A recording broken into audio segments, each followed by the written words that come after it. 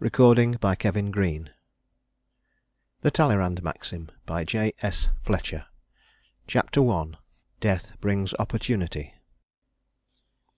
Linford Pratt, senior clerk to Eldrick and Pascoe, solicitors, of Barford, a young man who earnestly desired to get on in life, by hook or by crook, with no objection whatever to crookedness, so long as it could be performed in safety and secrecy, had once, during one of his periodical visits to the town reference library, lighted on a maxim of that other unscrupulous person, Prince Talleyrand, which had pleased him greatly. "With time and patience," said Talleyrand, "the mulberry leaf is turned into satin." This seemed to Linford Pratt one of the finest and soundest pieces of wisdom which he had ever known put into words. A mulberry leaf is a very insignificant thing, but a piece of satin is a highly marketable commodity, with money in it. Henceforth he regarded himself as a mulberry leaf, which his own wit and skill must transform into satin. At the same time he knew that there is another thing, in addition to time and patience, which is valuable to young men of his peculiar qualities, a thing also much beloved by Talleyrand: opportunity. He could find the patience and he had the time, but it would give him great happiness if opportunity came along to help in the work. In everyday language, Linford Pratt wanted a chance. He waited the arrival of the tide in his affairs which would lead him on to fortune. Leave him alone, he said to himself, to be sure to take it at the flood. If Pratt had only known it as he stood in the outer office of Eldrick and Pascoe at the end of a certain winter afternoon, opportunity was slowly climbing the staircase outside. Not only opportunity, but temptation, both assisted by the devil. They came at the right moment, for Pratt was alone, the partners had gone, the other clerks had gone, the office boy had gone. In another minute Pratt would have gone too. He was only looking round before locking up for the night. Then these things came, combined in the person of an old man, Anthony Bartle, who opened the door, pushed in a queer wrinkled face, and asked in a quavering voice if anybody was in. "I'm in, Mr. Bartle," answered Pratt, turning up a gas jet which he had just lowered. "Come in, sir. What can I do for you?" Anthony Bartle came in, wheezing and coughing. He was a very, very old man, feeble and bent, with little that looked alive about him but his light, alert eyes. Everybody knew him. He was one of the institutions of Barford, as well known as the Town Hall or the parish church.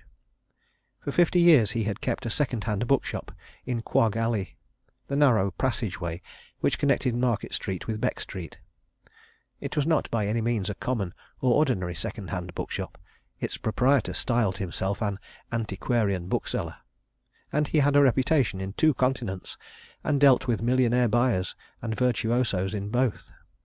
Barford people sometimes marvelled at the news that Mr. Anthony Bartle had given 2,000 guineas for a book of hours, and had sold a missal for twice that amount to some American collector, and they got a hazy notion that the old man must be well to do, despite his snuffiness and shabbiness, and that his queer old shop, in the window of which there was rarely anything to be seen but a few ancient tomes and 2 or 3 rare engravings, contained much that he could turn at an hour's notice into gold.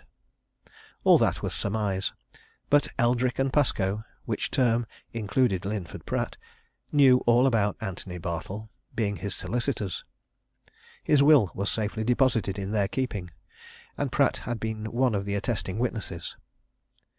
The old man, having slowly walked into the outer office, leaned against the table, panting a little. Pratt hastened to open an inner door. "Come into Mr. Eldrick's room, Mr. Bartle," he said. "There's a nice easy chair there. Come and sit down in it. Those stairs are a bit trying, aren't they? I often wish we were on the ground floor." He lighted the gas in the senior partner's room, and turning back, took hold of the visitor's arm and helped him into the easy chair. Then, having closed the doors, he sat down at Eldrick's desk, put his fingers together, and waited. Pratt knew from experience that old Anthony Bartle would not have come there except on business. He knew also, having been at Eldrick and Pascoe's for many years, that the old man would confide in him as readily as in either of his principals. There's a there's a nasty fog coming on outside," said Bartle, after a fit of coughing. "It gets on my lungs, and then it makes my heart bad. Mr. Eldrick in?" "Gone," replied Pratt. "All gone, Mr. Bartle. Only me here." "You'll do," answered the old bookseller. "You're as good as they are." He leaned forward from the easy chair and tapped the clerk's arm with a long, claw like finger. "I say," he continued, with a smile that was something between a wink and a leer, and suggestive of a pleased satisfaction, "I've had a find." "Oh?" responded Pratt. "One of your rare books, Mr. Bartle? Got something for twopence that you'll sell for 10 guineas? You're one of the lucky ones, you know you are." "Nothing of the sort," chuckled Bartle. "And I had to pay for my knowledge, young man, before I got it. We all have. No, but I found something not half an hour ago. Came straight here with it. Matters for lawyers, of course." "Yes?" said Pratt inquiringly. "And what may it be?" He was expecting the visitor to produce something, but the old man again leaned forward and dug his finger once more into the clerk's sleeve. "I say," he whispered, "you remember John Mallathorpe, and the affair of how long is it since?" 2 years, answered Pratt promptly. "Of course I do. Couldn't very well forget it or him." He let his mind go back for the moment to an affair which had provided Barford and the neighbourhood with a 9 days' sensation. One winter morning, just 2 years previously, Mr. John Mallathorpe, one of the best known manufacturers and richest men of the town, had been killed by the falling of his own mill chimney. The condition of the chimney had been doubtful for some little time. Experts had been examining it for several days. At the moment of the catastrophe, Mallathorpe himself, some of his principal managers, and a couple of professional steeplejacks were gathered at its base, consulting on a report. The great 100-foot structure above them had collapsed without the slightest warning. Mallathorpe, his principal manager, and his cashier had been killed on the spot. 2 other bystanders had subsequently died from injuries received. No such accident had occurred in Barford, nor in the surrounding manufacturing district, for many years, and there had been much interest in it, for according to the experts' conclusions, the chimney was in no immediate danger. Other mill owners then began to examine their chimneys, and for many weeks Barford folk had talked of little else than the danger of living in the shadows of these great masses of masonry. But there had soon been something else to talk of. It sprang out of the accident, and it was of particular interest to persons who, like Linford Pratt, were of the legal profession. John Mallathorpe, so far as anybody knew or could ascertain, had died intestate. No solicitor in the town had ever made a will for him. No solicitor elsewhere had ever made a will for him. No one had ever heard that he had made a will for himself. There was no will. Drastic searches of his safes, his desks, his drawers, revealed nothing, not even a memorandum. No friend of his had ever heard him mention a will. He had always been something of a queer man. He was a confirmed bachelor. The only relation he had in the world was his sister-in-law, the widow of his deceased younger brother, and her 2 children, a son and a daughter. And as soon as he was dead, and it was plain that he had died intestate, they put in their claim to his property. John Mallathorpe had left a handsome property. He had been making money all his life. His business was a considerable one. He employed 2,000 workpeople. His average annual profit from his mills was reckoned in thousands, 4,000 or 5,000 at least, and some years before his death he had bought one of the finest estates in the neighbourhood, Normandale Grange, a beautiful old house, set amidst charming and romantic scenery in a valley, which, though within 12 miles of Barford, might have been in the heart of the Highlands. Therefore it was no small thing that Mrs. Richard Mallathorpe and her 2 children laid claim to. Up to the time of John Mallathorpe's death they had lived in a very humble fashion, lived, indeed, on an allowance from their well-to-do kinsman, for Richard Mallathorpe had been as much of a waster as his brother had been of a money-getter, and there was no withstanding their claim when it was finally decided that John Mallathorpe had died intestate, notwithstanding that, at any rate, of the nephew and niece. The nephew had taken all the real estate, he and his sister had shared the personal property, and for some months they and their mother had been safely installed at Normandale Grange, and in full possession of the dead man's wealth and business. All this flashed through Linford Pratt's mind in a few seconds. He knew all the story. He had often thought of the extraordinary good fortune of those young people. To be living on charity one week, and the next to be legal possessors of thousands a year. Oh, if only such luck would come his way! "Of course," he repeated, looking thoughtfully at the old bookseller. "Not the sort of thing one does forget in a hurry, Mr. Bartle. What of it?" Antony Bartle leaned back in his easy chair and chuckled. Some idea, seemed to be affording him amusement. "I'm 80 years old," he remarked. "No, I'm more, to be exact. I shall be 82 come February. When you've lived as long as that, young Mr. Pratt, you'll know that this life is a game of topsy-turvy to some folks. At any rate, just so." "You didn't come here to tell me that, Mr. Bartle," said Pratt. He was an essentially practical young man, who dined at 6:30 every evening, having lunched on no more than bread and cheese and a glass of ale, and he also had his evenings well mapped out. "I know that already, sir." Aye, but you'll know more of it later on," replied Bartle. "Well, you know, too, no doubt, that the late John Mallathorpe was only a bit, of a book collector. Collected books and pamphlets relating to this district."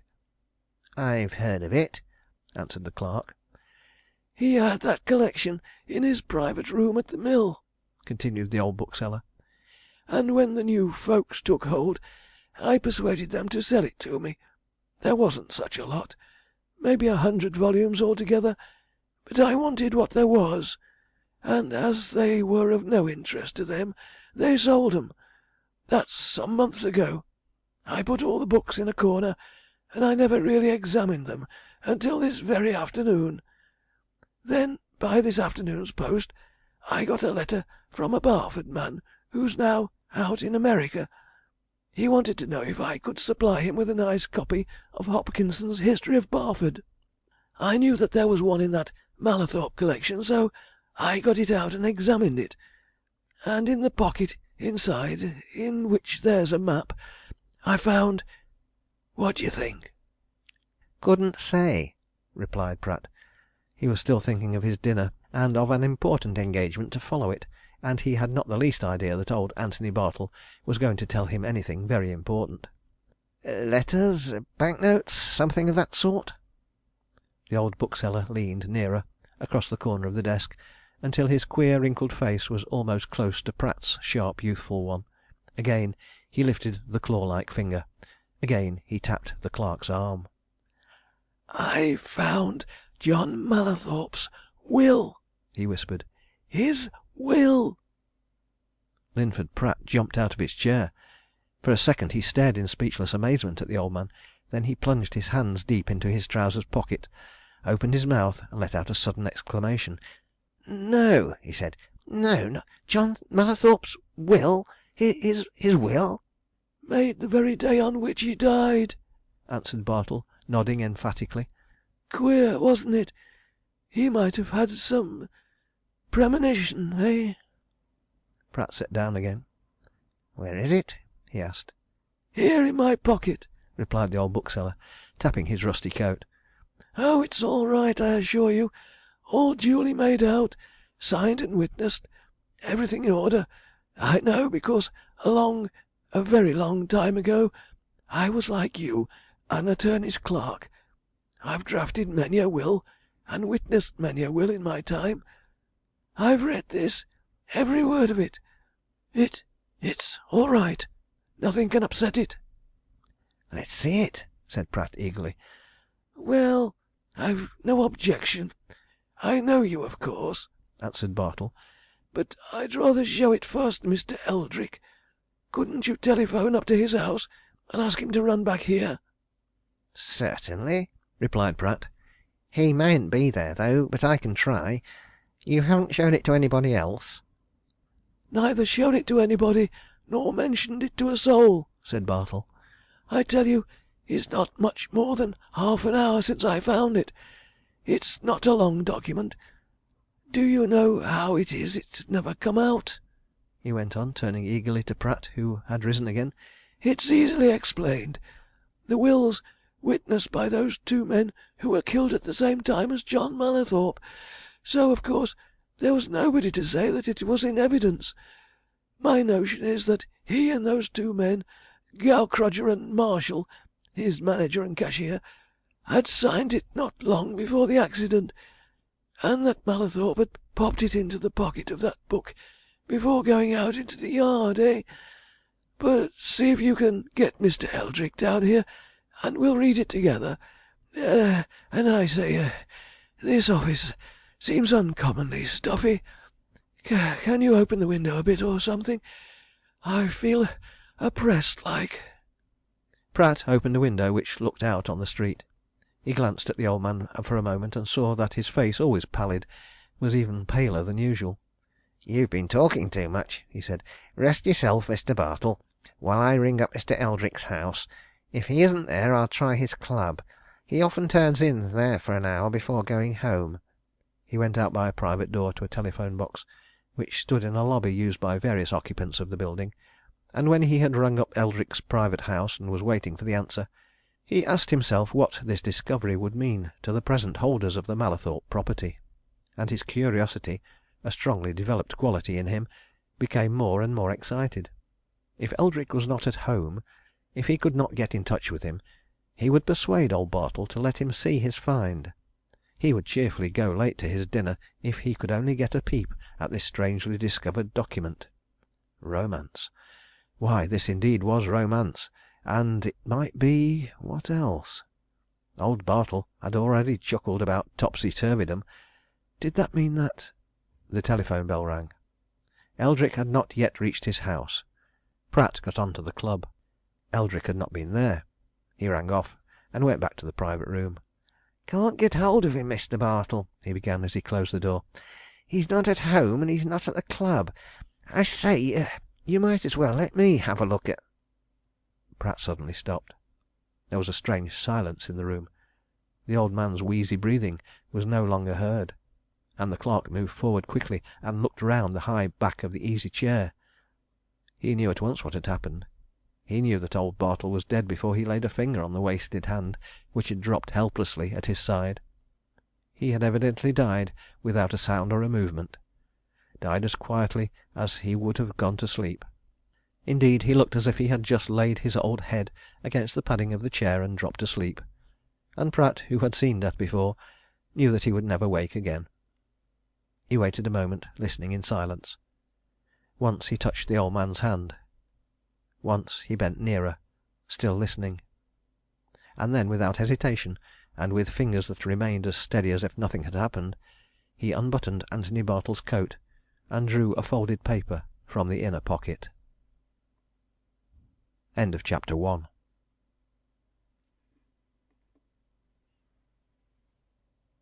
Chapter 2. In Trust. As quietly and composedly as if he were discharging the most ordinary of his daily duties, Pratt unfolded the document and went close to the solitary gas jet above Eldrick's desk. What he held in his hand was a half sheet of ruled foolscap paper, closely covered with writing which he at once recognized as that of the late John Mallathorpe. He was familiar with that writing. He had often seen it. It was an old-fashioned writing, clear, distinct, with every letter well and fully formed. "Made it himself," muttered Pratt. Looks as if he wanted to keep the terms secret. Well." He read the will through, rapidly, but with care, murmuring the phraseology half aloud. "This is the last will of me, John Mallathorpe, of Normandale Grange, in the parish of Normandale, in the West Riding of the county of York. I appoint Martin William Charlesworth, manufacturer of Holly Lodge, Barford, and Arthur James Wyatt, chartered accountant of 65 Beck Street, Barford, executors and trustees of this my will.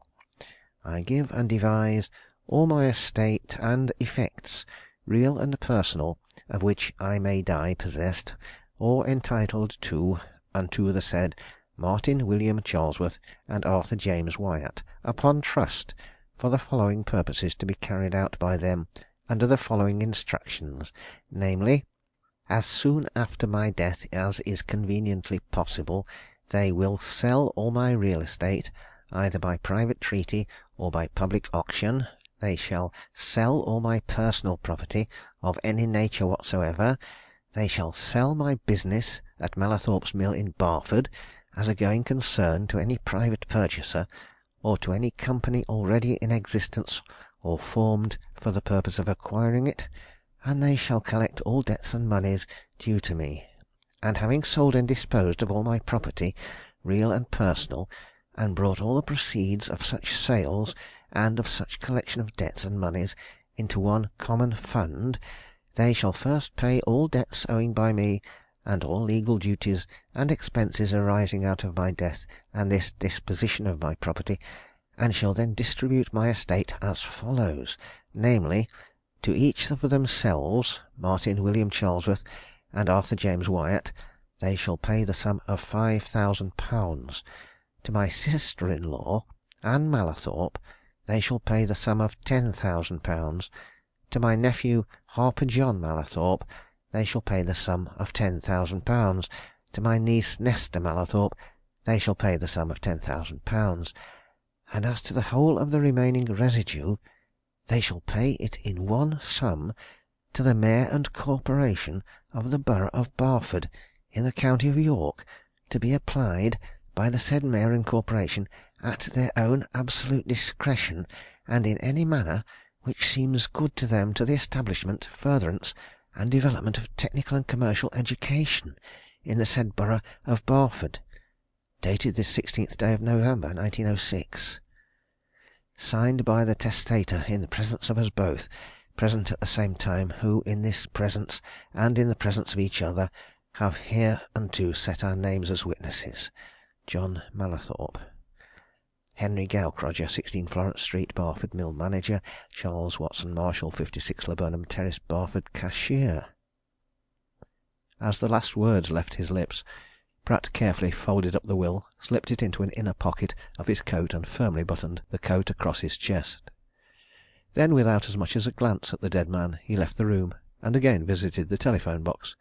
He was engaged in it for a few minutes. When he came out, he heard steps coming up the staircase, and looking over the banisters, he saw the senior partner, Eldrick, a middle-aged man. Eldrick looked up and saw Pratt. "I hear you've been ringing me up at the club, Pratt," he said. "What is it?" Pratt waited until Eldrick had come up to the landing. Then he pointed to the door of the private room and shook his head. "It's old Mr. Bartle, sir," he whispered. "He's in your room there, dead." "Dead?" exclaimed Eldrick. "Dead?" Pratt shook his head again. "He came up not so long after you'd gone, sir," he said. "Everybody had gone but me. I was just going. Wanted to see you about something, I don't know what. He was very tottery when he came in, complained of the stairs and the fog. I took him into your room to sit down in the easy chair, and he died straight off. Just," concluded Pratt, "just as if he was going quietly to sleep." "You're sure he's dead? Not fainting?" asked Eldrick. "He's dead, sir, quite dead," replied Pratt. "I've rung up Dr. Melrose. He'll be here in a minute or two, and the town hall, the police as well. Will you look at him, sir?" Eldrick silently motioned his clerk to open the door. Together they walked into the room, and Eldrick looked at his quiet figure and wan face, and knew that Pratt was right. "Poor chap!" he murmured, touching one of the thin hands. "He was a fine man in his time, Pratt. Clever man. And he was very, very old. One of the oldest men in Barford. Well, we must wire to his grandson, Mr. Bartle Collingwood. You'll find his address in the book. He's the only relation the old fellow had." "Come in for everything, doesn't he, sir?" asked Pratt, as he took an address book from the desk, and picked up a sheaf of telegram forms. "Every penny," murmured Eldrick. "Nice little fortune, too. A fine thing for a young fellow who's just been called to the bar. As a matter of fact, he'll be fairly well independent, even if he never sees a brief in his life." "He has been called, has he, sir?" asked Pratt, laying a telegram form on Eldrick's writing pad and handing him a pen. "I wasn't aware of that." "Called this term, quite recently, at Gray's Inn," replied Eldrick, as he sat down. "Very promising, clever young man. Look here, we'd better send 2 wires, one to his private address, and one to his chambers. They're both in that book. It's 6 o'clock, isn't it? He might be at his chambers yet, but he may have gone home. I'll write both messages. You put the addresses on, get the wire off. We must have him down here as soon as possible." "One address is 53X Pump Court, the other's 96 Cloburn Square," remarked Pratt, consulting the book. "There's an express from King's Cross at 8:15, which gets here midnight." "Oh, it would do if he came down first thing in the morning. Leave it to him," said Eldrick. "I say, Pratt, do you think an inquest will be necessary?" Pratt had not thought of that. He began to think. And while he was thinking, the doctor whom he had summoned came in. He looked at the dead man, asked the clerk a few questions, and was apparently satisfied. "I don't think there's any need for an inquest," he said in reply to Eldrick. "I knew the old man very well. He was much feebler than he would admit. The exertion of coming up these stairs of yours, and the coughing brought on by the fog outside, that was quite enough. Of course, the death will have to be reported in the usual way, but I have no hesitation in giving a certificate. You've let the Town Hall people know? Well, the body had better be removed to his rooms. We must send over and tell his housekeeper. He'd no relations in the town, had he?" "Only one in the world that he ever mentioned his grandson, young barrister in London," answered Eldrick. "We've just been wiring to him. Here, Pratt, you take these messages now, and get them off. Then we'll see about making all arrangements. By the by," he added, as Pratt moved towards the door, "you don't know what he came to see me about?" "Haven't the remotest idea, sir," answered Pratt, readily and glibly. "He died, just as I've told you, before he could tell me anything." He went downstairs and out into the street, and away to the General Post Office, only conscious of one thing, only concerned about one thing, that he was now the sole possessor of a great secret. The opportunity which he had so often longed for had come.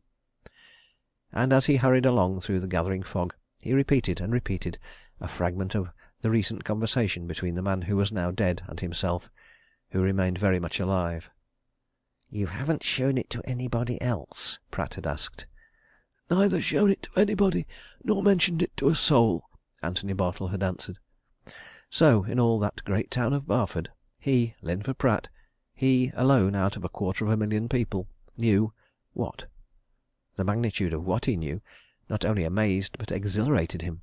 There were such possibilities for himself in that knowledge. He wanted to be alone, to think out those possibilities, to reckon up what they came to. Of one thing he was already certain: they should be, must be, turned to his own advantage. It was past 8 o'clock before Pratt was able to go home to his lodgings. His landlady, meeting him in the hall, hoped that his dinner would not be spoilt. Pratt, who relied greatly on his dinner as his one great meal of the day, replied that he fervently hoped it wasn't, but that if it was, it couldn't be helped this time. For once he was thinking of something else than his dinner. As for his engagement for that evening, he had already thrown it over. He wanted to give all his energies and thoughts and time to his secret. Nevertheless, it was characteristic of him that he washed, changed his clothes, ate his dinner, and even glanced over the evening newspaper before he turned to the real business, which was already deep in his brain.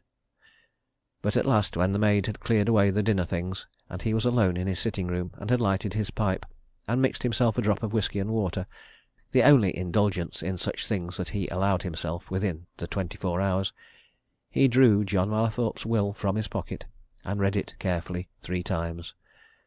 And then he began to think, closely and steadily. First of all, the will was a good will. Nothing could upset it. It was absolutely valid. It was not couched in the terms which a solicitor would have employed, but it clearly and plainly expressed John Mallathorpe's intentions and meanings in respect to the disposal of his property. Nothing could be clearer. The properly appointed trustees were to realise his estate. They were to distribute it according to his specified instructions. It was all as plain as a pikestaff. Pratt, who was a good lawyer, knew what the probate court would say to that will if it were ever brought up before it, as he did, a quite satisfactory will. And it was validly executed. Hundreds of people competent to do so could swear to John Mallathorpe's signature, hundreds to Gaukrodgers, thousands to Marshall's, who as cashier was always sending his signature broadcast. No, there was nothing to do but to put that into the hands of the trustees named in it, and then... Pratt thought next of the two trustees. They were well-known men in the town. They were comparatively young men, about 40. They were men of great energy. Their chief interests were in educational matters. That, no doubt, was why John Mallathorpe had appointed them trustees. Wyatt had been plaguing the town for 2 years to start commercial schools. Charlesworth was a devoted champion of technical schools. Pratt knew how the hearts of both would leap if he suddenly told them that enormous funds were at their disposal for the furtherance of their schemes. And he also knew something else, that neither Charlesworth nor Wyatt had the faintest, remotest notion or suspicion that John Mallathorpe had ever made such a will, or they would have moved heaven and earth, pulled down Normandale Grange and Mallathorpe's Mill in their efforts to find it. But the effect of producing the will now. Pratt, like everybody else, had been deeply interested in the Mallathorpe affair. There was so little doubt that John Mallathorpe had died intestate, such absolute certainty that his only living relations were his deceased brother's 2 children and their mother, that the necessary proceedings for putting Harper Mallathorpe and his sister Nesta in possession of the property, real and personal, had been comparatively simple and speedy. But what was it worth? What would the 2 trustees have been able to hand over to the Mayor and Corporation of Barford if the will had been found as soon as John Mallathorpe died? Pratt, from what he remembered of the bulk and calculations at the time, made a rapid estimate. As near as he could reckon, the Mayor and Corporation would have got about £300,000. That, then, and this was what he wanted to get at, was what these young people would lose if he produced the will. Nay, on second thoughts, it would be much more, very much more in some time, for the manufacturing business was being carried on by them, and was apparently doing as well as ever. It was really an enormous amount which they would lose, and they would get what? £10,000 apiece, and their mother a like sum, £30,000 in all, in comparison with hundreds of thousands.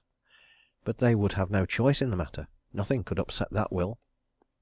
He began to think of the 3 people whom the production of this will would dispossess. He knew little of them beyond what common gossip had related at the time of John Mallathorpe's sudden death. They had lived in very quiet fashion somewhere on the outskirts of the town until this change in their fortunes. Once or twice Pratt had seen Mrs. Mallathorpe in her carriage in the Barford streets. Somebody had pointed her out to him, and had observed, sneeringly, that folk can soon adapt themselves to circumstances, and that Mrs. Mallathorpe now gave herself all the airs of a duchess, though she had been no more than a hospital nurse before she married Richard Mallathorpe. And Pratt had also seen young Harper Mallathorpe now and then in the town, since the good fortune arrived, and had envied him. He had also thought what a strange thing it was that money went to young fellows who seemed to have no particular endowments of brain or energy. Harper was a very ordinary young man, not over intelligent in appearance, who, Pratt had heard, was often seen lounging about the 1 or 2 fashionable hotels of the place. As for the daughter, Pratt did not remember having ever set eyes on her, but he had heard that up to the time of John Mallathorpe's death she had earned her own living as a governess or a nurse or something of that sort. He turned from thinking of these 3 people to thoughts about himself. Pratt often thought about himself, and always in one direction, the direction of self-advancement. He was always wanting to get on. He had nobody to help him. He had kept himself since he was 17. His father and mother were dead. He had no brothers or sisters. The only relations he had, uncles and aunts, lived, some in London, some in Canada. He was now 28, and earning £4 a week. He had immense confidence in himself, but he had never seen much chance of escaping from drudgery. He had often thought of asking Eldrick and Pascoe to give him his articles, but he had a shrewd idea that his request would be refused. No, it was difficult to get out of a rut. And yet he was a clever fellow, a good-looking fellow, sharp, shrewd, able, and here was a chance, such a chance as scarcely ever comes to a man. He would be a fool if he did not take it, and use it to his own best and lasting advantage. And so he locked up the will in a safe place, and went to bed, resolved to take a bold step towards fortune on the morrow. Chapter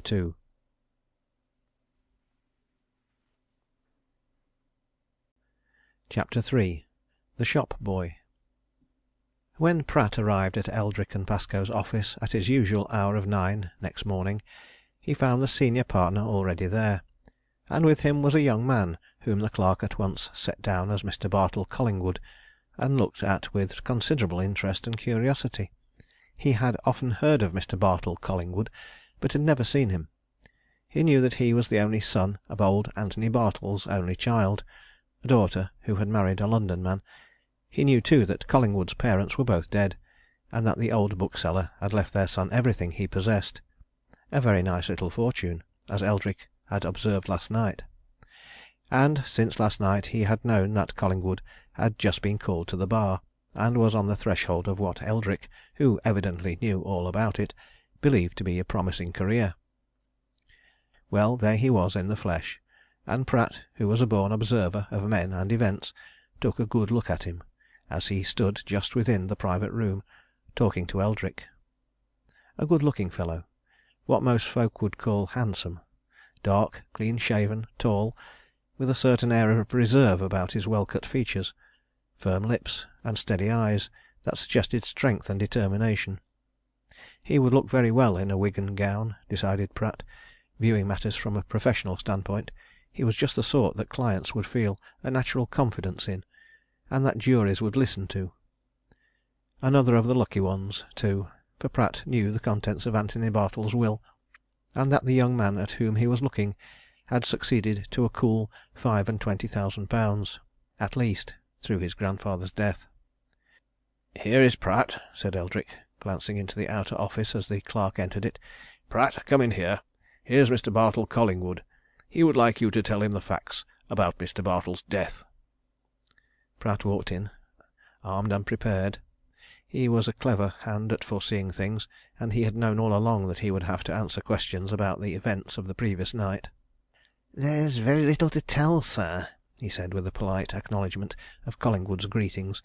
"Mr. Bartle came up here just as I was leaving. Everybody else had left. He wanted to see Mr. Eldrick. Why, he didn't say. He was coughing a good deal when he came in, and he complained of the fog outside, and of the stairs. He said something, just a mere mention, about his heart being bad. I lighted the gas in here, and helped him into the chair. He just sat down, laid his head back, and died." "Without saying anything further?" asked Collingwood. "Not a word more, Mr. Collingwood," answered Pratt. Well, it was just as if he had dropped off to sleep. Of course, at first I thought he'd fainted, but I soon saw what it was. It so happens that I've seen a death just as sudden as that once before. My landlady's husband died in a very similar fashion in my presence. There was nothing I could do, Mr. Collingwood, except ring up Mr. Eldrick, and the doctor, and the police." "Mr. Pratt made himself very useful last night in making arrangements," remarked Eldrick, looking at Collingwood. "As it is, there is very little to do. There will be no need for any inquest. Melrose has given his certificate, so there are only the funeral arrangements. We can help you with that matter, of course. But first you'd no doubt like to go to your grandfather's place and look through his papers. We have his will here, you know, and I've already told you its effect." "I'm much obliged to you, Mr. Pratt," said Collingwood, turning to the clerk. He turned again to Eldrick. "All right," he went on. "I'll go over to Quagg Alley. By the by, Mr. Pratt, my grandfather didn't tell you anything of the reason of his call here?" "Not a word, sir," replied Pratt. "Merely said he wanted Mr. Eldrick." "Had he any legal business in process?" asked Collingwood. Eldrick and his clerk both shook their heads. No, Mr. Bartle had no business of that sort that they knew of. Nothing. But there again Pratt was prepared. "It might have been about the lease of that property in Horsebridge Land, sir," he said, glancing at his principal. "He did mention that, you know, when he was in here a few weeks ago." "Oh, just so," agreed Eldrick. "Well, you'll let me know if we can be of use," he went on, as Collingwood turned away. "Pratt can be at your disposal any time." Collingwood thanked them and went off. He had travelled down from London by the earliest morning train, and leaving his portmanteau at the hotel of the Barford terminus, had gone straight to Eldrick and Pascoe's office. Accordingly, this was his first visit to the shop in Quagg Alley, but he knew the shop and its surroundings well enough, though he had not been in Barford for some time. He also knew Anthony Bartle's old housekeeper, Mrs. Clough, a rough and ready Yorkshire woman, who had looked after the old man as long as he, Collingwood, could remember. She received him as calmly as if he had merely stepped across the street to inquire after his grandfather's health. "I thought you'd be down here first thing, Mr. Collingwood," she said, as he walked into the parlour at the back of the shop. "Of course, there's nowt to be done, except to see after your grandfather's burying. I don't know if you were surprised to know when t' lawyers telegraphed to you last night. I weren't surprised to hear what had happened. I'd been expecting summat of that sort for this last month or two." "You mean he was failing?" asked Collingwood. "He were getting feebler and feebler every day," said the housekeeper, "but nobody dare say to him, and he wouldn't admit it hisself. He were that theer high-spirited 'at he did things same as if he were a young man. But I knew how it 'ud be in the end, and so it has been. I knew he'd go off all of a sudden, and of course I had all in readiness. When they brought him back last night there were nowt to do but lay him out. Me and Mrs. Thompson next door did it in no time. Will you be for burying him, Mester Collingwood?" "We must think that over," answered Collingwood. "Well, and theer's all ready for that too," responded Mrs. Clough. "He's had his grave all ready in t' cemetery this 3 year. I remember when he bowt it. It's under a yew tree, and he told me 'at he'd ordered his monument and all. So you and t' lawyers have no great trouble about them matters. Mr. Eldrick, he gev orders for t' coffin last night."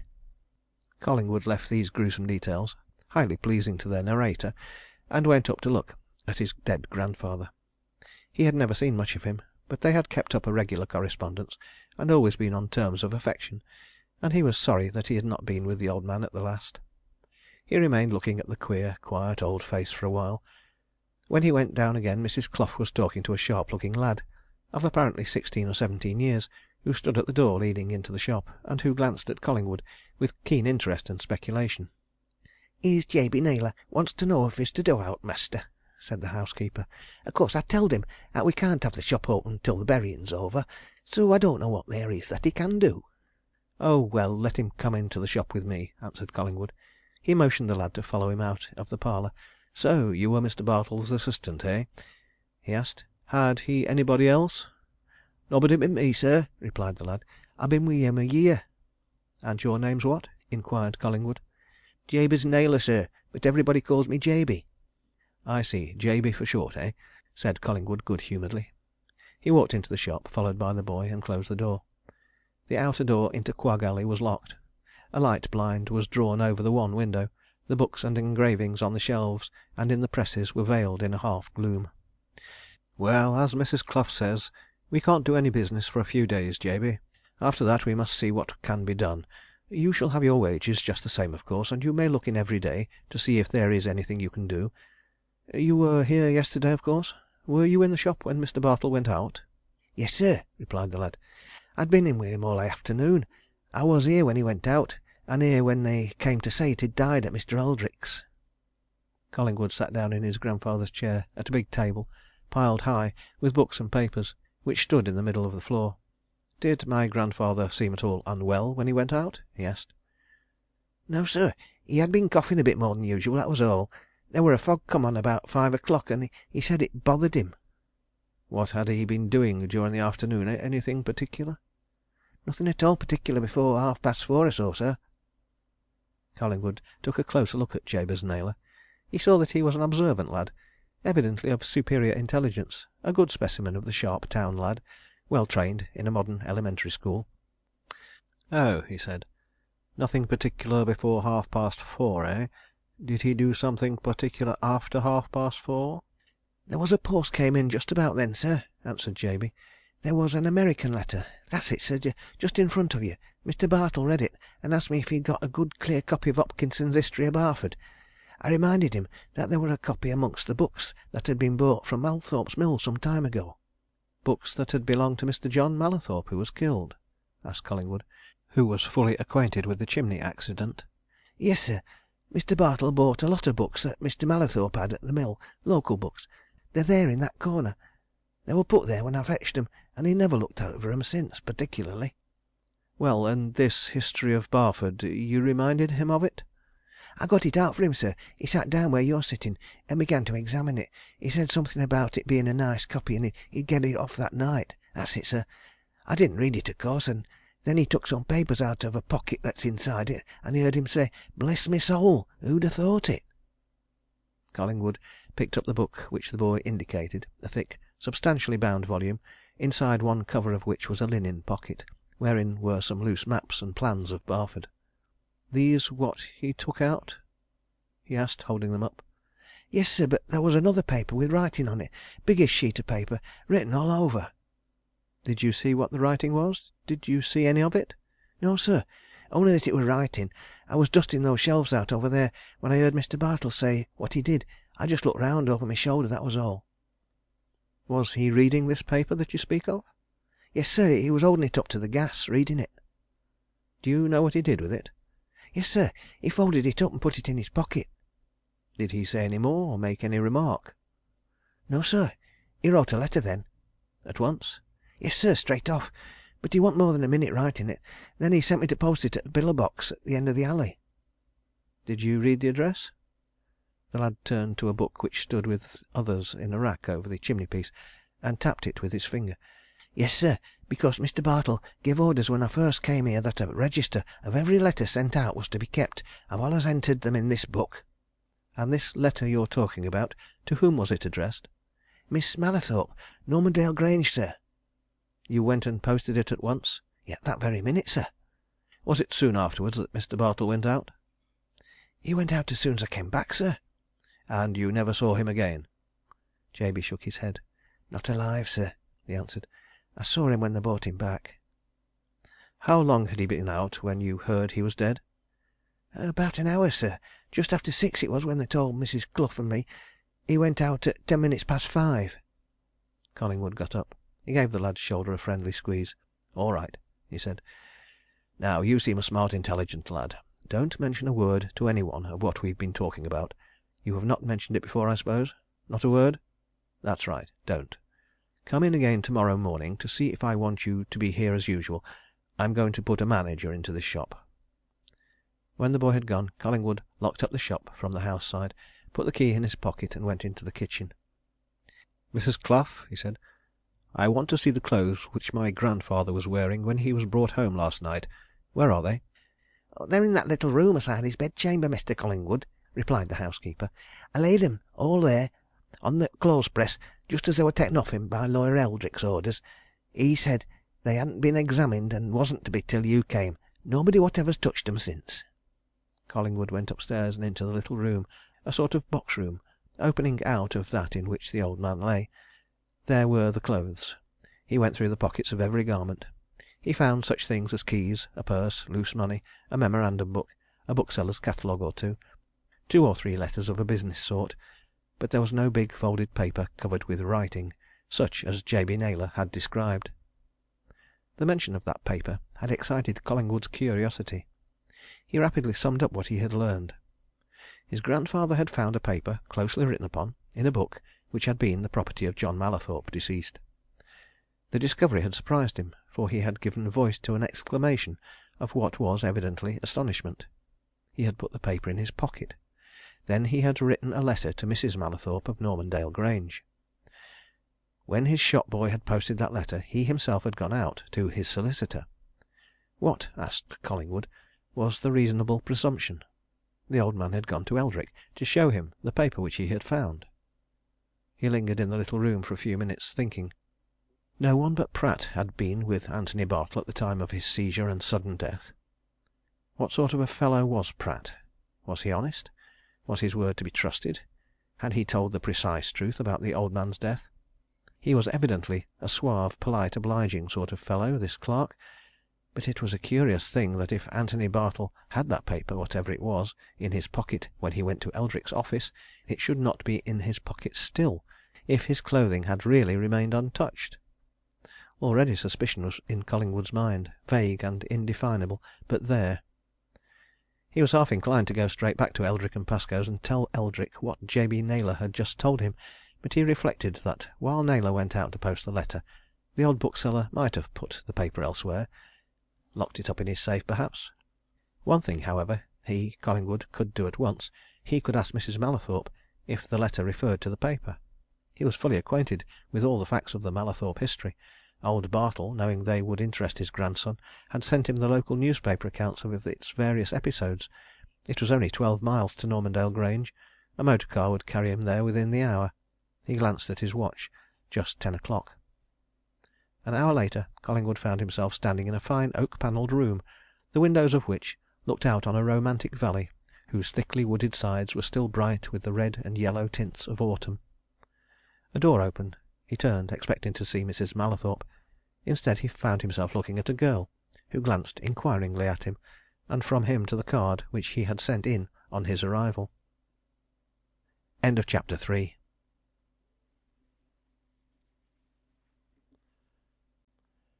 Chapter 4. The Fortunate Possessors. Collingwood at once realized that he was in the presence of one of the two fortunate young people who had succeeded so suddenly, and according to popular opinion, so unexpectedly, to John Mallathorpe's wealth. This was evidently Miss Nesta Mallathorpe, of whom he had heard, but whom he had never seen.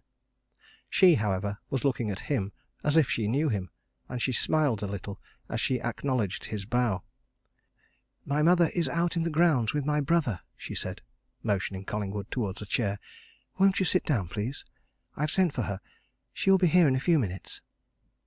Collingwood sat down. Nesta Mallathorpe sat down too, and as they looked at each other she smiled again. "I have seen you before, Mr. Collingwood," she said. "I knew it must be you when they brought up your card." Collingwood used his glance of polite inquiry to make a closer inspection of his hostess.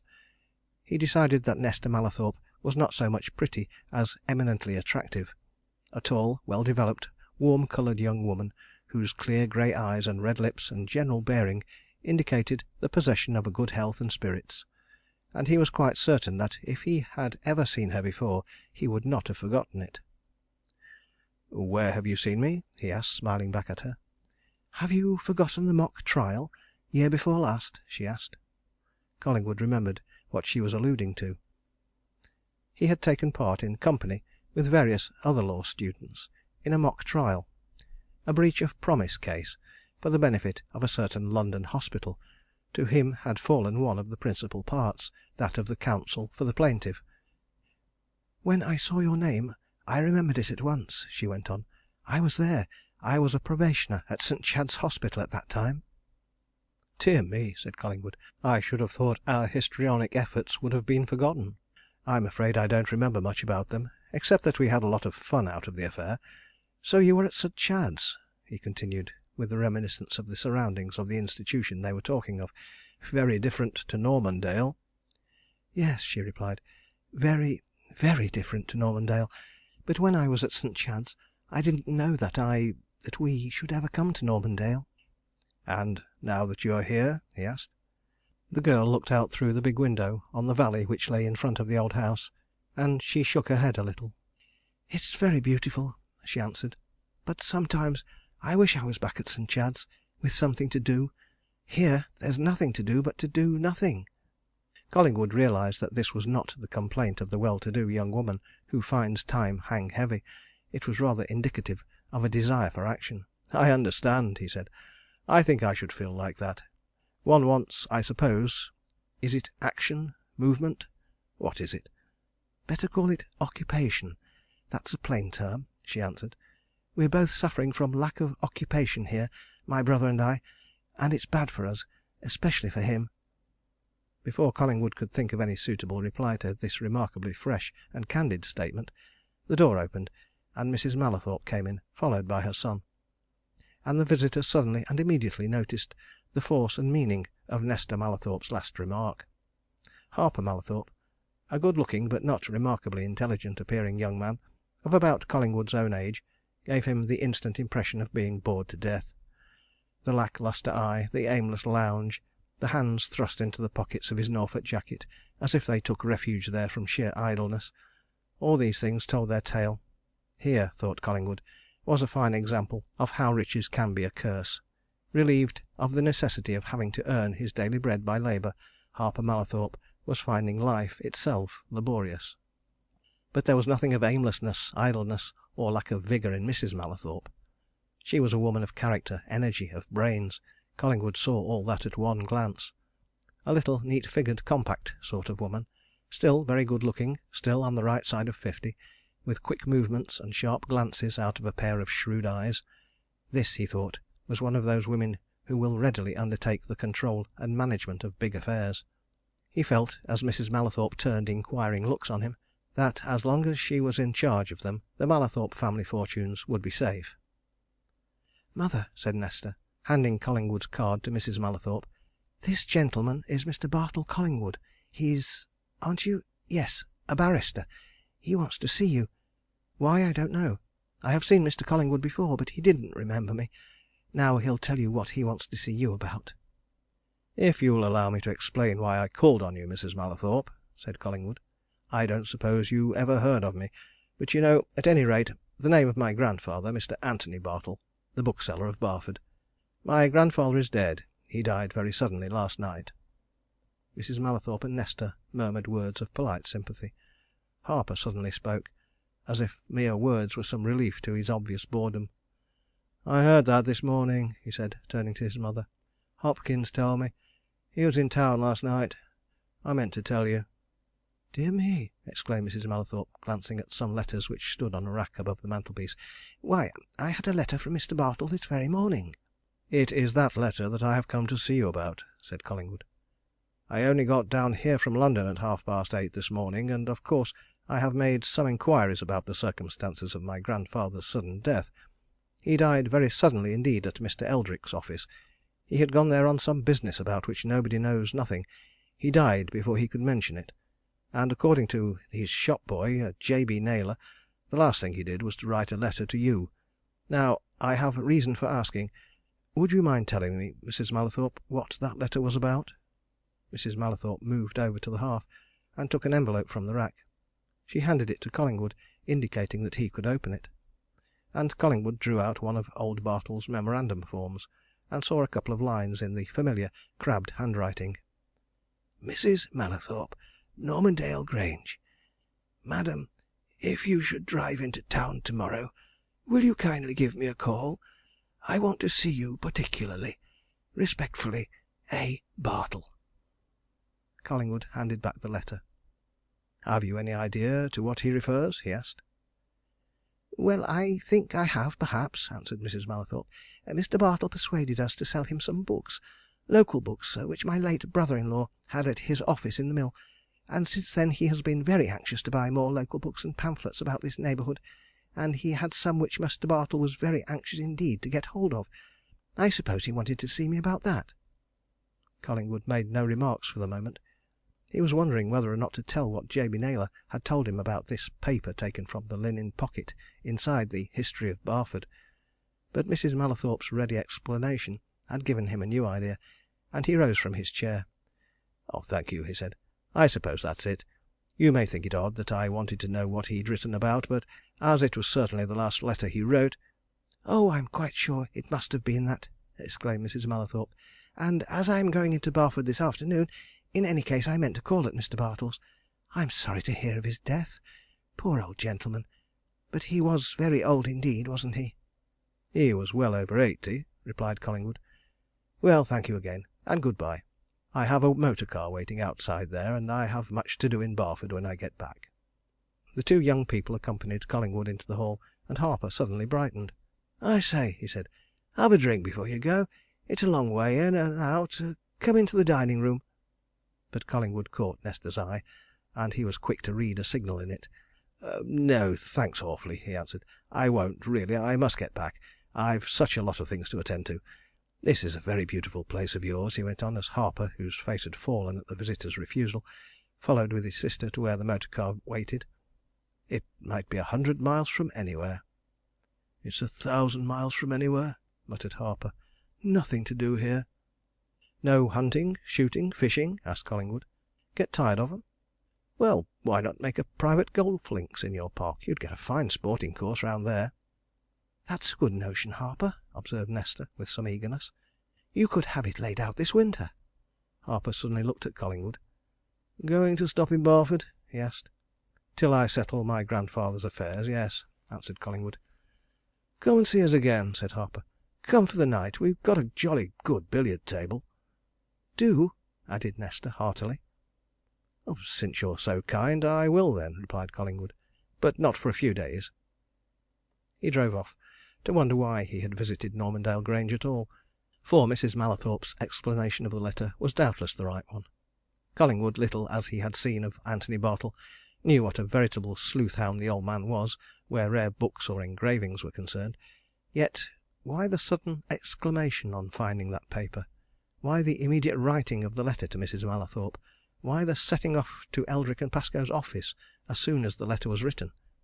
It all looked as if the old man had found some document, the contents of which related to the Mallathorpe family, and was anxious to communicate its nature to Mrs. Mallathorpe and to his own solicitor as soon as possible. "But that's probably only my fancy," he mused, as he sped back to Barford. "The real explanation is doubtless that suggested by Mrs. Mallathorpe. Something made the old man think of the collection of the local books at Normandale Grange, and he immediately wrote off to ask her to see him, with the idea of persuading her to let him have them. That's all there is in it. What a suspicious sort of party I must be getting! And suspicious of whom, and of what? Anyhow, I'm glad I went out there. I'll certainly go again." On his way back to Barford he thought a good deal of the two young people he had just left. There was something of the irony of fate about their situation. There they were, in possession of money and luxury and youth, and already bored because they had nothing to do.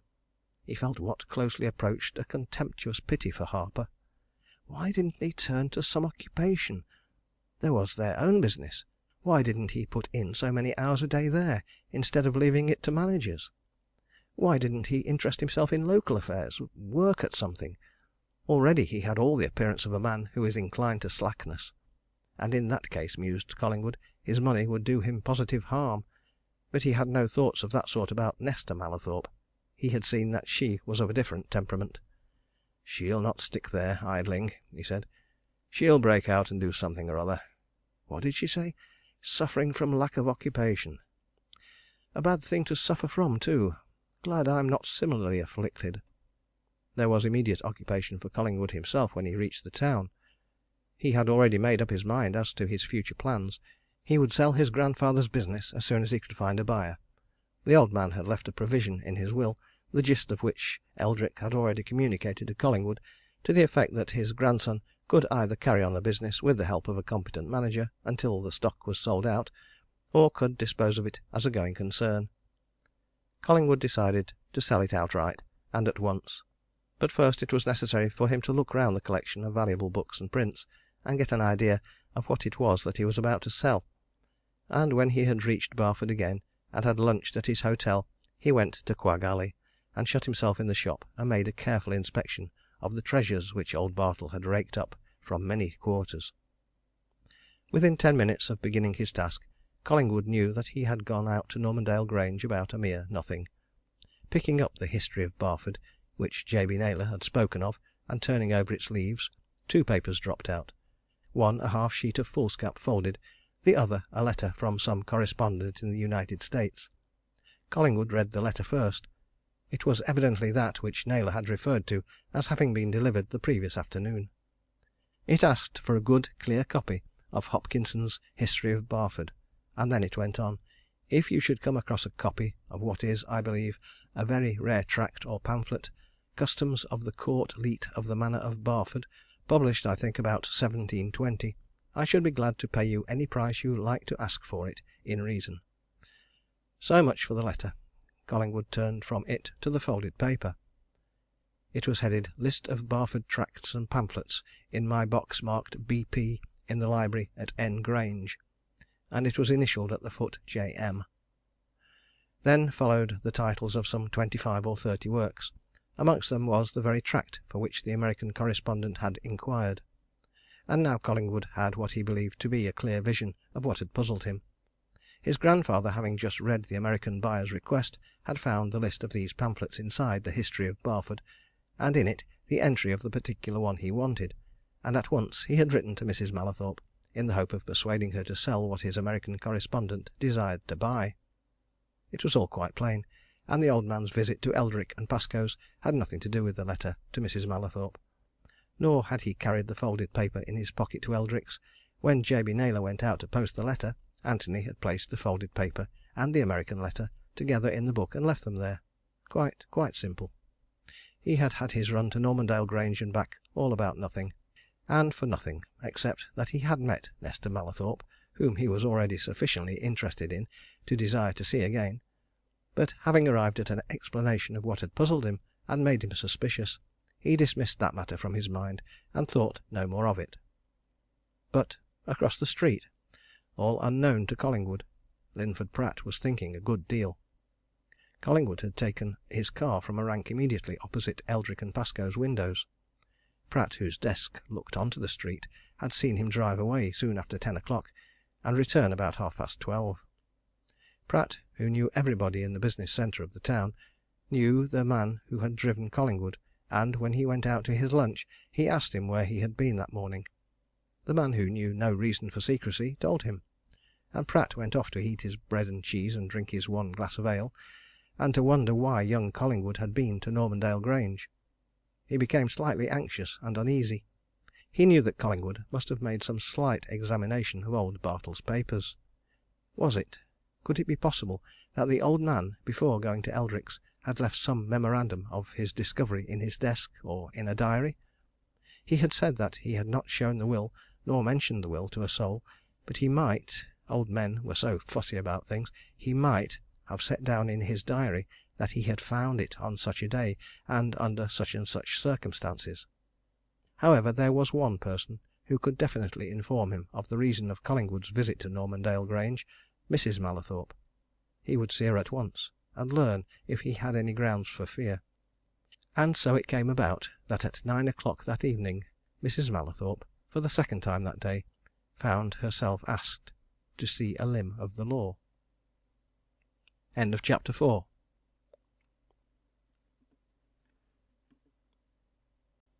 Chapter 5. Point Blank. Mrs. Mallathorpe was alone when Pratt's card was taken to her. Harper and Nesta were playing billiards in a distant part of the big house. Dinner had been over for an hour. Mrs. Mallathorpe, who had known what hard work and plenty of it was in her time, was trifling over the newspapers. Rest, comfort, and luxury were by no means boring to her. She looked at the card doubtfully. Pratt had pencilled a word or two on it. "Private and important business." Then she glanced at the butler, an elderly man who had been with John Mallathorpe many years before the catastrophe occurred. "Who is he, Dickinson?" she asked. "Do you know him?" "Clerk at Eldrick and Pascoe's in the town, ma'am," replied the butler. "I know the young man by sight." "Where is he?" inquired Mrs. Mallathorpe. "In the little morning room at present, ma'am," said Dickinson. "Take him into the study," commanded Mrs. Mallathorpe. "I'll come to him presently." She was utterly at a loss to understand Pratt's presence there. Eldrick and Pascoe were not her solicitors, and she had no business of a legal nature in which they could be in any way concerned. But it suddenly struck her that that was the second time she had heard Eldrick's name mentioned that day. Young Mr. Collingwood had said that his grandfather's death had taken place at Eldrick and Pascoe's office. Had this clerk come to see her about that? And if so, what had she to do with it? Before she reached the room in which Pratt was waiting for her, Mrs. Mallathorpe was filled with curiosity. But in that curiosity there was not a trace of apprehension. Nothing suggested to her that her visitor had called on any matter actually relating to herself or her family. The room into which Pratt had been taken was a small apartment opening out of the library.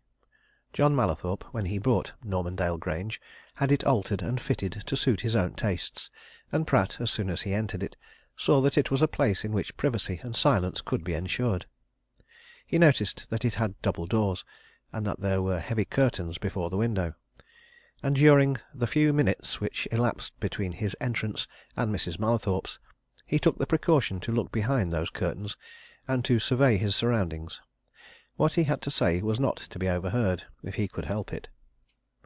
Mrs. Mallathorpe looked her curiosity as soon as she came in. She did not remember that she had ever seen this young man before, but she recognized at once that he was a shrewd and sharp person, and she knew from his manner that he had news of importance to give her. She quietly acknowledged Pratt's somewhat elaborate bow, and motioned him to take a chair at the side of the big desk which stood before the fireplace. She herself sat down at the desk itself, in John Mallathorpe's old elbow chair, and Pratt thought to himself that however much young Harper John Mallathorpe might be nominal master of Normandale Grange, the real master was there, in the self-evident, quiet-looking woman who turned to him in a business-like fashion. "You want to see me?" said Mrs. Mallathorpe. "What is it?" "Business, Mrs. Mallathorpe," replied Pratt. "As I said on my card, of a private and important sort." "To do with me?" she asked. "With you and with your family," said Pratt. "And before we go any further, not a soul knows of it but me." Mrs. Mallathorpe took another searching look at her visitor. Pratt was leaning over the corner of the desk towards her. Already he had lowered his tones to the mysterious and confidential note. "I don't know what you're talking about," she said. "Go on." Pratt bent a little nearer. "A question or two first, if you please, Mrs. Mallathorpe. And answer them. They're for your own good.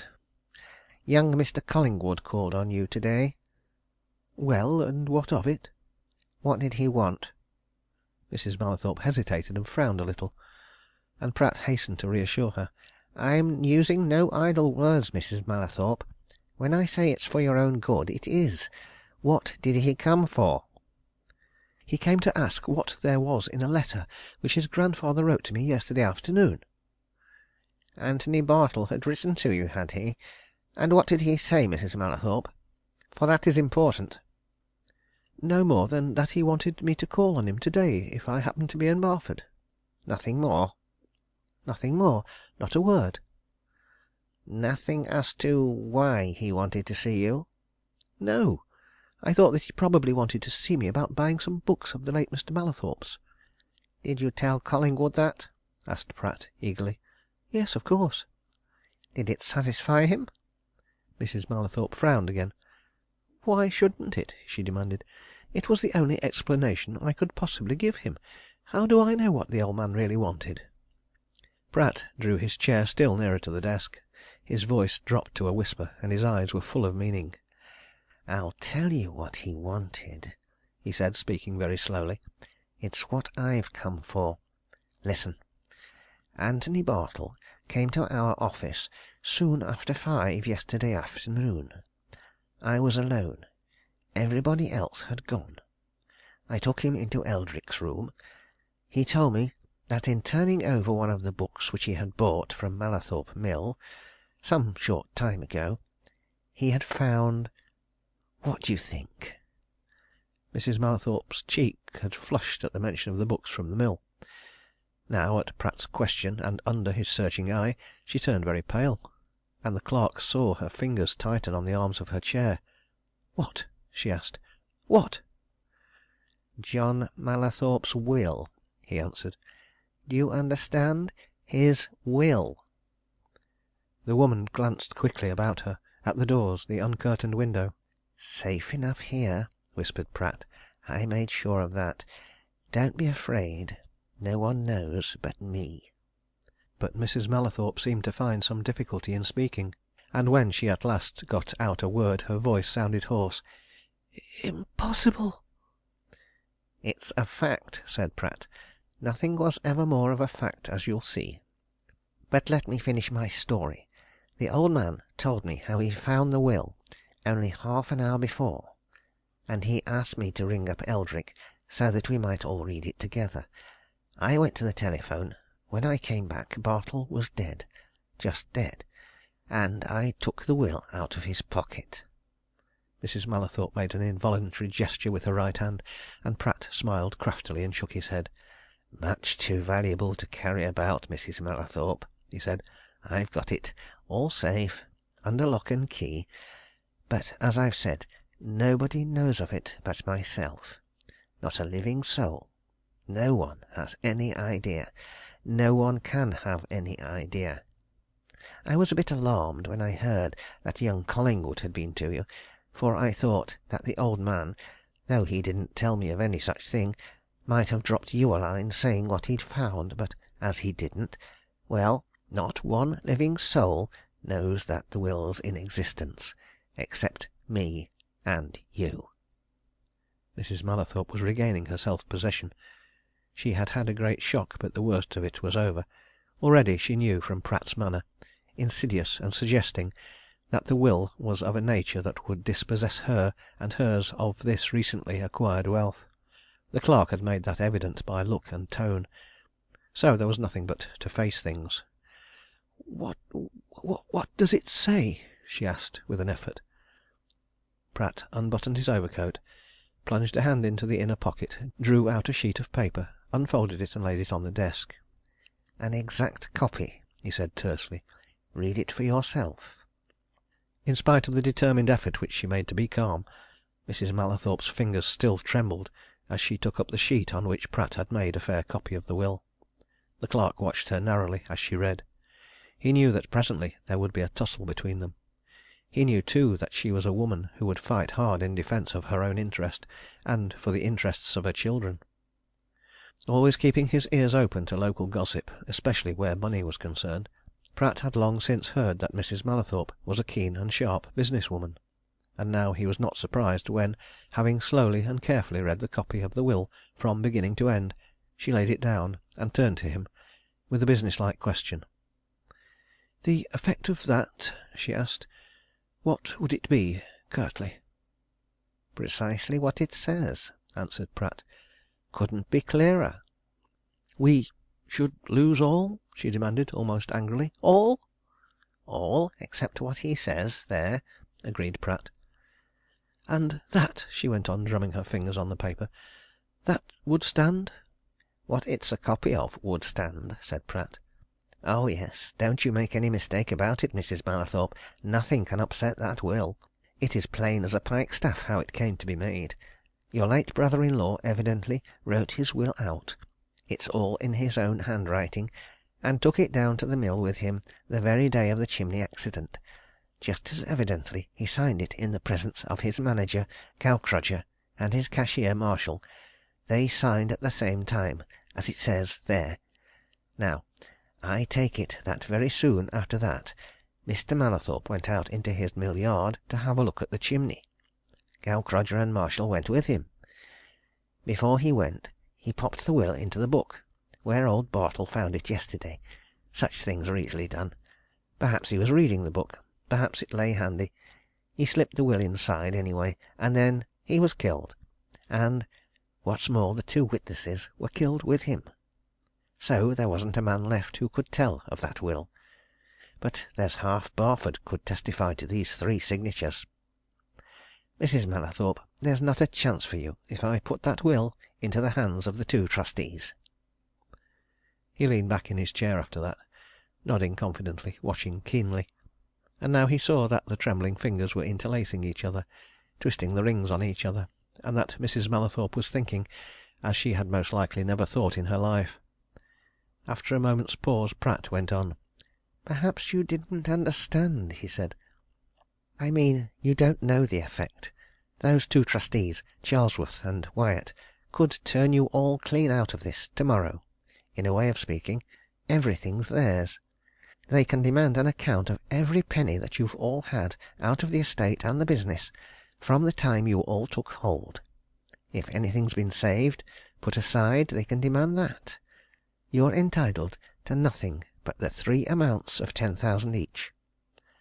Of course, 30,000 is 30,000. It means, at 5%, 1,500 a year, if you could get 5% safely. But I should say your son and daughter are getting a few thousand a year each, aren't they, Mrs. Mallathorpe? It would be a nice come down. 500 a year apiece, at the outside.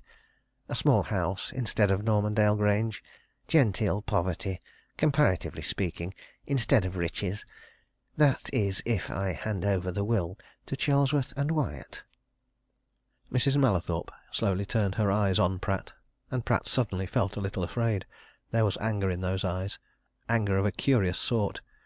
It might be against fate, against circumstance; it might not why should it be against him personally? But it was there, and it was malign and almost evil, and it made him uncomfortable. "Where is the will?" she asked. "Safe in my keeping," answered Pratt. She looked him all over, surmisingly. "You'll sell it to me?" she suggested. "You'll hand it over and let me burn it, destroy it?" "No," answered Pratt, "I shall not." He saw that his answer produced personal anger at last. Mrs. Mallathorpe gave him a look which would have warned a much less observant man than Pratt, but he gave her back a look that was just as resolute. "I say no, and I mean no," he continued. "I won't sell, but I'll bargain. Let's be plain with each other. You don't want that will to be handed over to the trustees named in it, Charlesworth and Wyatt?" "Do you think I'm a fool, man?" she flashed out. "I should be a fool myself if I did," replied Pratt calmly. "And I'm not a fool. Very well, then you'll square me. You'll buy me, come to terms with me, and nobody shall ever know. I repeat to you what I've said before. Not a soul knows now, nor suspects. It is utterly impossible for anybody to find out. The testator's dead. The attesting witnesses are dead. The man who found this will is dead. No one but you and myself ever need know a word about all this. If you make terms with me, Mrs. Mallathorpe." "What do you want?" she asked sullenly. "You forget I've nothing of my own. I didn't come into anything." "I've a pretty good notion who's the real master here, and at Mallathorpe Mill, too," retorted Pratt. "I should say you're still in full control of your children, Mrs. Mallathorpe, and that you can do pretty well what you like with them." "With one of them, perhaps," she said, still angry and sullen. "But I tell you, for you may as well know, if my daughter knew of what you've told me, she'd go straight to these trustees and tell. That's a fact that you'd better realize. I can't control her." "Oh!" remarked Pratt. "Then we must take care that she doesn't know. But we don't intend that anybody should know but you and me, Mrs. Mallathorpe. You needn't tell a soul, not even your son. You mustn't tell. Listen now, I've thought out a good scheme which will profit me and make you safe. Do you know what you want on this estate?" She stared at him, as if wondering what this question had to do with the matter which was of such infinite importance, and Pratt smiled and hastened to enlighten her. "You want a steward," he said. "A steward and estate agent. John Mallathorpe managed everything for himself, but your son can't. And pardon me if I say that you can't properly. You need a man. You need me. You can persuade your son to that effect. Give me the job of steward here. I'll suggest to you how to do it in such a fashion that it'll arouse no suspicion, and look just like an ordinary, very ordinary, business job, at a salary and on conditions to be arranged, and you're safe. Safe, Mrs. Mallathorpe. You know what that means?" Mrs. Mallathorpe suddenly rose from her chair. "I know this!" she said. "I'll discuss nothing and do nothing till I've seen that will." Pratt rose too, nodding his head as if quite satisfied. He took up the copy, tore it into two pieces, and carefully dropped them into the glowing fire. "I shall be at my lodgings at any time after 5:30 tomorrow evening," he answered quietly. "Call there. You have the address, and you can then read the will with your own eyes. I shan't bring it here. The game's in my hands, Mrs. Mallathorpe." Within a few minutes he was out in the park again, and making his way to the little railway station in the valley below. He felt triumphant. He knew that the woman he had just left was at his mercy and would accede to his terms. And all the way back to town, and through the town to his lodgings, he considered and perfected the scheme he was going to suggest to Mrs. Mallathorpe on the morrow. Pratt lived in a little hamlet of old houses on the very outskirts of Barford, on the edge of a stretch of country honeycombed by stone quarries, some in use, some already worked out. It was a lonely neighbourhood, approached from the nearest tramway route by a narrow, high walled lane. He was half way along that lane when a stealthy foot stole to his side, and a hand was laid on his arm. Just as stealthily came the voice of one of his fellow clerks at Eldrick and Pascoe's. "A moment, Pratt. I've been waiting for you. I want a word or two in private." End of chapter 5.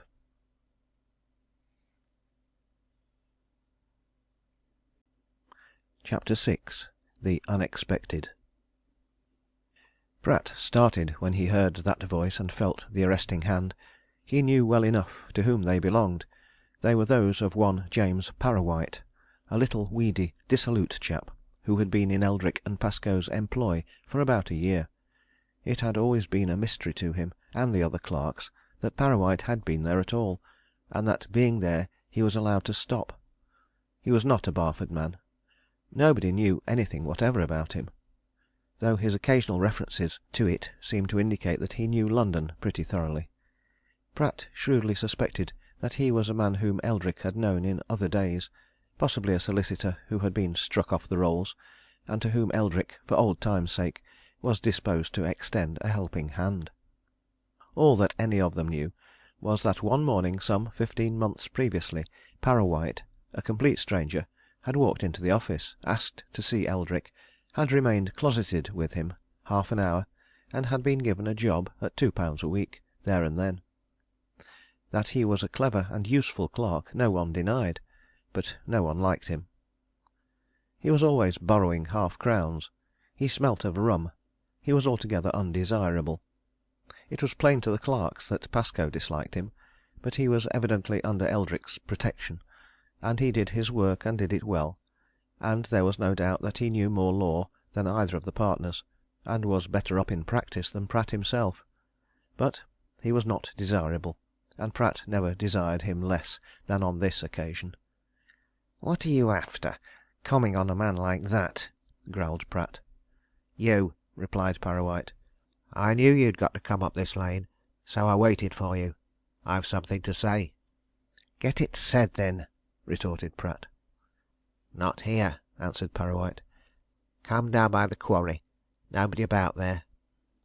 "And suppose I don't?" asked Pratt. "Then you'll be very sorry for yourself tomorrow," replied Parrawhite. "That's all." Pratt had already realized that this fellow knew something. Parrawhite's manner was not only threatening but confident. He spoke as a man speaks who has got the whip hand, and so, still growling, and inwardly raging and anxious, he turned off with his companion into a track which lay amongst the stone quarries. It was a desolate, lonely place. No house was near. They were as much alone as if they had been in the middle of one of the great moors outside the town, the lights of which they could see in the valley below them. In the grey sky above, a waning moon gave them just sufficient light to see their immediate surroundings, a grass-covered track, no longer used, and the yawning mouths of the old quarries, no longer worked, the edges of which were thick with gorse and bramble. It was the very place for secret work, and Pratt was certain that secret work was at hand. "Now then," he said, when they had walked well into the wilderness, "what is it? And no nonsense." "You'll get no nonsense from me," sneered Parrawhite. "I'm not that sort.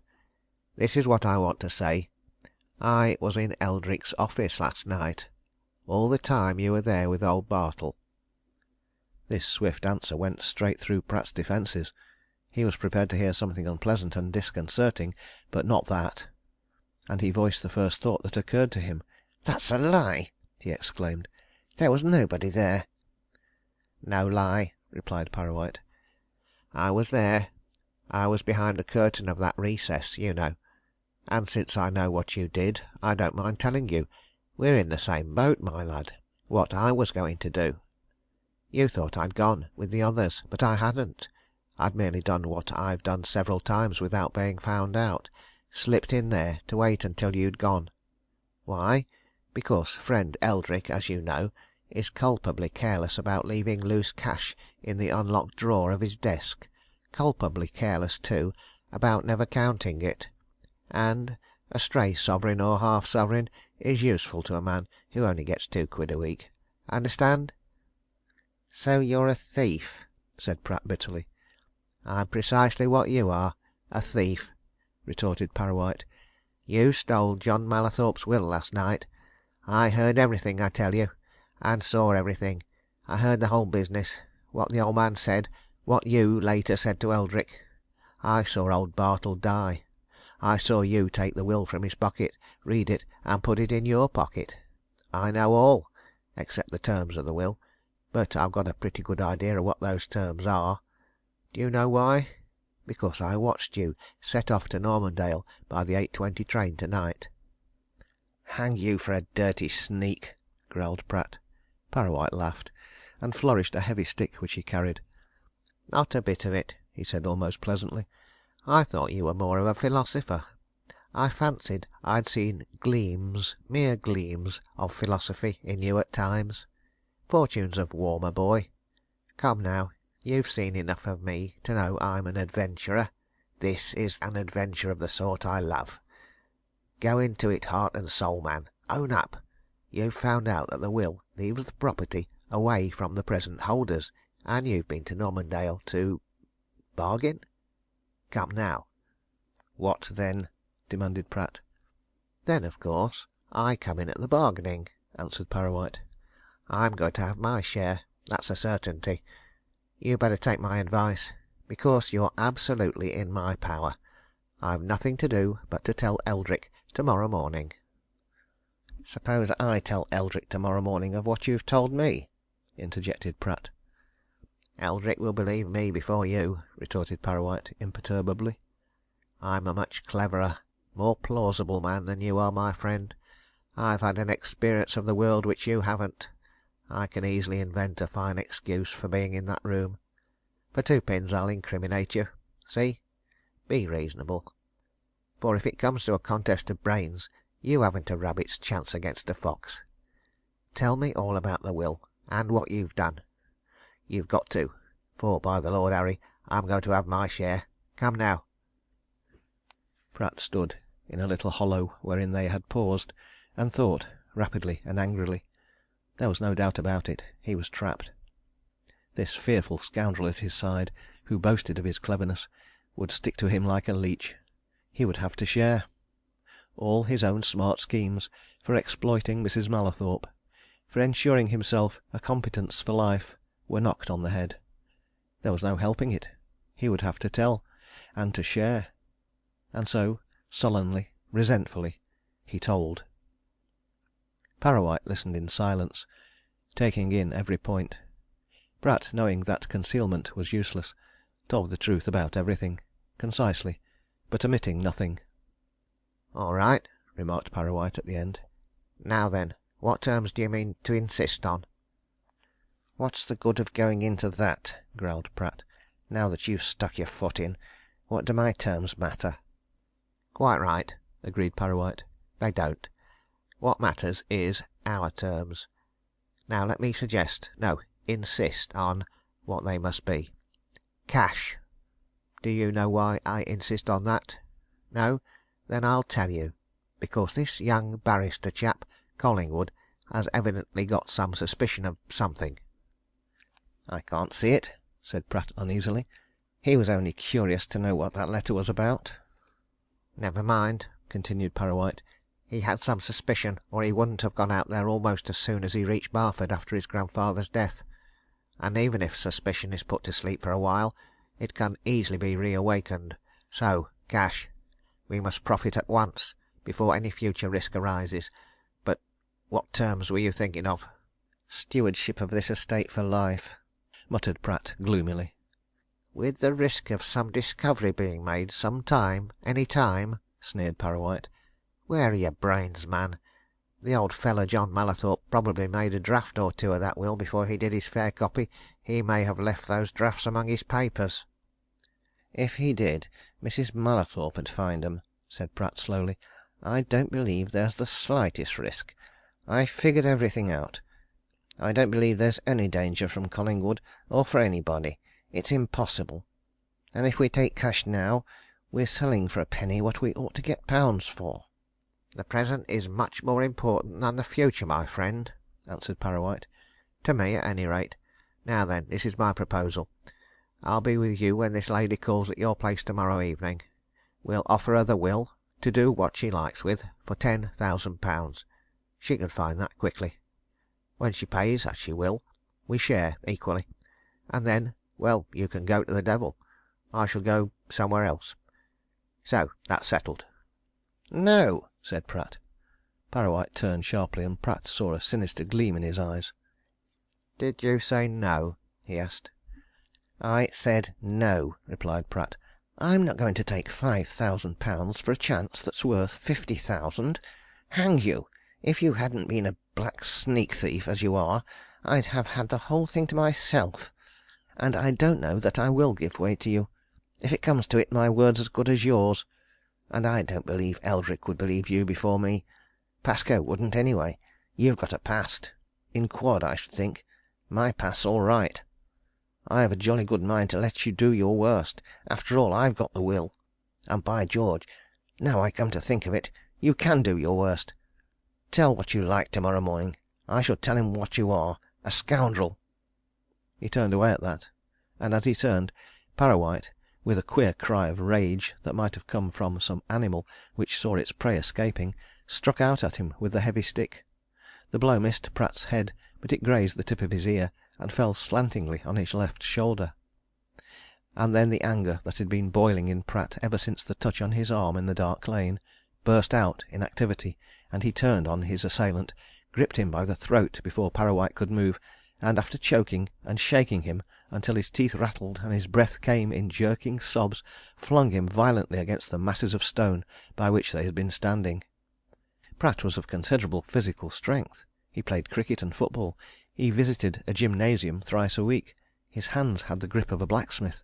His muscles were those of a prize fighter. He had put more strength than he was aware of into his fierce grip on Parrawhite's throat. He had exerted far more force than he knew he was exerting when he flung him away. He heard a queer cracking sound as the man struck something, and for the moment he took no notice of it. The pain of that glancing blow on his shoulder was growing acute, and he began to rub it with his free hand, and to curse its giver. "Get up, you fool, and I'll give you some more," he growled. "I'll teach you to." He suddenly noticed the curiously still fashion in which Parrawhite was lying, where he had flung him. Noticed, too, as a cloud passed the moon and left it unveiled, how strangely white the man's face was.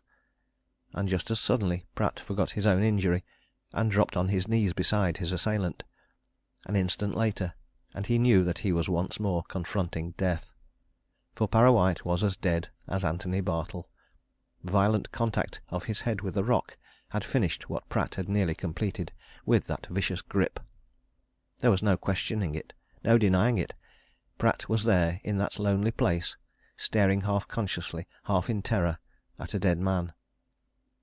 He stood up at last, cursing Parrawhite with the anger of despair. He had not one scrap of pity for him. All his pity was for himself. That he should have been brought into this! That this vile little beast, perfect scum that he was, should have led him to what might be the utter ruin of his career. It was shameful, it was abominable, it was cruel.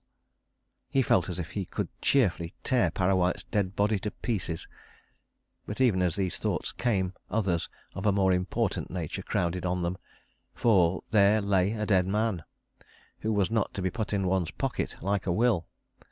It was necessary to hide that thing from the light, ever that light. Within a few hours morning would break, and lonely and deserted as that place was nowadays, some one might pass that way. Out of sight with him then, and quickly.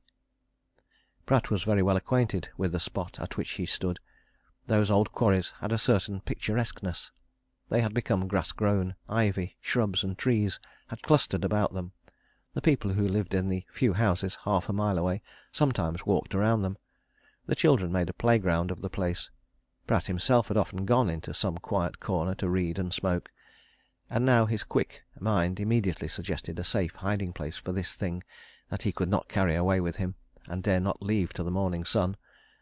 Close by was a pit, formerly used for some quarrying purpose, which was filled, always filled, with water. It was evidently of considerable depth. The water was black in it. The mouth was partly obscured by a maze of shrub and bramble. It had been like that ever since Pratt came to lodge in that part of the district 10 or 12 years before. It would probably remain like that for many a long year to come. That bit of land was absolutely useless and therefore neglected, and as long as rain fell and water drained, that pit would always be filled to its brim. He remembered something else, also close by where he stood, a heap of old iron things, broken and disused picks, smashed rails, fragments thrown aside when the last of the limestone had been torn out of the quarries. Once more luck was playing into his hands. Those odds and ends might have been put there for the very purpose to which he now meant to turn them, and being certain that he was alone and secure, Pratt proceeded to go about his unpleasant task skilfully and methodically. He fetched a quantity of the iron, fastened it to the dead man's clothing, drew the body, thus weighted, to the edge of the pit, and prepared to slide it into the black water. But there an idea struck him. While he made these preparations, he had had hosts of ideas as to his operations next morning. This idea was supplementary to them.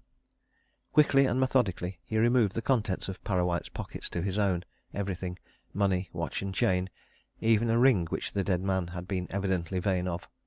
Then he let Parrawhite glide into the water, and after him he sent the heavy stick, carefully fastened to a bar of iron. 5 minutes later the surface of the water in that pit was as calm and unruffled as ever. Not a ripple showed that it had been disturbed, and Pratt made his way out of the wilderness, swearing that he would never enter it again. End of chapter 6.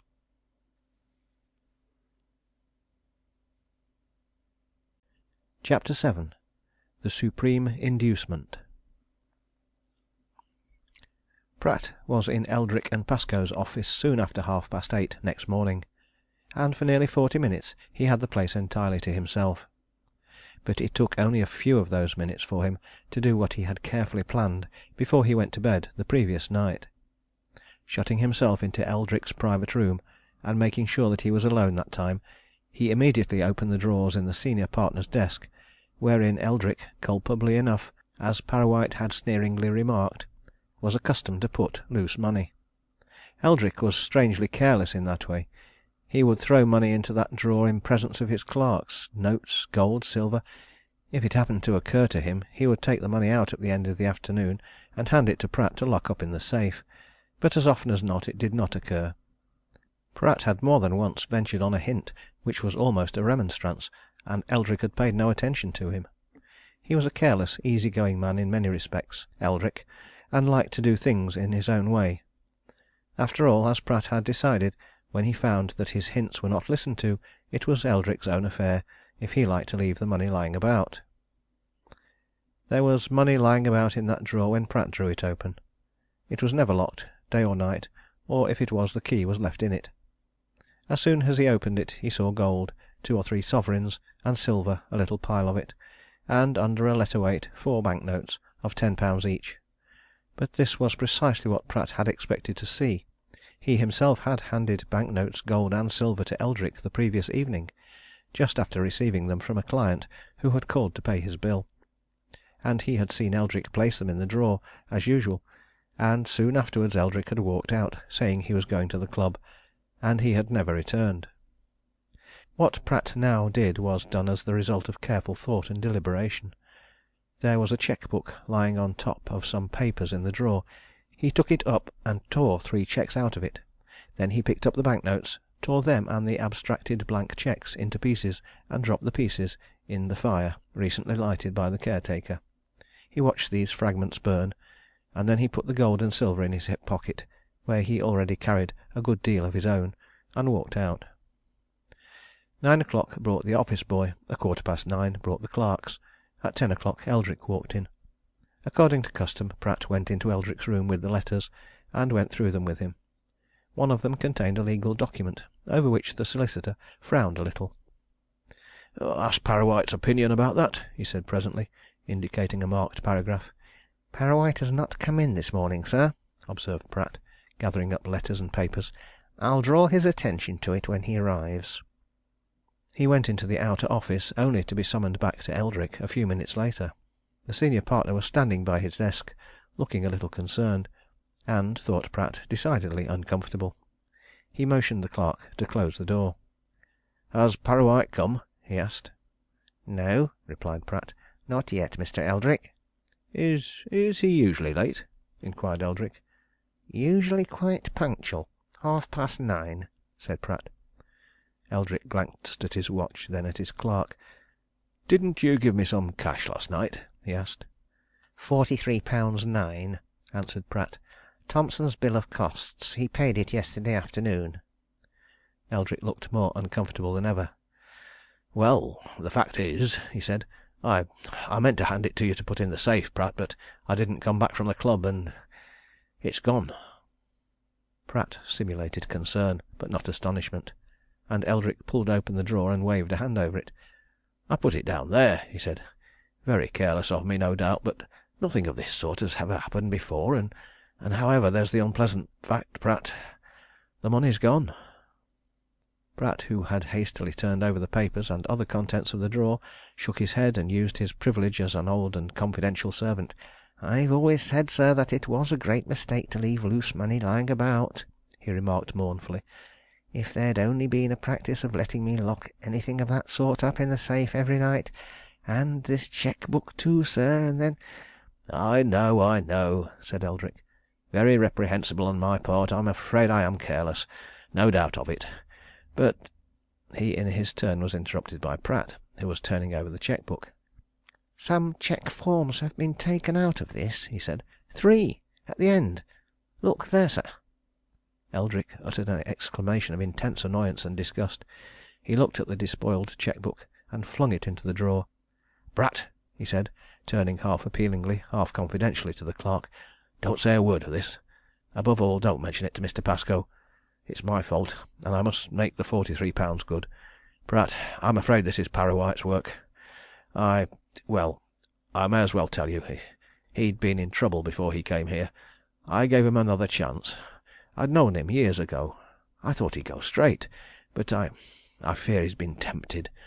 He may have seen me leave money about. Was he in here last night?" Pratt pointed to a document which lay on Eldrick's desk. "He came in here to leave that for your perusal," he answered. "He was in here alone a minute or two before he left." All these lies came readily and naturally, and Eldrick swallowed each. He shook his head. My fault," he said. "Look here, keep it quiet. But do you know where Parrawhite has lodged?" "No," replied Pratt. "Some of the others may, though." "Try to find out quickly," continued Eldrick. "Then make some excuse to go out, take the papers somewhere or something, and find if he's left his lodgings. I don't want to set the police on him. He was a decent fellow once. See what you can make out, Pratt. In strict secrecy, you know. I do not want this to go further." Pratt could have danced for joy when he presently went out into the town. There would be no hue and cry after Parrawhite none. Eldrick would accept the fact that Parrawhite had robbed him and flown, and Parrawhite would never be heard of, never mentioned again. It was the height of good luck for him. Already he had got rid of any small scraps of regret or remorse about the killing of his fellow clerk. Why should he be sorry? The scoundrel had tried to murder him, thinking no doubt that he had the will on him, and he had not meant to kill him. What he had done in self-defence. No, everything was working most admirably. Parrawhite's previous bad record, Eldrick's carelessness and his desire to shut things up, it was all good. From that day forward Parrawhite would be as if he had never been. Pratt was not even afraid of the body being discovered, though he believed that it would remain where it was for ever, for the probability was that the authorities would fill up that pit with earth and stones. But if it was brought to light, why? The explanation was simple. Parrawhite, having robbed his employer, had been robbed himself, possibly by men with whom he had been drinking, and had been murdered in the bargain. No suspicion could attach to him, Pratt. He had nothing to fear nothing. For the form of the thing, he called at the place whereat Parrawhite had lodged. They had seen nothing of him since the previous morning. They were poor, cheap lodgings in a mean street. The woman of the house said that Parrawhite had gone out as usual the morning before, and had never been in again. In order to find out all he could, Pratt asked if he had left much behind him in the way of belongings, and, just as he had expected, he learned that Parrawhite's personal property was remarkably limited. He possessed only one suit of clothes, and not over much besides, said the landlady. "Is there aught wrong?" she asked, when Pratt had finished his questions. "Are you from where he worked?" "That's it," answered Pratt. "And he hasn't turned up this morning, and we think he's left the town. Owe you anything, missis?" "No, nothing much," she replied. "10 shillings 'ud cover it, mister." Pratt gave her half a sovereign. It was not out of consideration for her, nor as a concession to Parrawhite's memory. It was simply to stop her from coming down to Eldrick and Pascoe's. "Well, I don't think you'll see him again," he remarked. "And I dare say you won't care if you don't." He turned away then, but before he had gone far, the woman called him back. "What am I to do with his bits of things, mister, if he doesn't come back?" she asked. "Aught you please," answered Pratt indifferently. "Throw 'em on the dust heap." As he went back to the centre of the town, he occupied himself in considering his attitude to Mrs. Mallathorpe when she called on him that evening. In spite of his own previous notion, and of his carefully worked out scheme about the stewardship, he had been impressed by what Parrawhite had said as to the wisdom of selling the will for cash. Pratt did not believe that there was anything in the Collingwood suggestion; no doubt whatever he had decided that old Bartle had meant to tell Mrs. Mallathorpe of his discovery when she called in answer to his note. But as he had died before she could call, and as he had told nobody but him, Pratt, what possible danger could there be from Collingwood? And a stewardship for life appealed to him. He knew from observation of the world what a fine thing it is to have a certainty. Once he became steward and agent of the Normandale Grange estate, he would stick there until he had saved a tidy heap of money. Then he would retire, with a pension and a handsome present, and enjoy himself. To be provided for life. What more could a wise man want? And yet there was something in what that devil Parrawhite had urged. For there was a risk, however small, of discovery, and if discovery were made, there would be a nice penalty to pay. It might, after all, be better to sell the will outright, for as much ready money as ever he could get, and to take his gains far away and start out on a career elsewhere. After all, there was much to be said for the old proverb. The only question was the bird in the hand worth the two or the money which he believed he would net in the bush? Pratt's doubts on this point were settled in a curious fashion. He had reached the centre of the town in his return to Eldrick's, and there, in the fashionable shopping street, he ran up against an acquaintance. He and the acquaintance stopped and chatted about nothing, and as they lounged on the kerb, a smart victoria drew up close by, and out of it alone stepped a girl who immediately attracted Pratt's eyes. He watched her across the pavement, he watched her into the shop, and his companion laughed. "Oh, that's the sort," he remarked flippantly. "If you and I had one each, old man, what?" "Who is she?" demanded Pratt. The acquaintance stared at him in surprise. "What!" he exclaimed. "You don't know? That's Miss Mallathorpe." "I didn't know," said Pratt. "Fact." He waited until Nesta Mallathorpe came out and drove away, so that he could get another and closer look at her. And when she was gone, he went slowly back to the office, his mind made up. Risk or no risk, he would carry out his original notion. Whatever Mrs. Mallathorpe might offer, he would stick to his idea of close and intimate connection with Normandale Grange. End of chapter 7.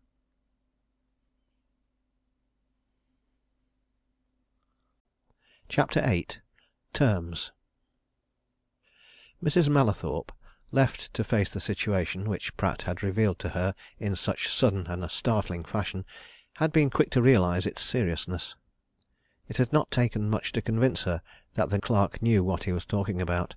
She had no doubt whatever that he was right when he said that the production of John Mallathorpe's will would mean dispossession to her children, and through them to herself. Nor had she any doubts either of Pratt's intention to profit by his discovery. She saw that he was a young man of determination, not at all scrupulous, eager to seize on anything likely to turn to his own advantage. She was, in short, at his mercy, and she had no one to turn to. Her son was weak, purposeless, and almost devoid of character. He cared for nothing beyond ease and comfort, and left everything to her so long as he was allowed to do what he liked. She dared not confide in him. He was not fit to be entrusted with such a secret, nor endowed with the courage to carry it boldly and unflinchingly. Nor dare she confide it to her daughter. Nesta was as strong as her brother was weak. Mrs. Mallathorpe had only told the plain truth when she said to Pratt that if her daughter knew of the will she would go straight to the two trustees. No, she would have to do everything herself, and she could do nothing save under Pratt's dictation. So long as he had that will in his possession, he could make her agree to whatever terms he liked to insist upon. She spent a sleepless night, resolving all sorts of plans. She resolved more plans and schemes during the day which followed, but they all ended at the same point: Pratt. All the future depended upon Pratt, and by the end of the day it had come to this: she must make a determined effort to buy Pratt clean out, so that she could get the will into her own possession and destroy it. She knew that she could easily find the necessary money. Harper Mallathorpe had such a natural dislike of all business matters, and was so little fitted to attend to them, that he was only too well content to leave everything relating to the estate and the mill at Barford to his mother. Up to that time Mrs. Mallathorpe had managed the affairs of both, and she had large sums at her disposal, out of which she could pay Pratt without even Harper being aware that she was paying him anything. And surely no young man in Pratt's position, a mere clerk earning a few pounds a week, would refuse a big sum of ready money. It seemed incredible to her, and she went into Barford towards evening, hoping that by the time she returned the will would have been burned to grey ashes.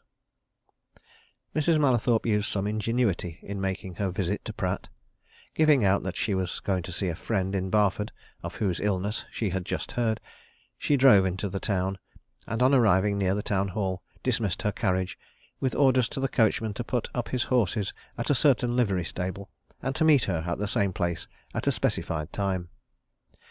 Then she went away on foot, and drew a thick veil over her face before hiring a cab, in which she drove up to the outskirt on which Pratt had his lodging.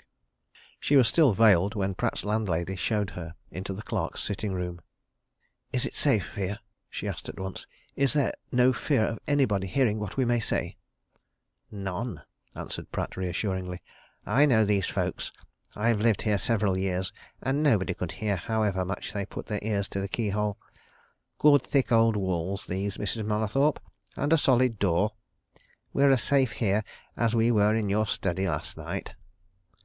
Mrs. Mallathorpe sat down in the chair which Pratt politely drew near his fire. She raised her veil and looked at him, and the clerk saw at once how curious and eager she was. "That will," she said in a low voice. "Let me see it first." "One moment," answered Pratt. "First, you understand that I am not going to let you handle it. I'll hold it before you so you can read it. Second, you give me your promise I'm trusting you that you'll make no attempt to seize it. It's not going out of my hands." "I'm only a woman, and you're a strong man," she retorted sullenly. "Quite so," said Pratt. "But women have a trick of snatching at things. And, if you please, you'll do exactly what I tell you to do. Put your hands behind you. If I see you make the least movement with them, back goes the will into my pocket." If Pratt had looked more closely at her just then, he would have taken warning from the sudden flash of hatred and resentment which swept across Mrs. Mallathorpe's face. It would have told him that he was dealing with a dangerous woman, who would use her wits to circumvent and beat him, if not now, then later. But he was moving the gas bracket over the mantelpiece, and he did not see. "Very well, but I had no intention of touching it," said Mrs. Mallathorpe. "All I want is to see it and read it." She obediently followed out Pratt's instructions, and standing in front of her he produced the will, unfolded it, and held it at a convenient distance before her eyes. He watched her closely as she read it, and he saw her grow very pale. "Take your time. Read it 2 or 3 times," he said quietly. "Get it well into your mind, Mrs. Mallathorpe." She nodded her head at last, and Pratt stepped back, folded up the will, and turning to a heavy box which lay open on the table, placed it within, under lock and key. And that done, he turned back and took a chair close to his visitor. "Safe there, Mrs. Mallathorpe," he said with a glance that was both reassuring and cunning. "But only for the night. I keep a few securities of my own at one of the banks in the town, never mind which, and that will shall be deposited with them tomorrow morning." Mrs. Mallathorpe shook her head. "No," she said, "because you'll come to terms with me." Pratt shook his head too, and he laughed. "Of course I shall come to terms with you," he answered. "But they'll be my terms, and they don't include any giving up of that document. That's flat, Mrs. Mallathorpe." "Not if I make it worth your while?" she asked. "Listen you don't know what ready money I can command. Ready money, I tell you cash down, on the spot." "I've a pretty good notion," responded Pratt. "It's generally understood in the town that your son's a mere figure head, and that you're the real boss of the whole show. I know that you're at the mill 4 times a week, and that the managers are under your thumb. I know that you manage everything connected with the estate, so, of course, I know you've lots of ready money at your disposal." "And I know that you don't earn more than £4 or £5 a week at the outside," said Mrs. Mallathorpe quietly. "Come now, just think what a nice convenient thing it would be to a young man of your age to have a capital. Capital! It would be the making of you. You could go right away to London, say, and start out on whatever you liked. Be sensible. Sell me that paper, and be done with the whole thing." "No," replied Pratt. Mrs. Mallathorpe looked at him for a full moment. She was a shrewd judge of character, and she felt that Pratt was one of those men who are hard to stir from a position once adopted. But she had to make her effort, and she made it in what she thought the most effective way. "I'll give you £5,000 cash for it," she said. "Meet me with it to morrow anywhere you like in the town, any time you like, and I'll hand you the money in notes." "No," said Pratt. "No!" Once more she looked at him, and Pratt looked back and smiled. "When I say no, I mean no," he went on. "And I never meant no more firmly than I do now." "I don't believe you," she answered, affecting a doubt which she certainly did not feel. "You're only holding out for more money."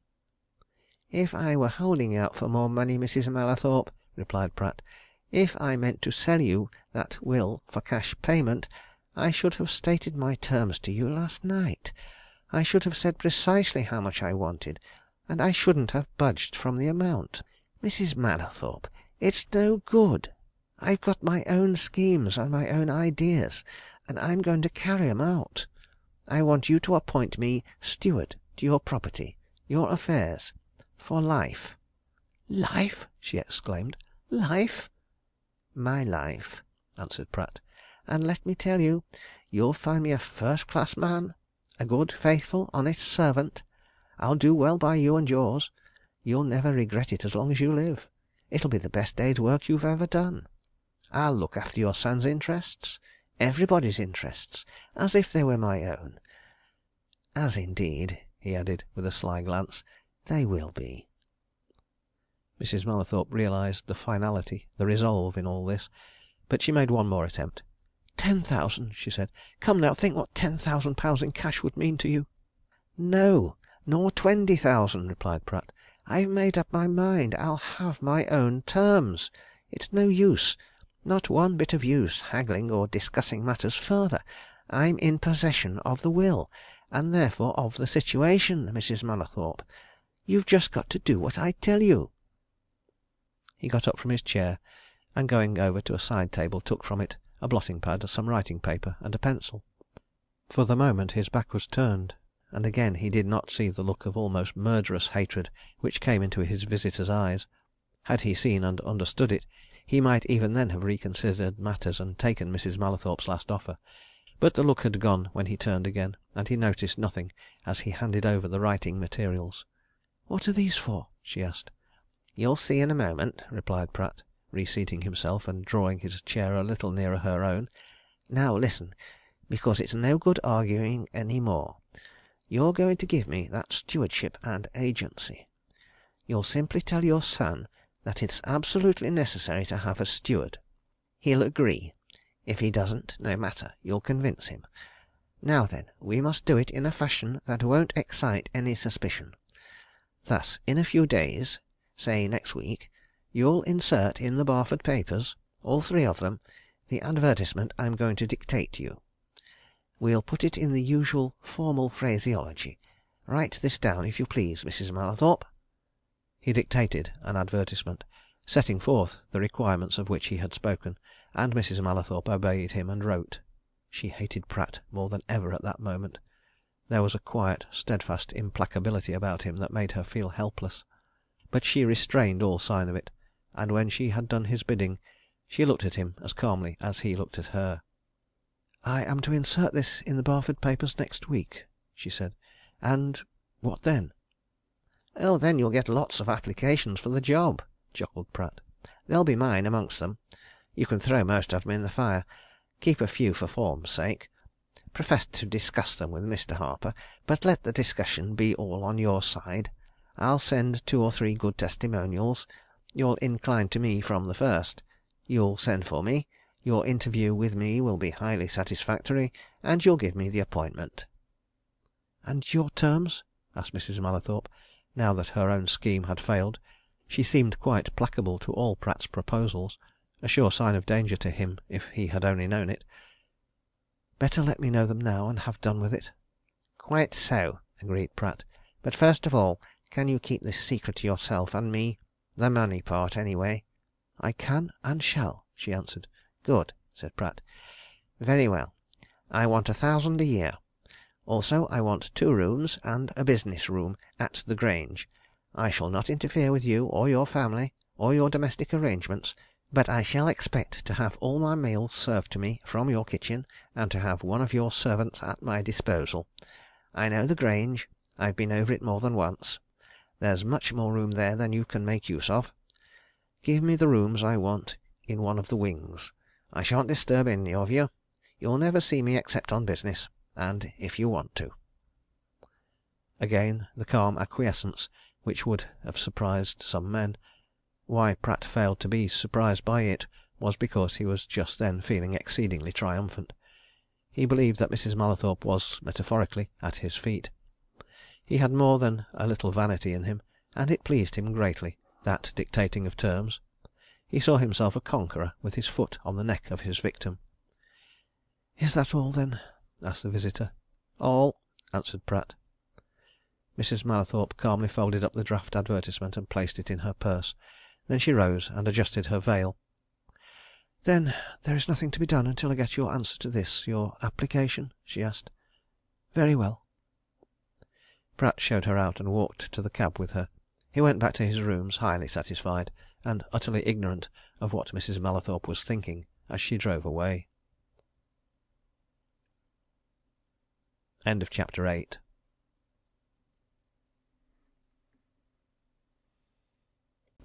Chapter IX. Until next spring.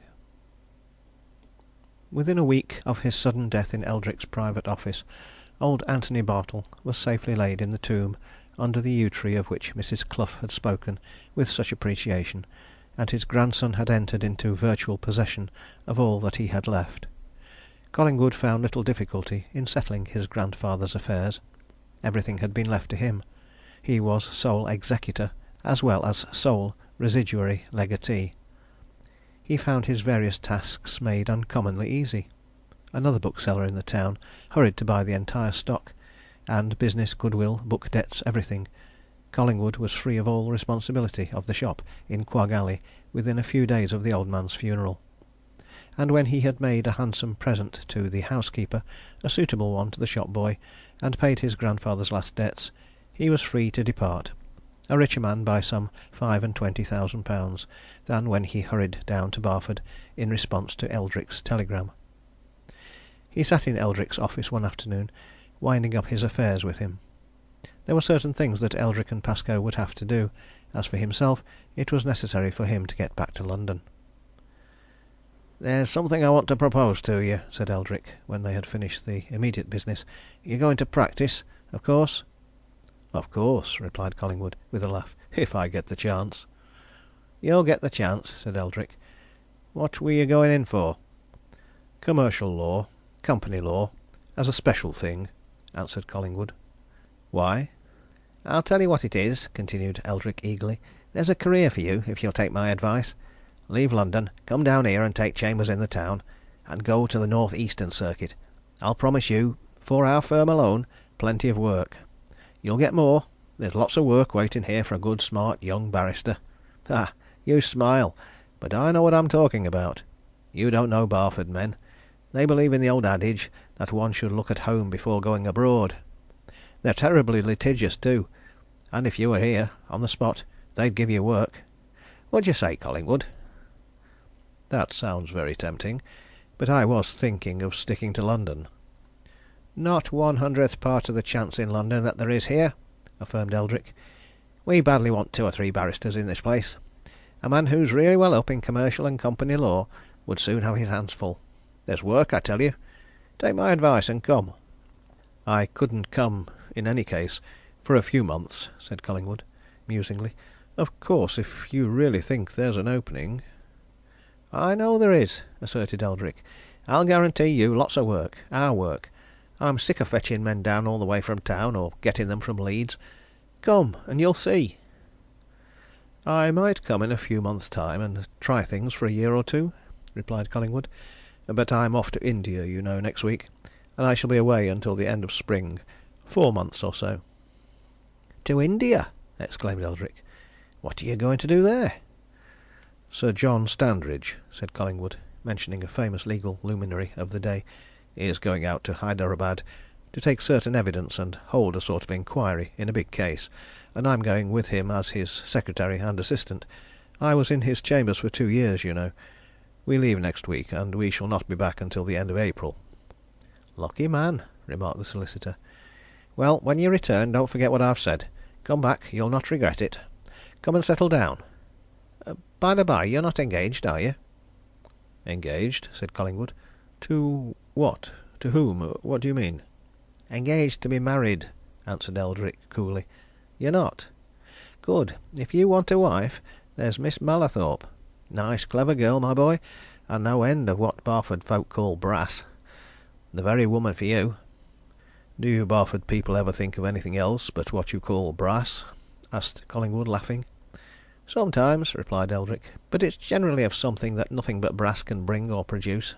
After all, a rich wife isn't a despicable thing nowadays. You've seen this young lady?" "I have been there once," asserted Collingwood. "Go again before you leave," counselled Eldrick. "You're just the right man. Listen to the counsels of the wise. And while you're in India, think well over my other advice.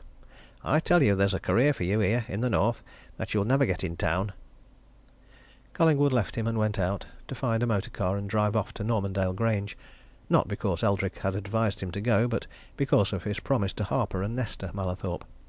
And once more he found Nesta alone, and though he had no spice of vanity in his composition, it seemed to him that she was glad when he walked into the room in which they had first met.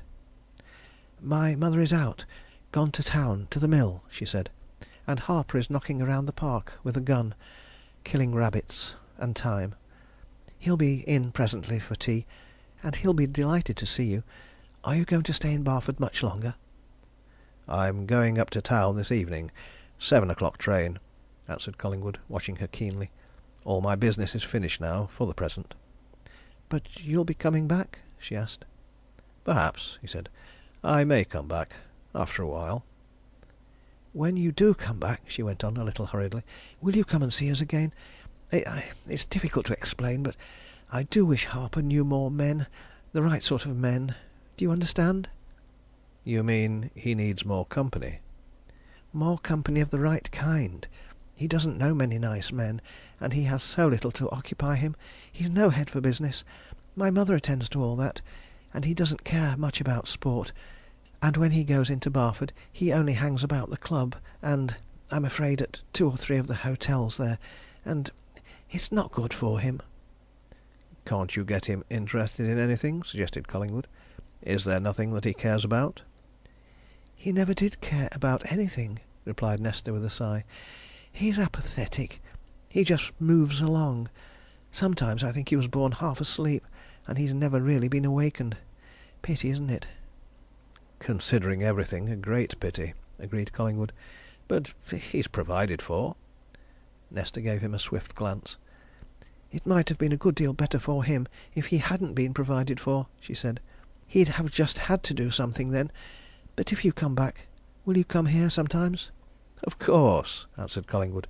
"And if I come back, it will probably be to stop here. Mr. Eldrick says there's a lot of work going begging in Barford for a smart young barrister well up in commercial law. Perhaps I may try to come up to his standard. I'm certainly young, but I don't know whether I'm smart." "Better come and try," she said, smiling. "Don't forget that I've seen you look the part, anyway. Your wig and gown suited you very well." "Theatrical properties," he replied, laughing. "The wig was too small and the gown too long. Well, we'll see. But in the meantime, I'm going away for 4 months to India." "To India? 4 months?" she exclaimed. "That sounds nice." "Legal business," said Collingwood. "I shall be back about the end of April, and then I shall probably come down here again and seriously consider Eldrick's suggestion. I'm very much inclined to take it." "Then you'd leave London?" she asked. "I've little to leave there," replied Collingwood. "My father and mother are dead, and I've no brothers, no sisters, no very near relations. Sounds lonely, doesn't it?" "One can feel lonely when one has relations," said Nesta. "Are you saying that from experience?" he asked. "I often wish I had more to do," she answered frankly. "What's the use of denying it? I've next to nothing to do here. I liked my work at the hospital. I was busy all day. Here—" "If I were you," interrupted Collingwood, "I'd set to work nursing in another fashion. Look after your brother. Get him going at something, even if it's playing golf. Play with him. It would do him, and you, all the good in the world, if you got thoroughly infatuated with even a game. Don't you see?" "You mean anything is better than nothing," she replied. "All right, I'll try that, anyway. For I'm anxious about Harper, and all this money, and no occupation." Collingwood, who was sitting near the windows, looked out across the park and into the valley beyond. "I should have thought that a man who had come into an estate like this would have found plenty of occupation," he remarked. "What is there besides the house and this park?" Nesta, who had busied herself with some fancy work since Collingwood's entrance, laid it down and came to the windows. She pointed to certain roofs and gables in the valley. "There's the whole village of Normandale," she said. "A busy place, no doubt, but it's all Harper's. He's lord of the manor. He's patron of the living, too. It's all his, farms, cottages, everything. And the woods and the park, and this house, and a stretch of the moors as well. Of course, he ought to find a lot to do, but he doesn't.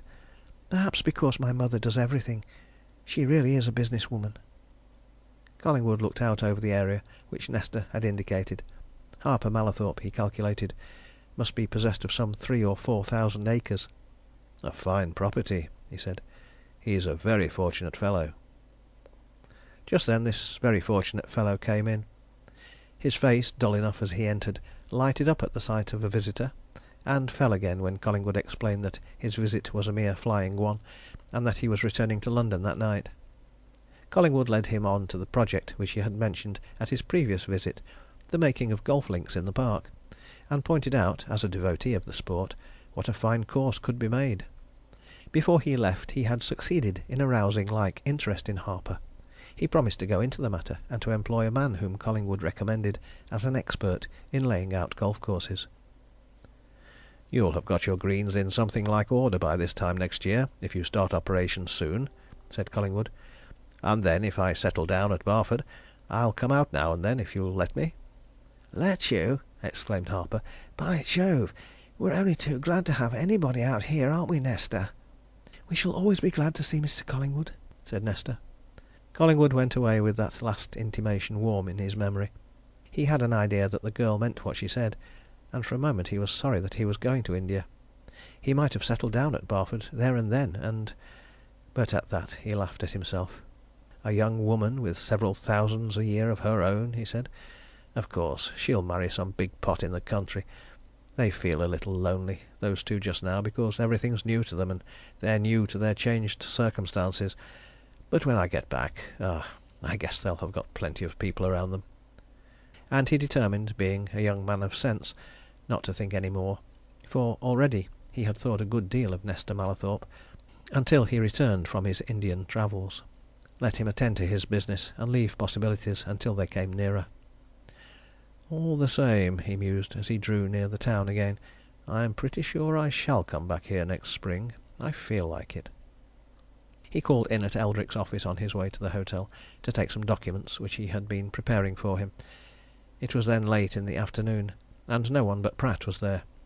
Pratt, indeed, had been waiting until Collingwood called. "Going back to town, Mr. Collingwood?" asked Pratt, as he handed over a big envelope. "When shall we have the pleasure of seeing you again, sir?" Something in the clerk's tone made Collingwood think, he could not tell why, that Pratt was fishing for information, and, also for reasons which he could not explain, Collingwood had taken a curious dislike to Pratt, and was not inclined to give him any confidence. "I don't know," he answered a little icily. "I am leaving for India next week." He bade the clerk a formal farewell and went off, and Pratt locked the office door and slowly followed him downstairs. "To India," he said to himself, watching the young barrister's retreating figure. "To India, eh? For a time, or for what?" Anyway, that was good news. Pratt had seen in Collingwood a possible rival. End of chapter 9.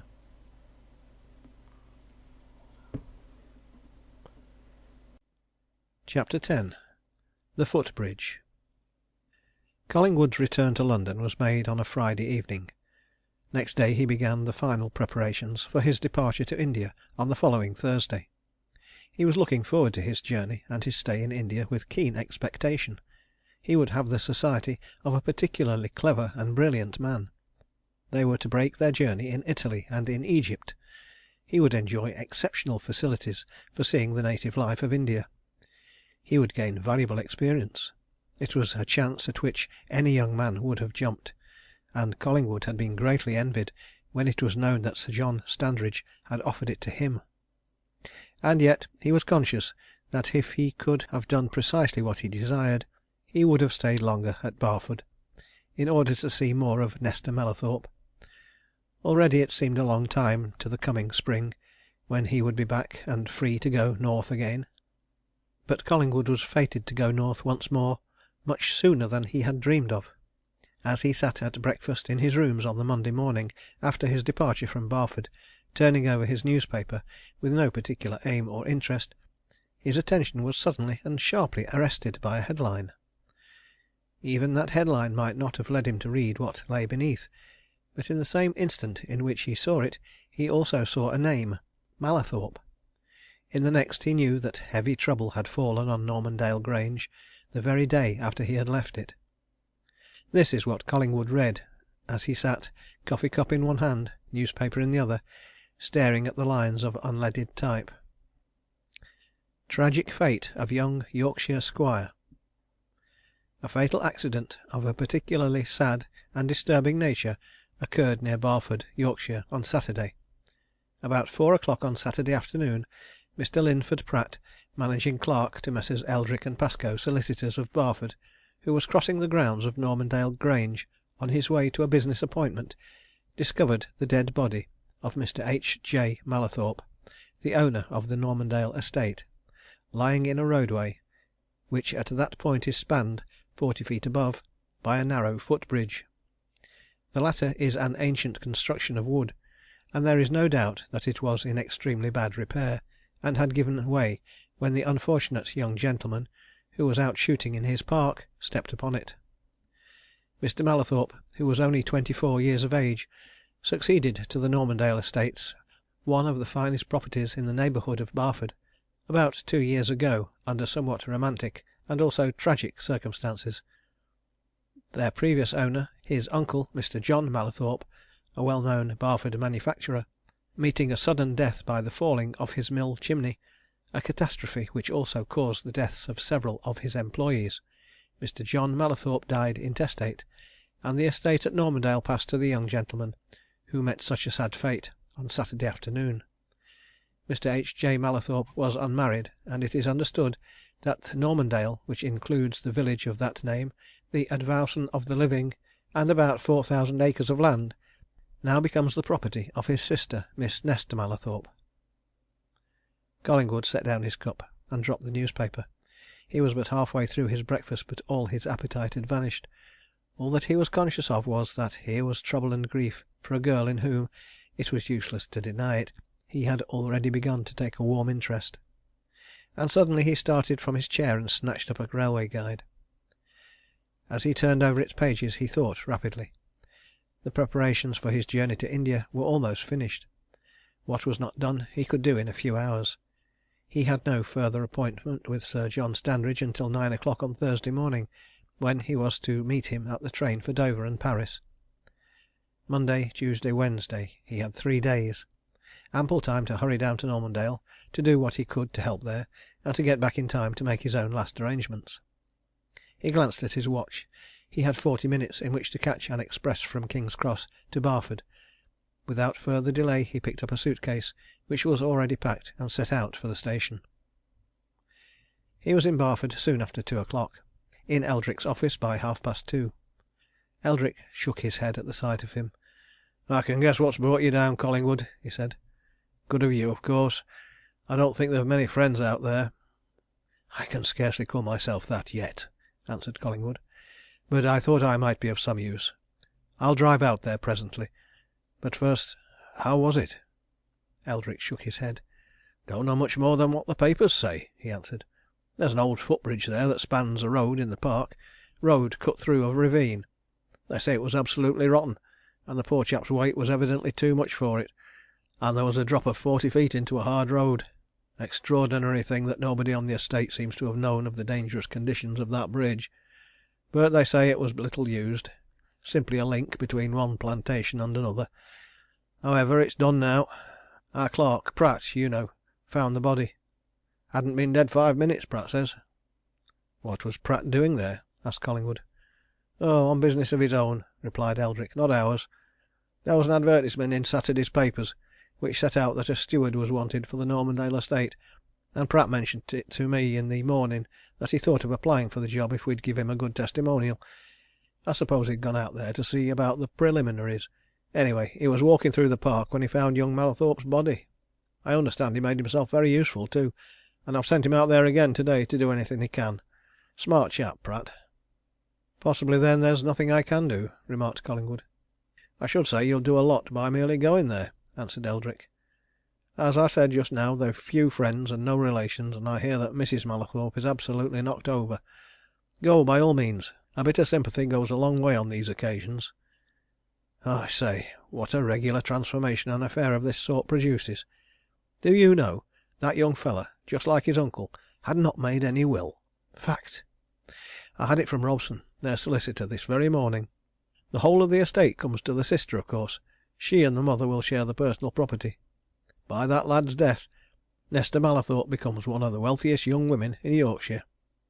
Collingwood made no reply to this communication, but as he drove off to Normandale Grange it was fresh in his mind, and it was not very pleasant to him. One of the wealthiest young women in Yorkshire, and he was already realizing that he would like to make Nesta Mallathorpe his wife.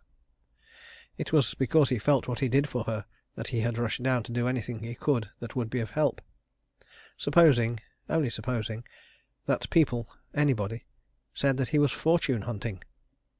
Somewhat unduly sensitive, proud, almost to a fault, he felt his cheek redden at the thought, and for a moment he wished that old John Mallathorpe's wealth had never passed to his niece. But then he sneered at himself for his presumption. "Ass!" he said. "She had never even thought of me. In that way, most likely. Anyway, I'm a stupid fool for thinking of these things at present." But he knew, within a few minutes of entering the big, desolate-looking house, that Nesta had been thinking of him. She came to him in the room where they had first met, and quietly gave him her hand. "I was not surprised when they told me you were here," she said. "I was thinking about you, or rather expecting to hear from you." "I came at once," answered Collingwood, who had kept her hand in his. I couldn't stop away. I thought perhaps I could do something, be of some use." "It's a great deal of use to have just come," she said.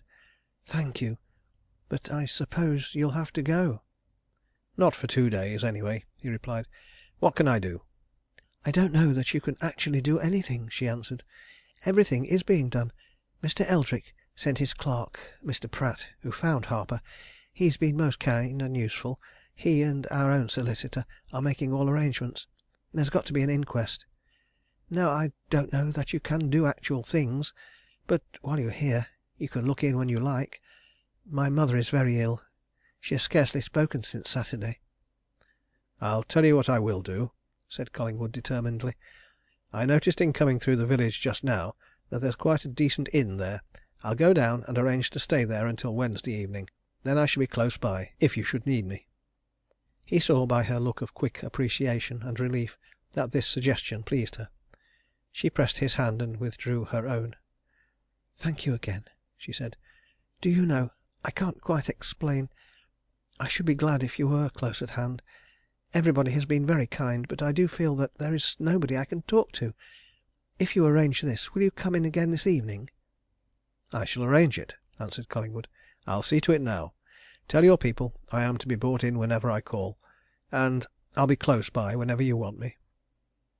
It seemed little to say, little to do, but he left her feeling that he was being of some use, and as he went off to make his arrangements at the inn, he encountered Pratt, who was talking to the butler in the outer hall.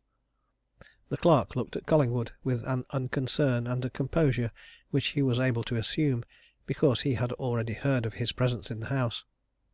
Inwardly he was malignantly angry that the young barrister was there, but his voice was suave and polite enough when he spoke. "Good afternoon, Mr. Collingwood," he said quietly. "Very sad occasion on which we meet again, sir. Come to offer your sympathy, Mr. Collingwood, of course. Very kind of you." "I came," answered Collingwood, who was not inclined to bandy phrases with Pratt, "to see if I could be of any practical use." "Just so, sir," said Pratt. "Mr. Eldrick sent me here for the same purpose. There's really not much to do beyond the necessary arrangements, which are already pretty forward. Going back to town, sir?" he went on, following Collingwood out to his motor car, which stood waiting in the drive. "No," replied Collingwood.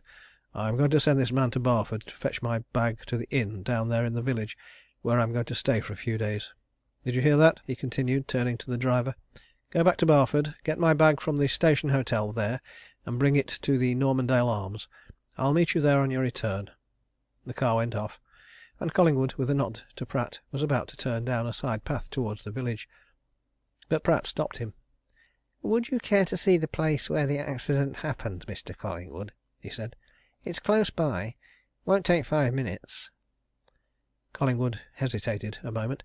Then he turned back. It might be well, he reflected, if he made himself acquainted with all the circumstances of this case, simple as they seemed. "Thank you," he said, "if it's so near." "This way, sir," responded Pratt.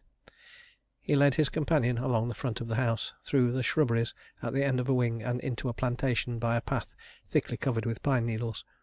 Presently they emerged upon a similar track, at right angles to that by which they had come, and leading into a denser part of the woods. At the end of 100 yards of it they came to a barricade, evidently of recent construction, over which Pratt stretched a hand. "There," he said. "That's the bridge, sir." Collingwood looked over the barricade. He saw that he and Pratt were standing at the edge of one thick plantation of fir and pine.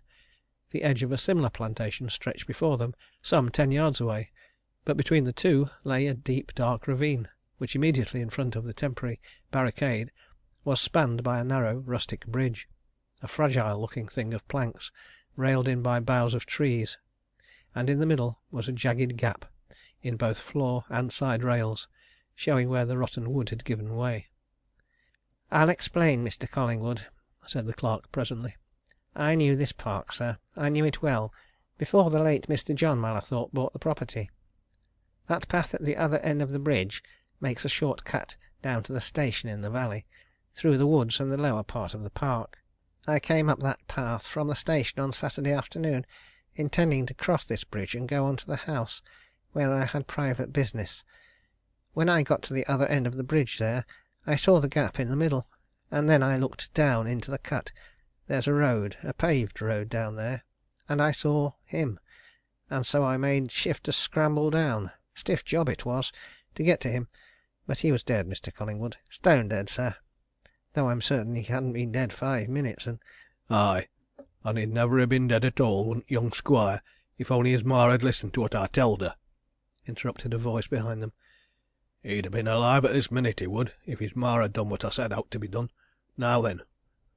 Collingwood turned sharply to confront an old man, evidently one of the woodmen on the estate, who had come up behind them unheard on the thick carpeting of pine needles. And Pratt turned too, with a keen look and a direct question. "What do you mean?" he asked. "What are you talking about?" "I know what I'm talking about, young gentleman," said the man doggedly. "I ain't worked, lad and man, on this one estate 49 years, and happen more, without knowing all about it. I telled Mrs. Mallathorpe on Friday noon 'at that there old brig 'ud fall in afore long if it worn't mended. I met her here, at this very place where we're standing, and I showed her 'at it wasn't safe to cross it. I telled her to shout to have it fastened up theer and then. It's been rotting for many a year, this old brig. Why, I mind when it were last repaired, and that were years afore old Mr. Mallathorpe bought his estate." "When do you say you told Mrs. Mallathorpe all that?" asked Pratt. "Friday noon it were, sir," answered the woodman, "when I were on my way home dinner time, 'cause I met missis there, and made bold to tell her what I'd noticed. That there old brig, Lor bless you, gentlemen, it were black rotten in the middle, theer where poor young Maister fell through it. 'You mun have that seen to at once, missis,' I says. 'Sartin sure, tain't often as it's used,' I says, 'but surely sartin that if it ain't mended or closed altogether,' I says, 'some on 'em be going through and breaking their necks,' I says. 'And right too, gentlemen, 40 feet it is down to that road, and a mortal hard a road and all, paved with granite stone all the way to stable yard.'" "You're sure it was Friday noon?" repeated Pratt. "As sure as I see you," answered the woodman. "And Mrs. Mallathorpe, she said she'd have it seen to. Dear o' me, it should have been closed." The old man shook his head and went off among the trees, and Pratt, giving his vanishing figure a queer look, turned silently back along the path, followed by Collingwood. At the point where the other path led to the house, he glanced over his shoulder at the young barrister. "If you keep straight on, Mr. Collingwood," he said, "you'll get straight down to the village and the inn. I must go this way." He went off rapidly, and Collingwood walked on through the plantation towards the Normandale Arms, wondering all the way why Pratt was so anxious to know exactly when it was that Mrs. Mallathorpe had been warned about the old bridge. End of chapter 10.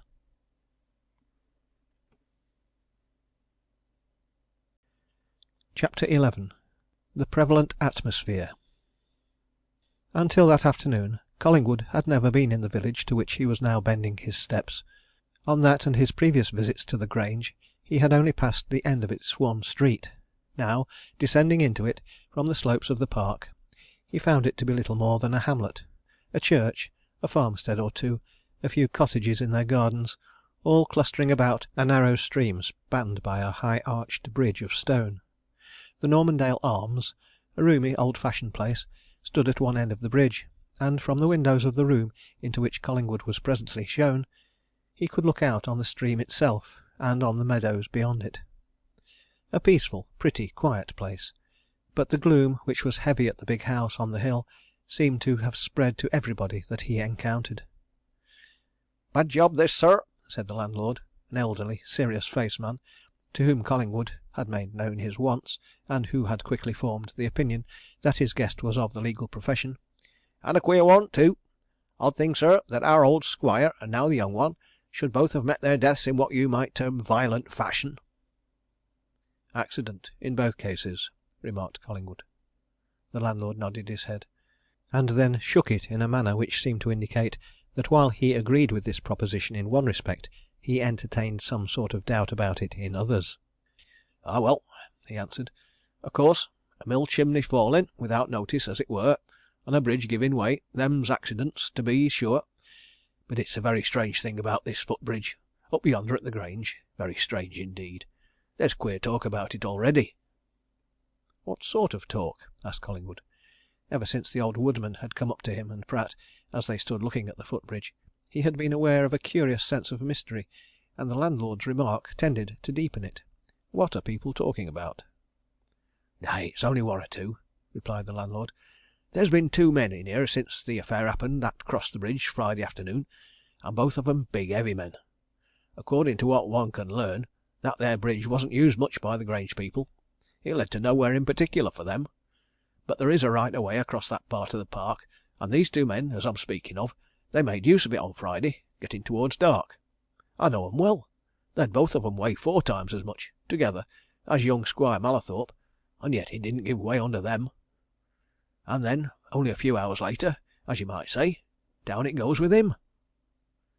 "I don't think you can form any opinion from that," said Collingwood. "These things, these old structures, often give way quite suddenly and unexpectedly." "Aye, well, they did admit, these men too, that it seemed a bit tottery like," remarked the landlord. "Talking it over between themselves in here, they agreed, to be sure, that it felt to give a bit. All the same, there's them as says it's a queer thing it should have given altogether when young Squire walked on it." Collingwood clinched matters with a straight question. "You don't mean to say that people are suggesting that the footbridge had been tampered with?" he asked. "There's them about as wouldn't be slow to say as much," answered the landlord. "Folks will talk. You see, sir, nobody saw what happened.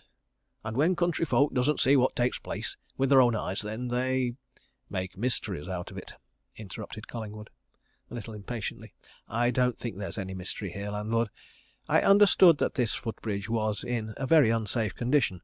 No, I'm afraid the whole affair was only too simple." But he was conscious, as he said this, that he was not precisely voicing his own sentiments. He himself was mystified. He was still wondering why Pratt had been so pertinacious in asking the old woodman when, precisely, he had told Mrs. Mallathorpe about the unsafe condition of the bridge; still wondering about a certain expression which had come into Pratt's face when the old man told them what he did; still wondering at the queer look which Pratt had given the information as he went off into the plantation. Was there then something, some secret which was being kept back by somebody? He was still pondering over these things when he went back to the Grange later in the evening, but he was resolved not to say anything about them to Nesta. And he saw Nesta only for a few minutes. Her mother, she said, was very ill indeed. The doctor was with her then, and she must go back to them. Since her son's death, Mrs. Mallathorpe had scarcely spoken, and the doctor, knowing that her heart was not strong, was somewhat afraid of a collapse. "If there's anything that I can do, or if you should want me during the night," said Collingwood earnestly, "promise me that you'll send at once to the inn." "Yes," answered Nesta, "I will. But I don't think there will be any need. We have 2 nurses here, and the doctor will stop. There is something I should be glad if you would do tomorrow," she went on, looking at him a little wistfully. "You know about the inquest?" "Yes," said Collingwood.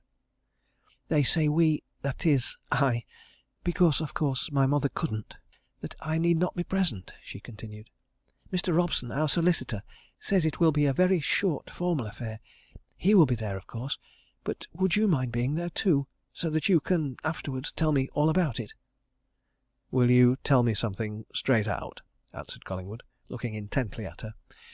"Have you any doubt of any description about the accepted story of your brother's death? Be plain with me." Nesta hesitated for a while before answering. "Not of the actual circumstances," she replied at last. "None at all of what you call the accepted story. The fact is, I'm not a good hand at explaining anything, and perhaps I can't convey to you what I mean, but I've a feeling, an impression, that there is or was some mystery on Saturday, which might have and might not have oh, I can't make it clear even to myself. If you would be at the inquest tomorrow, and listen carefully to everything, and then tell me afterwards. Do you understand?" "I understand," answered Collingwood. "Leave it to me." Whether he expected to hear anything unusual at the inquest, whether he thought any stray word, hint, or suggestion would come up during the proceedings, Collingwood was no more aware than Nesta was certain of her vague ideas, but he was very soon assured that there was going to be nothing beyond brevity and formality. He had never previously been present at an inquest. His legal mind was somewhat astonished at the way in which things were done. It was quickly evident to him that the 12 good men and true of the jury, most of them cottagers and labourers living on the estate, were quite content to abide by the directions of the coroner, a Barford solicitor, whose one idea seemed to be to get through the proceedings as rapidly and smoothly as possible. And Collingwood felt bound to admit that, taking the evidence as it was brought forward, no simpler or more straightforward cause of investigation could be adduced. It was all very simple indeed, as it appeared there and then. The butler, a solemn-faced, respectable type of the old family serving man, spoke as to his identification of the dead master's body, and gave his evidence in a few sentences. Mr. Mallathorpe, he said, had gone out of the front door of the Grange at 2:30 on Saturday afternoon, carrying a gun, and had turned into the road leading towards the south shrubbery. At about 3 o'clock, Mr. Pratt had come running up the drive to the house, and told him and Miss Mallathorpe that he had just found Mr. Mallathorpe lying dead in the sunken cut between the south and north shrubbery. Nobody had any question to ask the butler, nor were any questions asked of Pratt, the only one really important witness. Pratt gave his evidence tersely and admirably. On Saturday morning he had seen an advertisement in the Barford newspapers, which stated that a steward and agent was wanted for the Normandale estate, and all applications were to be made to Mrs. Mallathorpe. Desirous of applying for the post, he had written out a formal letter during Saturday morning, had obtained a testimonial from his present employers, Messrs. Eldrick and Pascoe, and, anxious to present his application as soon as possible, he had decided to take it to Normandale Grange himself that afternoon. He had left Barford by the 2 o'clock train, which arrived at Normandale at 2:35. Knowing the district well, he had taken the path through the plantations. Arrived at the footbridge, he had at once noticed that part of it had fallen in. Looking into the cutting, he had seen a man lying in the roadway beneath, motionless.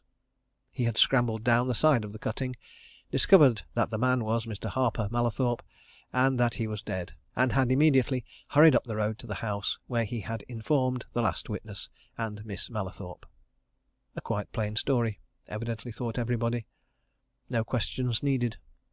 Nor were there any questions needed in the case of the only other witness, the estate carpenter, who said that the footbridge was very old, but that he had not been aware that it was in quite so bad a condition, and who gave it as his opinion that the recent heavy rains had something to do with the matter, and the doctor, who testified that the victim had suffered injuries which would produce absolutely instantaneous death.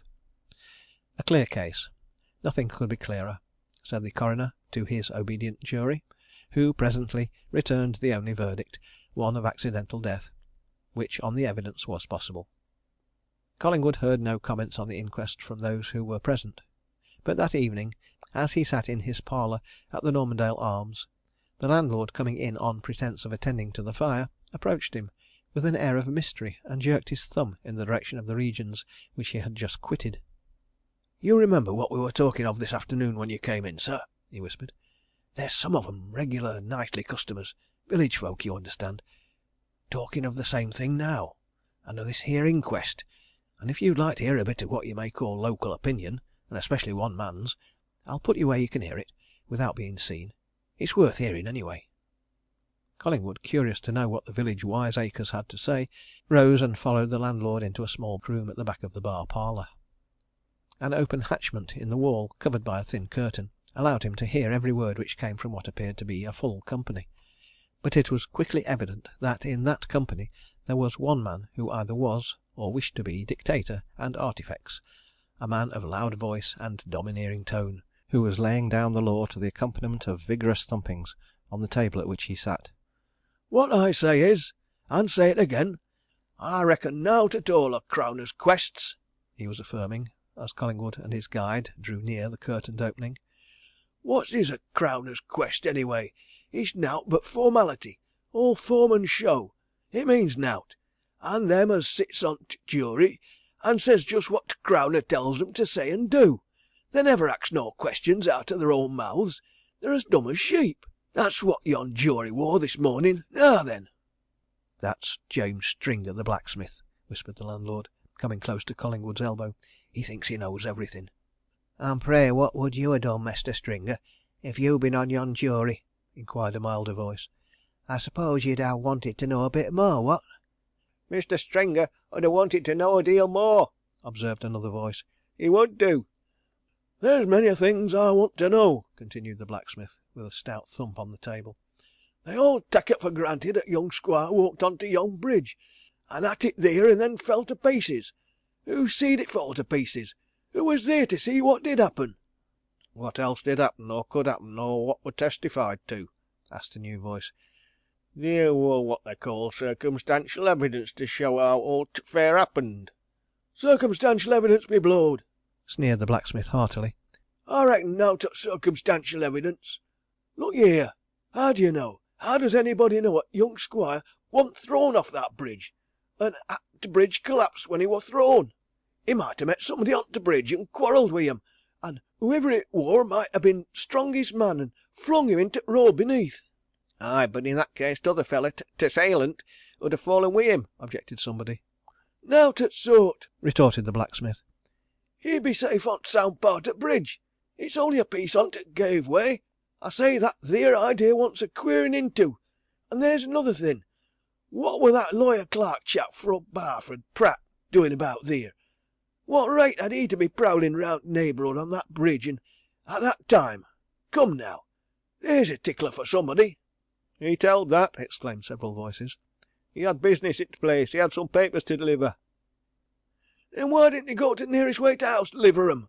demanded Stringer. "The shortest way to house from the station is straight up Carriage Drive, not through them plantations. I ask again, what were that feller doing theer? It's important." "Why, you don't suspect him of aught, do you, Mestur Stringer?" asked somebody. "A respectable young feller like thee. Come." "I'm sayin' nowt about suspecting nobody," vociferated the blacksmith. "I'm doin' nowt but puttin' case, as t' lawyers 'ud term it. I say that theer's a lot o' things that ought to ha' comed out. I tell you, on one on 'em, how is it 'at not a single word was said at yon inquest about Mrs. Mallathorpe and t' affair? Not one word!" A sudden silence fell on the company, and the landlord tapped Collingwood's arm and took the liberty of winking at him. "Why?" inquired somebody at last. "What about Mrs. Mallathorpe and t' affair?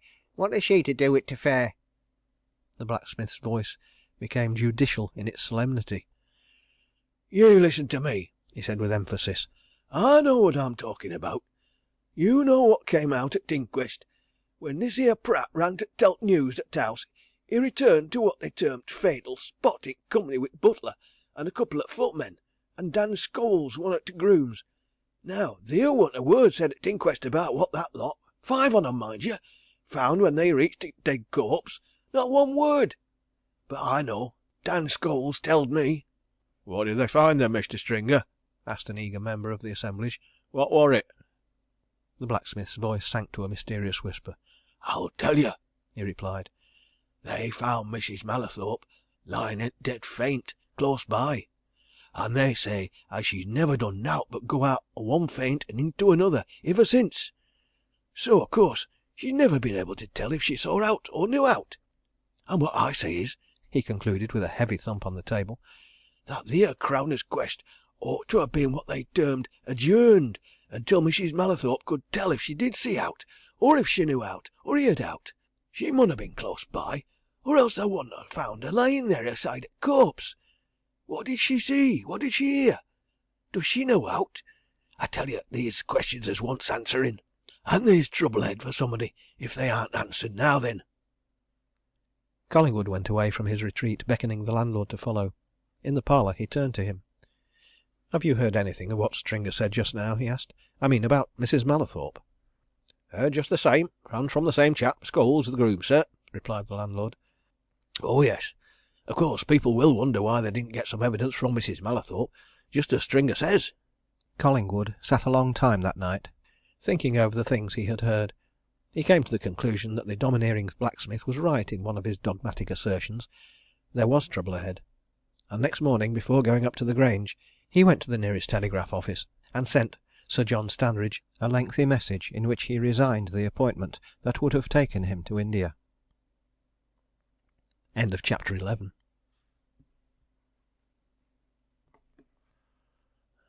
Chapter 12. The Power of Attorney. Collingwood had many things to think over as he walked across Normandale Park that morning. He had deliberately given up his Indian appointment for Nesta's sake, so that he might be near her in case the trouble which he feared arose suddenly. But it was too soon yet to let her know that she was the cause of his altered arrangements. In any case, that was not the time to tell her that it was on her account that he had altered them. He must make some plausible excuse. Then he must settle down in Barford, according to Eldrick's suggestion. He would then be near at hand, and if the trouble, whatever it might be, took tangible form, he would be able to help. But he was still utterly in the dark as to what that possible trouble might be. Yet of one thing he felt convinced. It would have some connection with Pratt. He remembered as he walked along that he had formed some queer uneasy suspicion about Pratt when he first hurried down to Barford on hearing of Anthony Bartle's death.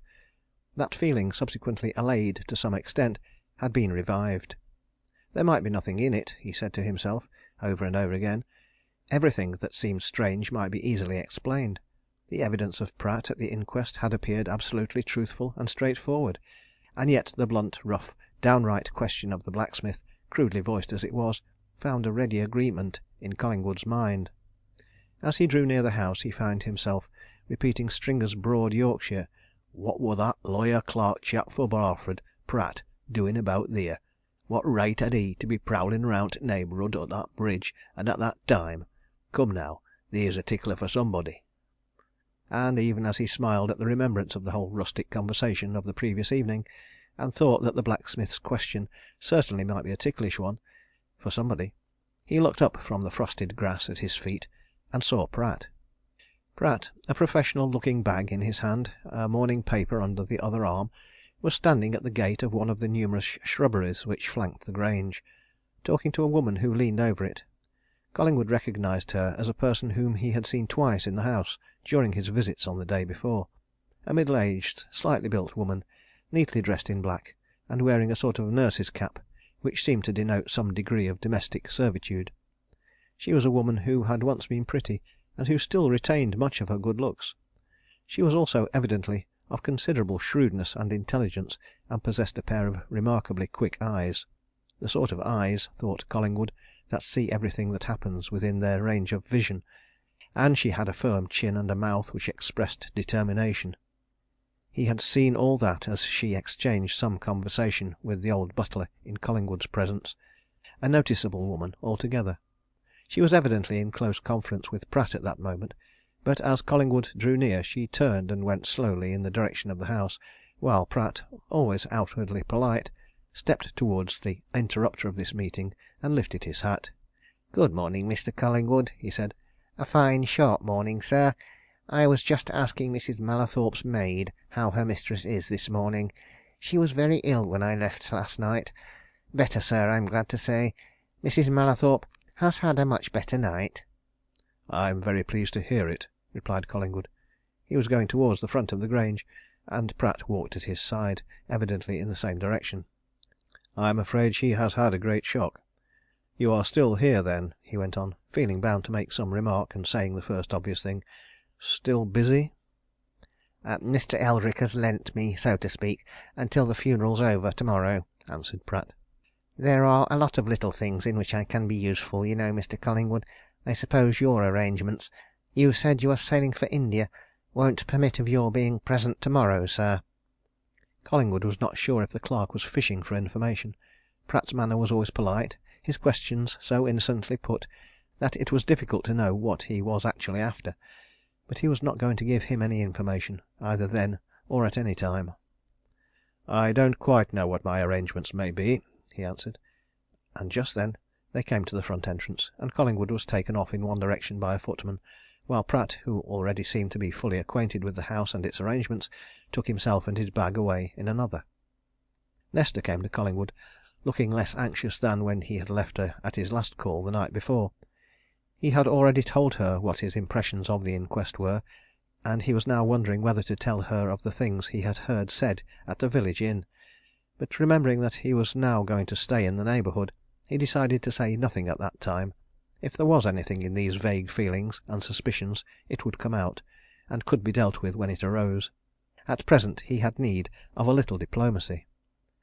"Oh, I wanted to tell you," he said, after talking to her a while about Mrs. Mallathorpe. "There's a change in my arrangements. I'm not going to India after all." He was not prepared for the sudden flush that came over the girl's face. It took him aback. It also told him a good deal that he was glad to know. And it was only by a strong effort of will that he kept himself from taking her hands and telling her the truth. But he affected not to see anything, and went on talking rapidly. "Complete change in the arrangements at the last minute," he said. "I've just been writing about it, so as that's off, I think I shall follow Eldrick's advice and take chambers in Barford for a time, and see how things turn out. I'm going into Barford now to see Eldrick about all that." Nesta, who was conscious of her betrayal of more than she cared to show just then, tried to speak calmly. "But isn't it an awful disappointment?" she said. "You were looking forward so to going there, weren't you?" "Can't be helped," replied Collingwood. "All these affairs are provisional. I thought I'd tell you at once, however, so that you'll know, if you ever want me, that I shall be somewhere round about. In fact, as it's quite comfortable there, I shall stop at the inn until I've got rooms in the town."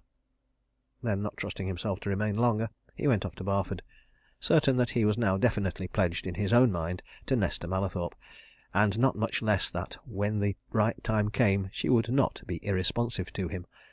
And on that Like a cold douche came the remembrance of her actual circumstances.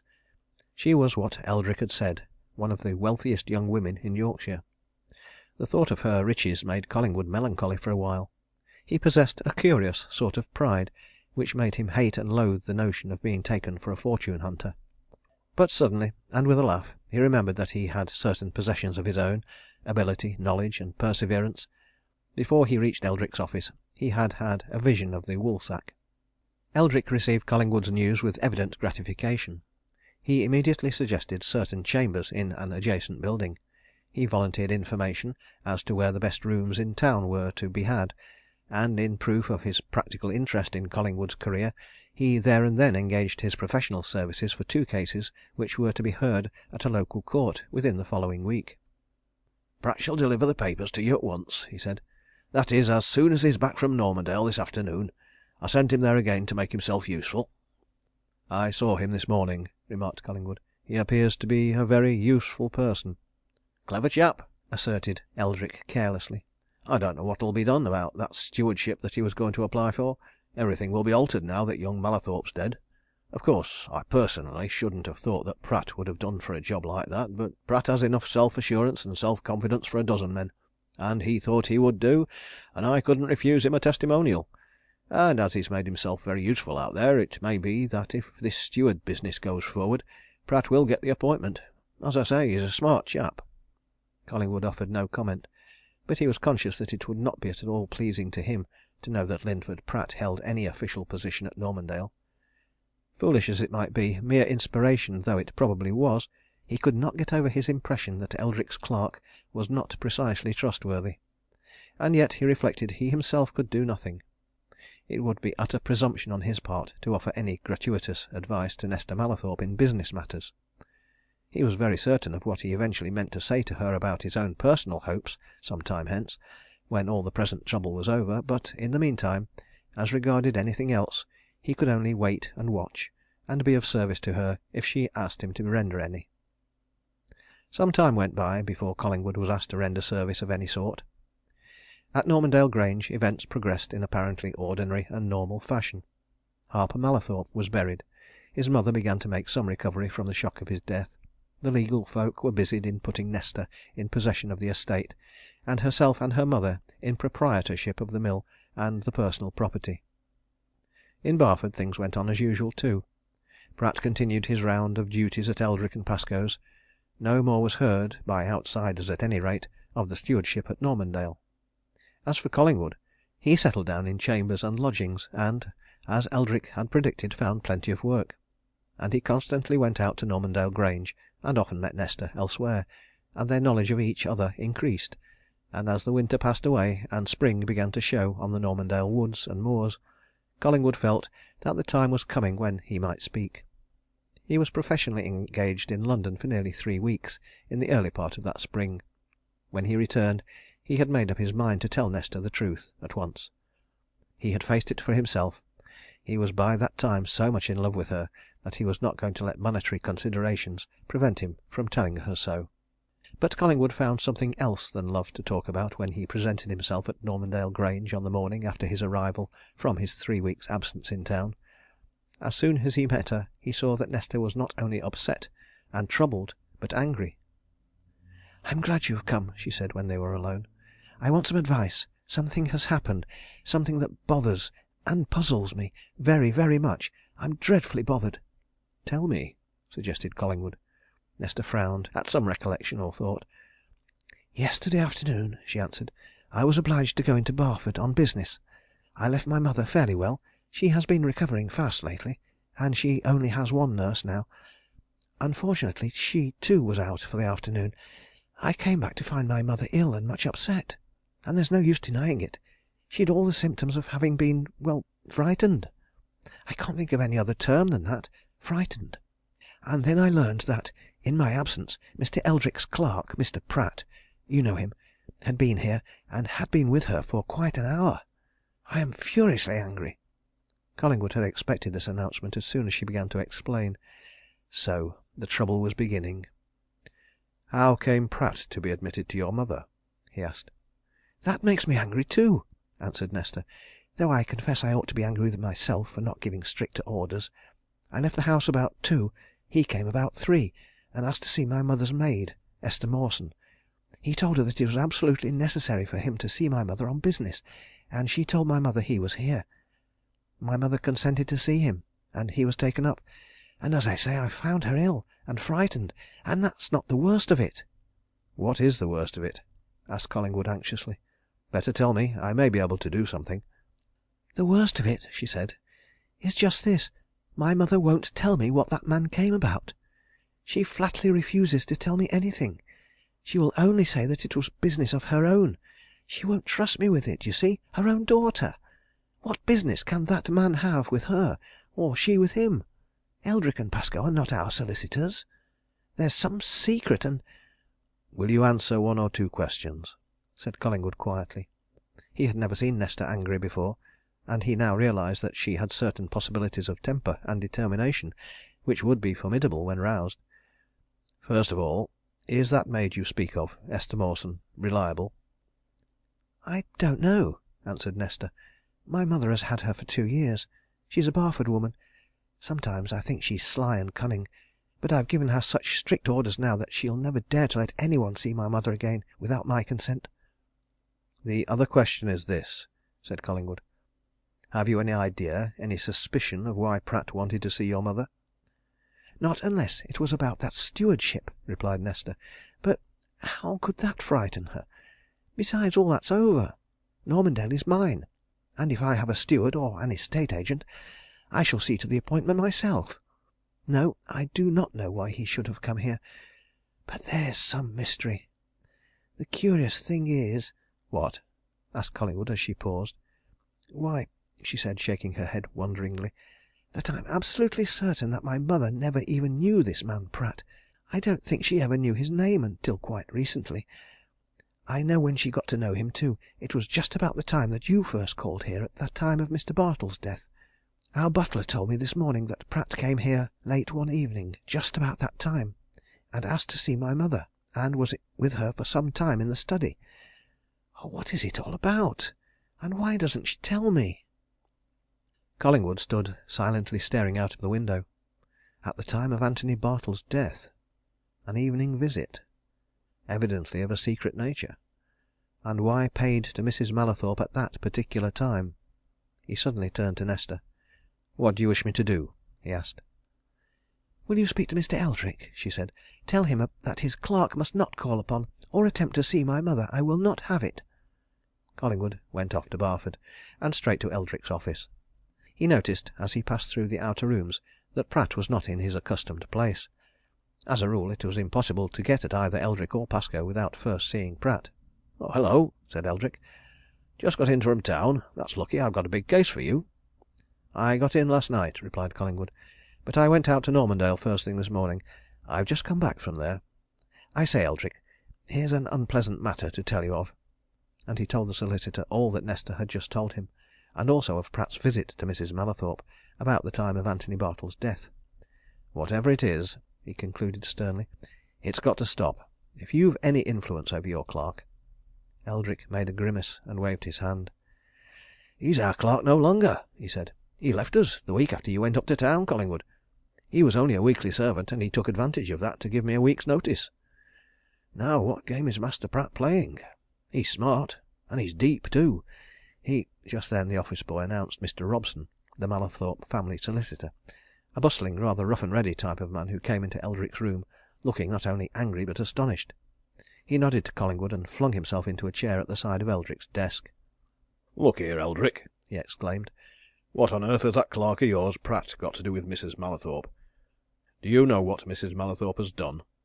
Hang it, she must be out of her senses, or there's something I can't fathom. She's given your clerk, Linford Pratt, a power of attorney to deal with all her affairs and all her property. Oh, it's all right, I tell you. Pratt's been to my office and exhibited it to me as if he were the Lord Chancellor." Eldrick turned to Collingwood, and Collingwood to Eldrick, and then both turned to Robson. End of chapter 12.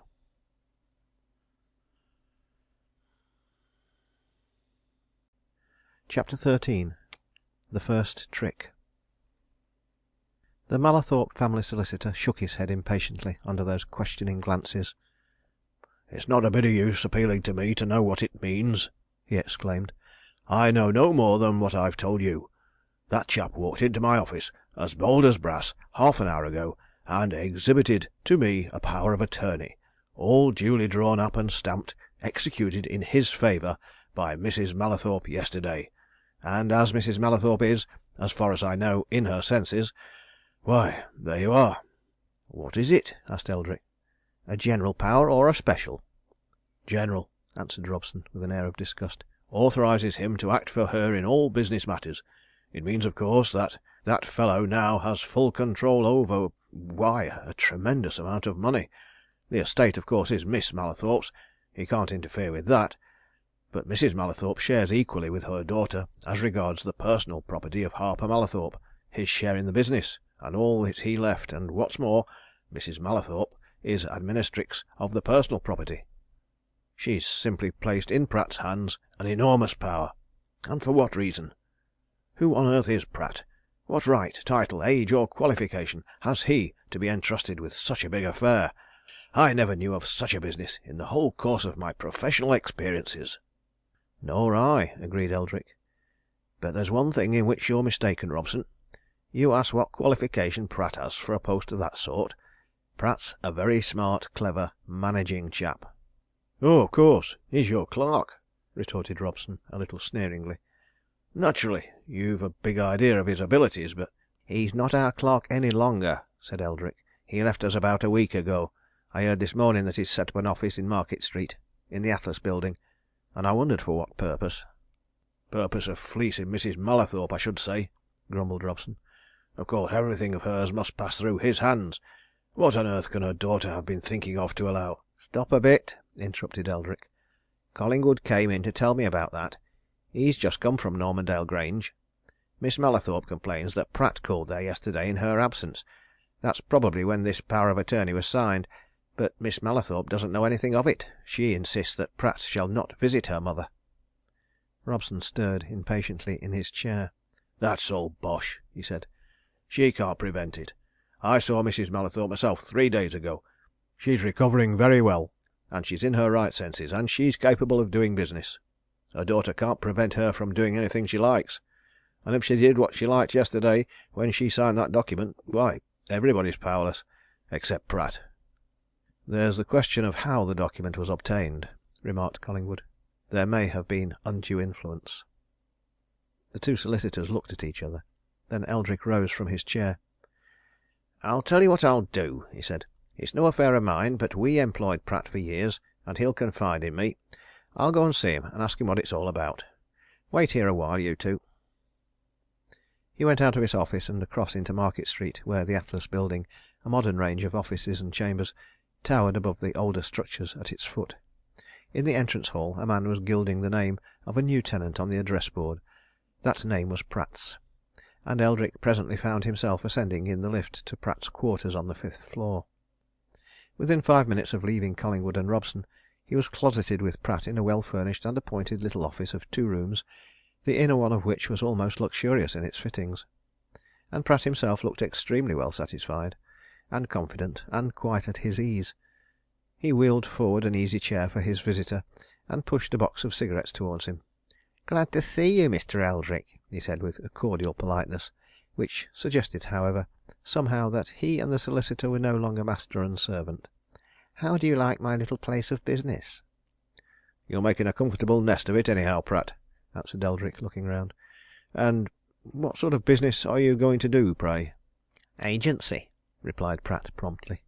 "It struck me some little time ago that a smart man, like myself, could do well here in Barford as an agent in a new sort of fashion, attending to things for people who aren't fitted or inclined to do 'em for themselves, or are rich enough to employ somebody to look after their affairs.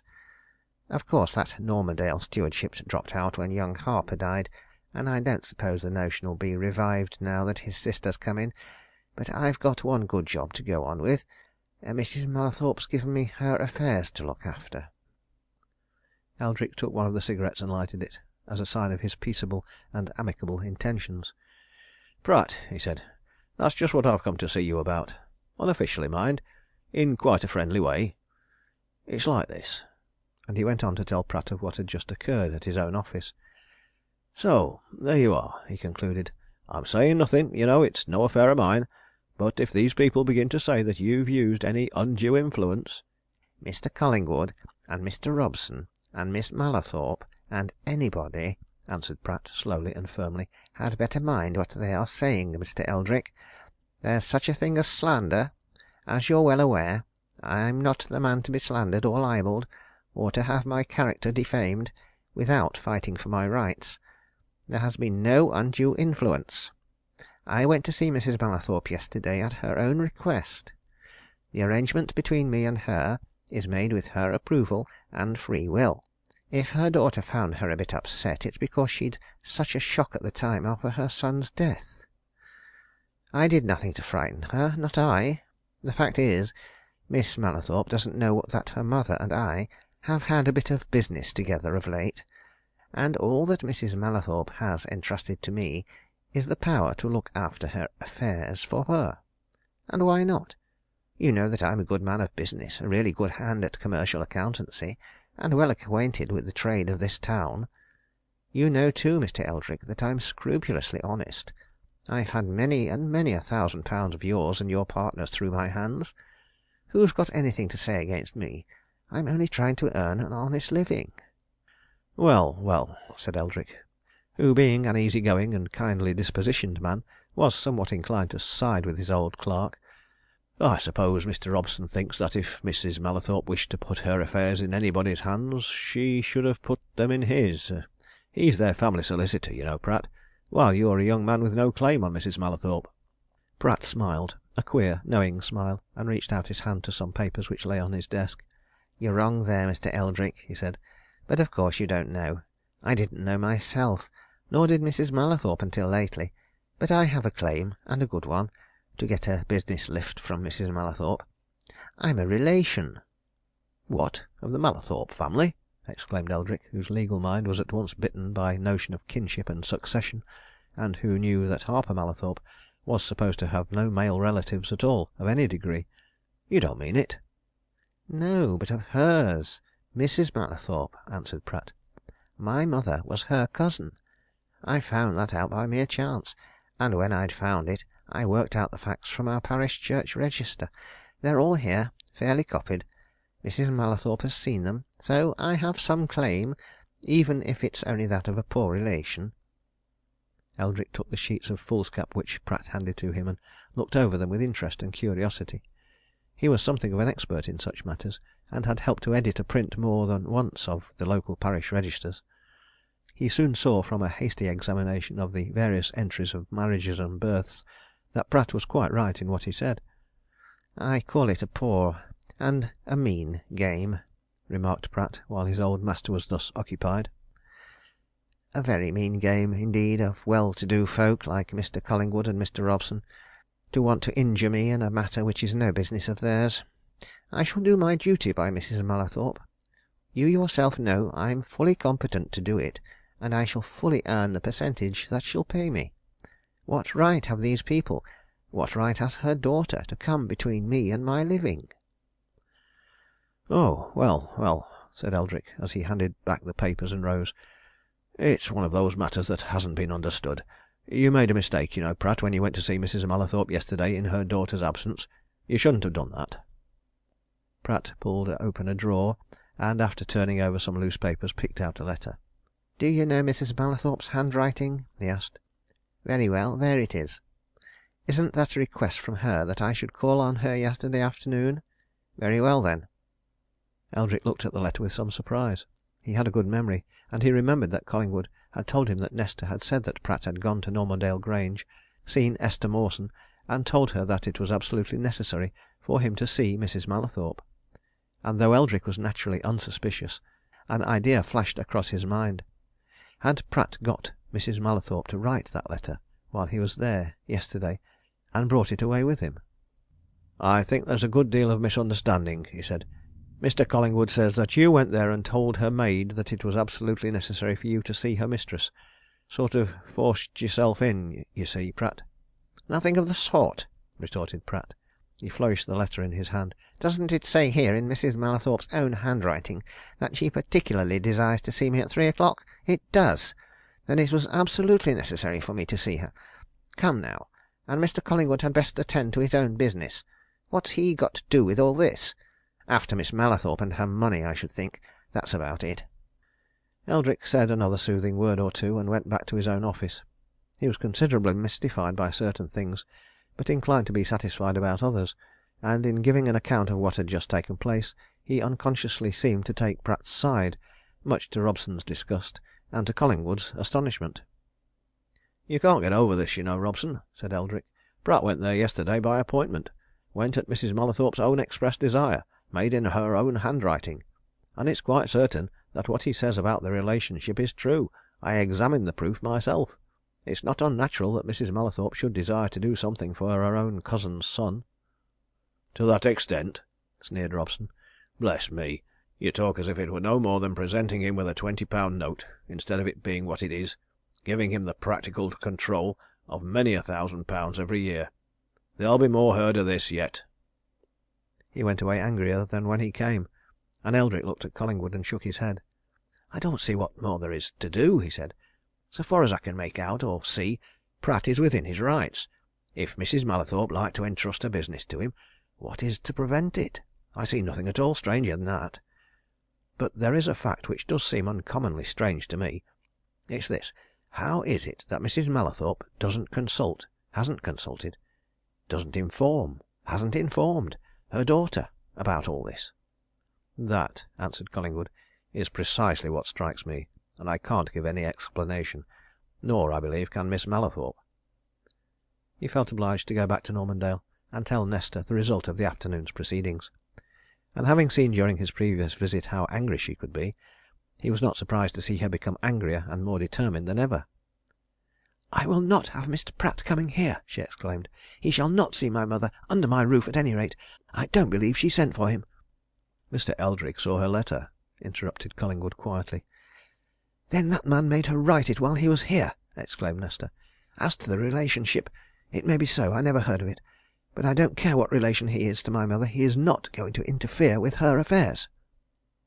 "The strange thing," said Collingwood, as pointedly as was consistent with kindness, "is that your mother, just now at any rate, doesn't seem to be taking you into her confidence."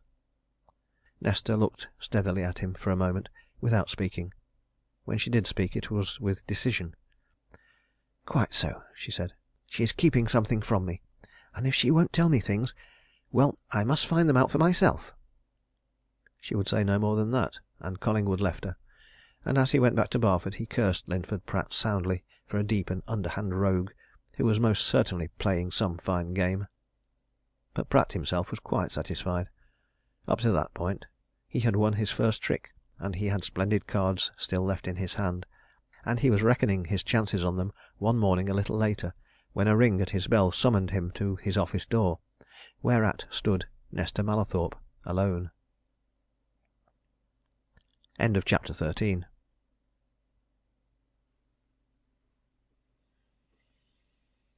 Chapter 14. Cards on the table.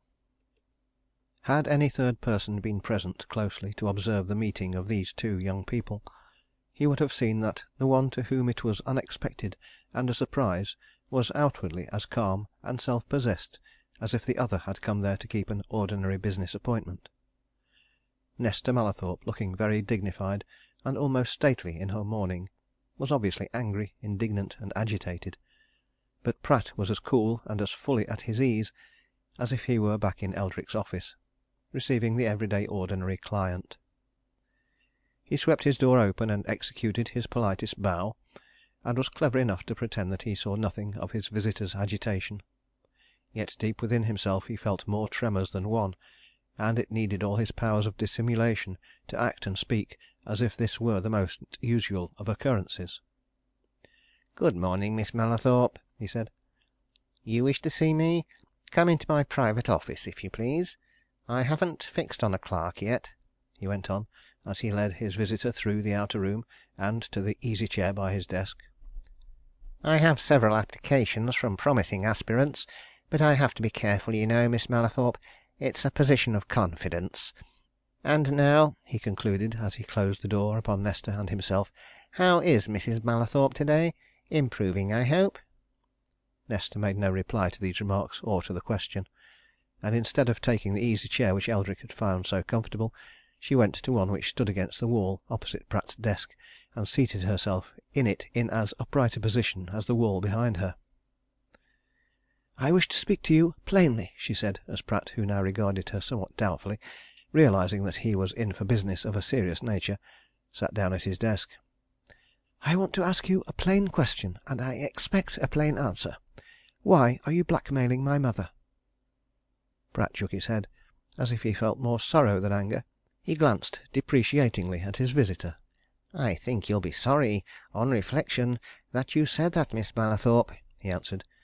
"You're a little, shall we say, upset? A little, shall we say, angry? If you were calmer, you wouldn't say such things you wouldn't use such a term as blackmailing. It's dear me, I dare say you don't know it it's actionable. If I were the sort of man, Miss Mallathorpe, and you said that of me before witnesses oh, I don't know what mightn't happen. However, I'm not that sort of man. But don't say it again, if you please." "If you don't answer my question, and at once," said Nesta, whose cheeks were pale with angry determination, "I shall say it again in a fashion you won't like not to you, but to the police." Pratt smiled a quiet, strange smile, which made his visitor feel a sudden sense of fear. And again he shook his head, slowly and depreciatingly. "Oh, no," he said gently. "That's a bigger mistake than the other, Miss Mallathorpe. The police oh, not the police, I think, Miss Mallathorpe. You see, other people than you might go to the police about something else." Nesta's anger cooled down under that scarcely veiled threat. The sight of Pratt, of his self assurance, his comfortable offices, his general atmosphere of almost sleek satisfaction, had roused her temper, already strained to breaking point. But that smile, and the quiet look which accompanied his last words, warned her that anger was mere foolishness, and that she was in the presence of a man who would have to be dealt with calmly if the dealings were to be successful. Yet she repeated her words, but this time in a different tone. "I shall certainly go to the police authorities," she said, "unless I get some proper explanation from you. I shall have no option. You are forcing, or have forced, my mother to enter into some strange arrangements with you, and I can't think it is for anything but what I say blackmail. You've got, or you think you've got, some hold on her. Now what is it? I mean to know, one way or another." "Miss Mallathorpe," said Pratt, "you're taking a wrong course with me. Now, who advised you to come here and speak to me like this? As if I were a common criminal? Mr. Collingwood, no doubt or perhaps Mr. Robson. Now, if either " "Neither Mr. Robson nor Mr. Collingwood know anything whatever about my coming here," retorted Nesta. "No one knows. I am quite competent to manage my own affairs of this sort. I want to know why my mother has been forced into that arrangement with you, for I am sure you have forced her. If you will not tell me why, then I shall do what I said." "You'll go to the police authorities?" asked Pratt. "But let us consider things a little, Miss Mallathorpe. Now, to start with, who says there has been any forcing? I know one person who won't say so, and that's your mother herself." Nesta felt unable to answer that assertion, and Pratt smiled triumphantly and went on. "She'll tell you Mrs. Mallathorpe'll tell you that she's very pleased indeed to have my poor services," he said. "She knows that I shall serve her well. She's glad to do a kind service to a poor relation, and since I am your mother's relation, Miss Mallathorpe, I'm yours too I'm some degree of cousin to you. You might think rather better, rather more kindly of me." "Are you going to tell me anything more than that?" asked Nesta steadily. Pratt shrugged his shoulders and waved his hands. "What more can I tell?" he asked. "The fact is, there's a business arrangement between me and your mother, and you object to it. Well, I'm sorry, but I've my own interests to consider." "Are you going to tell me what it was that induced my mother to sign that paper you got from her the other day?" asked Nesta. "Can I say more than that it was a business arrangement?" pleaded Pratt. There's nothing unusual in one party in a business arrangement giving a power of attorney to another party. Nothing." "Very well," said Nesta, rising from the straight backed chair, and looking very rigid herself as she stood up. "You won't tell me anything, so I am now going to the police. I don't know what they'll do, I don't know what they can do, but I can tell them what I think and feel about this at any rate. For as sure as I am that I see you, there's something wrong, and I'll know what it is." Pratt recognized that she had passed beyond the stage of mere anger to one of calm determination. As she marched towards the door he called her back, as the result of a second's swift thought on his part. "Miss Mallathorpe," he said, "oblige me by sitting down again. I'm not in the least afraid of your going to the police, but my experience is that if one goes to them on errands of this sort it sets all sorts of things going scandal and suspicion and I don't know what. You don't want any scandal. Sit down, if you please, and let us think for a moment, and I'll see if I can tell you what you want to know." Nesta already had a hand on the door, but after looking at him for a second or two she turned back and sat down in her old position, and Pratt, still seated at his desk, plunged his hands in his trousers pockets, tilted back his chair, and for 5 minutes stared with knitted brows at his blotting pad. A queer silence fell on the room. The windows were double sashed, no sound came up from the busy street below, but on the mantelpiece a cheap Geneva clock ticked and ticked, and Nesta felt at last that if it went on much longer without the accompaniment of a human voice, she should suddenly snatch it up and hurl it anywhere. Pratt was in the position of the card player, who, confronted by a certain turn in the course of a game which he himself feels sure he is bound to win, wonders whether he had better not expedite matters by laying his cards on the table and asking his opponent if he can possibly beat their values and combination. He had carefully reckoned up his own position more than once during the progress of recent events, and the more carefully he calculated it, the more he felt convinced that he had nothing to fear. He had had to alter his ground in consequence of the death of Harper Mallathorpe, and he had known that he would have to fight Nesta, but he had not anticipated that hostilities would come so soon, or begin with such evident determination on her part. How would it be, then, at this first stage, to make such a demonstration in force that she would recognize his strength? He looked up at last and saw Nesta regarding him sternly, but Pratt smiled the quiet smile which made her uneasy. "Miss Mallathorpe," he said, "I was thinking of two things just then a game at cards, and the science of warfare. In both, it's a good thing sometimes to let your adversary see what a strong hand you've got. Now then, a question, if you please. Are you and I adversaries?" "Yes," answered Nesta unflinchingly. "You're acting like an enemy. You are an enemy." "I've hoped that you and I would be friends good friends," said Pratt, with something like a sigh. "And if I may say so, I've no feeling of enmity towards you. When I speak of us being adversaries, I mean it in well, let's say a sort of legal sense. But now I'll show you my hand that is, as far as I please. Will you listen quietly to me?" "I've no choice," replied Nesta bluntly. "And I came here to know what you've got to say for yourself. Say it." Pratt moved his chair a little nearer to his visitor. "Now," he said, speaking very quietly and deliberately, "I'll go through what I have to say to you carefully, point by point. I shall ask you to go back a little way. It is now some time since I discovered a secret about your mother, Mrs. Mallathorpe. Ah, you start. It may be with indignation, but I assure you I'm telling you, and I am going to tell you, the absolute truth. I say a secret. No one knows it but myself. Not one living soul except, of course, your mother. I shall not reveal it to you under any consideration or in any circumstances. But I can tell you this if that secret were revealed, your mother would be ruined for life, and you yourself would suffer in more ways than one." Nesta looked at him incredulously, and yet she began to feel he was telling some truth, and Pratt shook his head at the incredulous expression. "It's quite so," he said. "You'll begin to believe it from other things. Now, it was in connection with this that I paid a visit to Normandale Grange one evening some months ago. Perhaps you never heard of that? I was alone with your mother for some time in the study." "I have heard of it," she answered. "Very good," said Pratt. "But you haven't heard that your mother came to see me at my rooms here in Barford my lodgings. the very next night. On the same business, of course. But she did. I know how she came to. Secretly. Heavily veiled, naturally. She didn't want anybody to know. Are you beginning to see something in it, Miss Mallathorpe?" "Go on with your story," answered Nesta. "I go on, then, to the day before your brother's death," continued Pratt. "Namely, a certain Friday. Now, if you please, I'll invite you to listen carefully to certain facts, which are indisputable, which I can prove easily. On that Friday, the day before your brother's death, Mrs. Mallathorpe was in the shrubbery at Normandale Grange, which is near the north end of the old footbridge. She was approached by Hoskins, an old woodman, who has been on the estate a great many years. You know him well enough.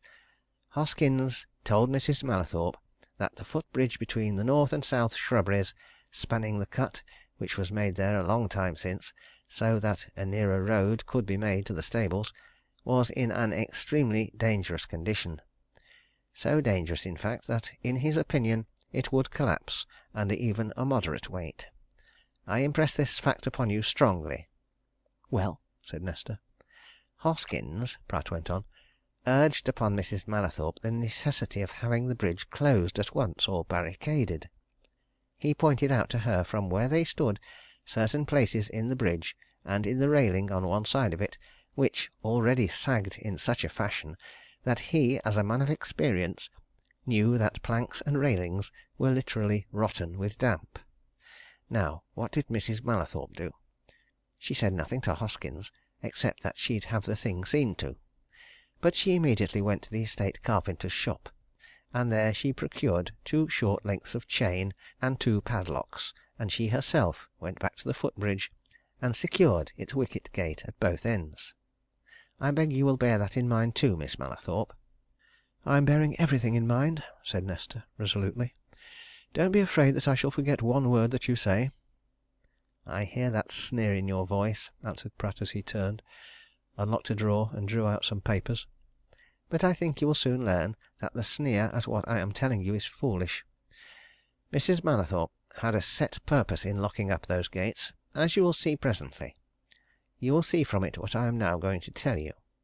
Oblige me, if you please, by looking at that letter. Do you recognize your mother's handwriting?" "Yes," admitted Nesta, with a sudden feeling of apprehension. "That's her writing." "Very good," said Pratt. "Then before I read it to you, I'll just tell you what this letter is. It formed, when it was written, an invitation from Mrs. Mallathorpe to me, an invitation to walk innocently into what she knew, mind you, to be a death trap. She meant me to fall through the bridge." End of chapter 14.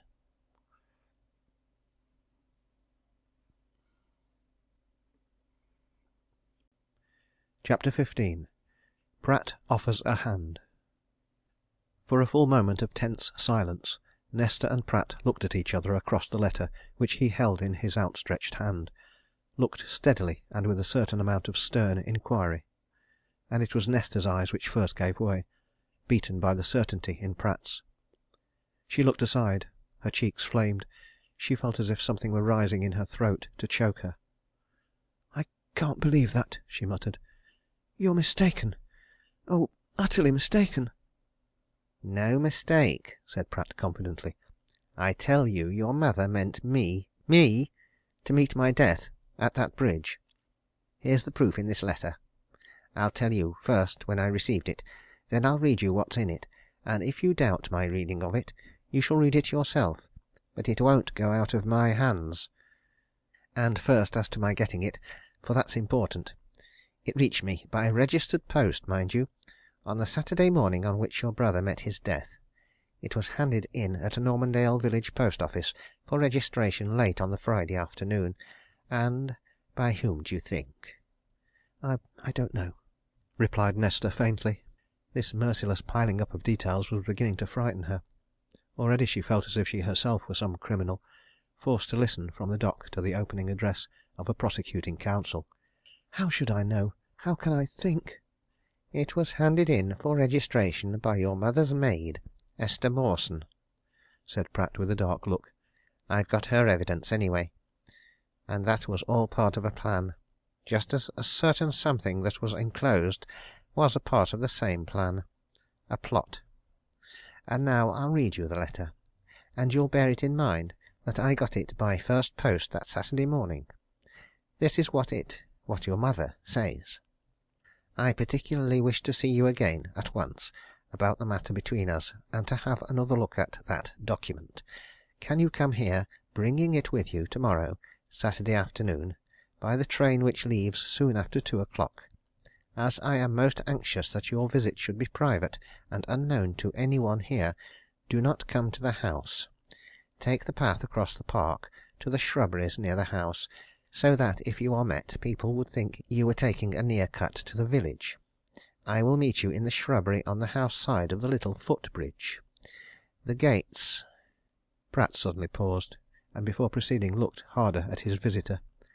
Now listen to what follows, and bear in mind what your mother knew and had done at the time she wrote this letter.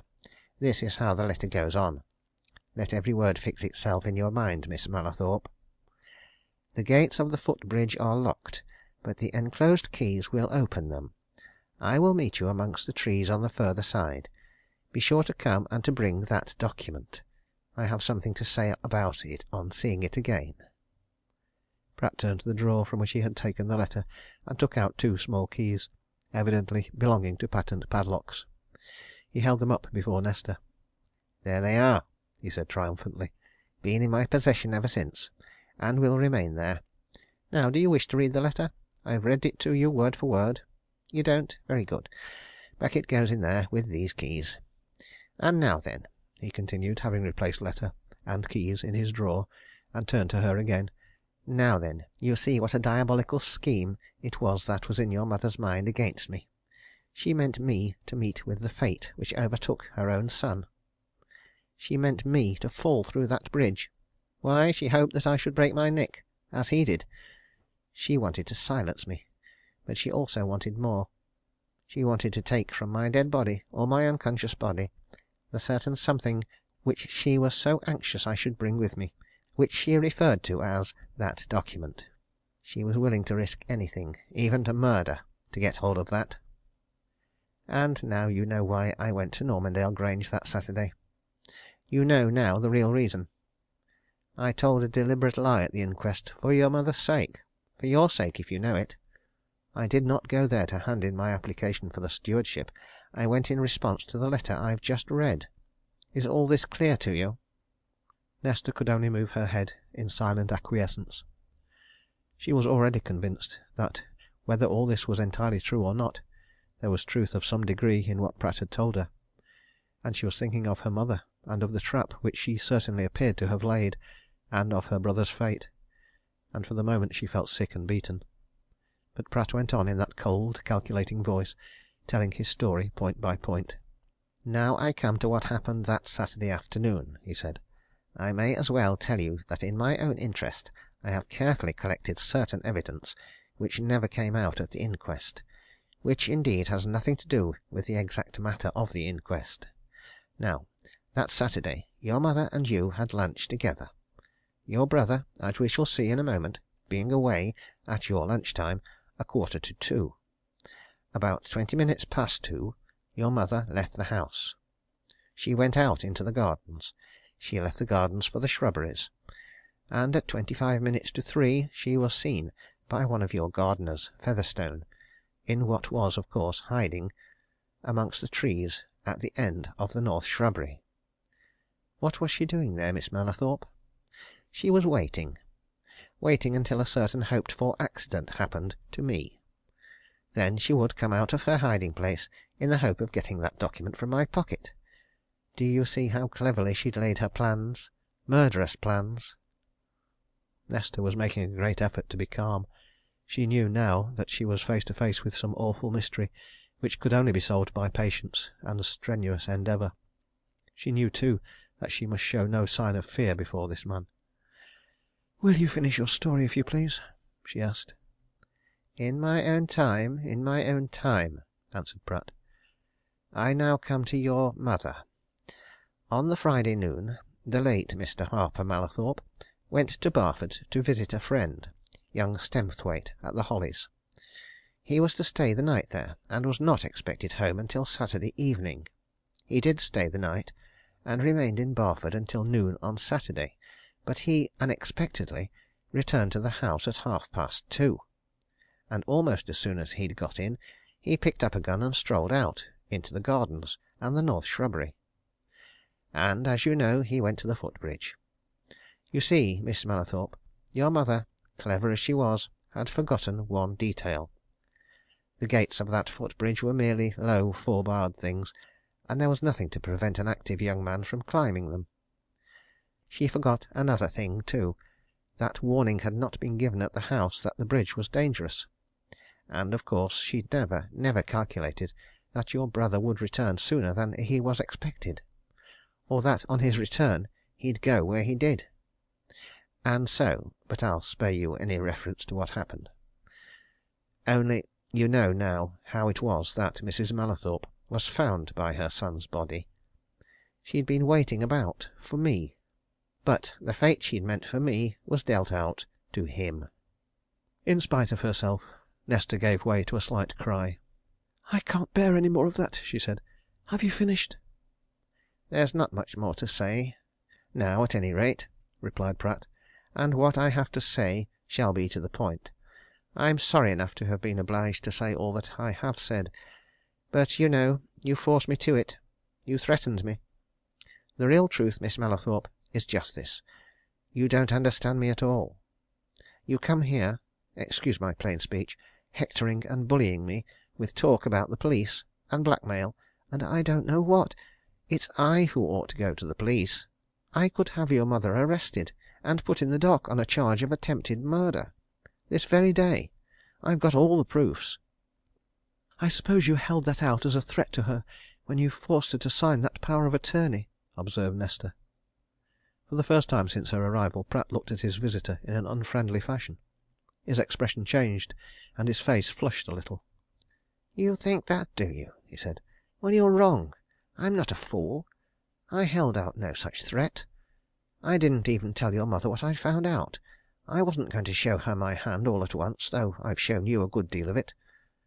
"Not all?" she asked quickly. "Not all," answered Pratt with a meaning glance. "To use more metaphors, I've several cards up my sleeve, Miss Mallathorpe, but you're utterly wrong about the threats. I'll tell you, I don't mind that, how I got the authority you're speaking about. Your mother had promised me that stewardship for life. I'd have been a good steward. But we recognized that your brother's death had altered things, that you, being, as she said, a self-willed young woman you see how plain I am would insist on looking after your own affairs. So she gave me another post. I'll discharge its duties honestly." "Yes," said Nesta. "But you've already told me that you'd a hold on my mother before any of these recent events happened, and that you possess some document which she was anxious to get into her hands. So it comes to this you've a double hold on her, according to your story." "Just so," agreed Pratt. "You're right, I have a double hold." Nesta looked at him silently for a while. Pratt looked at her. "Very well," she said at last. "How much do you want to be bought out?" Pratt laughed. "I thought that would be the end of it," he remarked. "Yes, I thought so." "Name your price," said Nesta. "Miss Mallathorpe," answered Pratt, bending forward and speaking with a new earnestness, "just listen to me. It's no good. I'm not to be bought out. Your mother tried that game with me before. She offered me first £5,000, then £10,000, cash down, for that document, when she came to see me at my rooms. I dare say she'd have gone to 20,000, and found the money there and then. But I said no then, and I say no to you. I'm not to be purchased in that way. I've my own ideas, my own plans, my own ambitions, my own hopes. It's not any use at all for you to dangle your money before me. But I'll suggest something else that you can do." Nesta made no answer. She continued to look steadily at the man who evidently had her mother in his power, and Pratt, who was watching her intently, went on speaking quietly, but with some intensity of tone. "You can do this," he said, "to start with, and it'll go a long way. Just try and think better of me. I told you, you don't understand me. Try to. I'm not a bad lot. I've great abilities. I'm a hard worker. Eldrick and Pascoe could tell you that I'm scrupulously honest in money matters. You'll see that I look after your mother's affairs in a fashion that'll commend itself to any firm of auditors and accountants who may look into my accounts every year. I'm only taking the salary from her that I was to have had for the stewardship. So why not leave it at that? Let things be.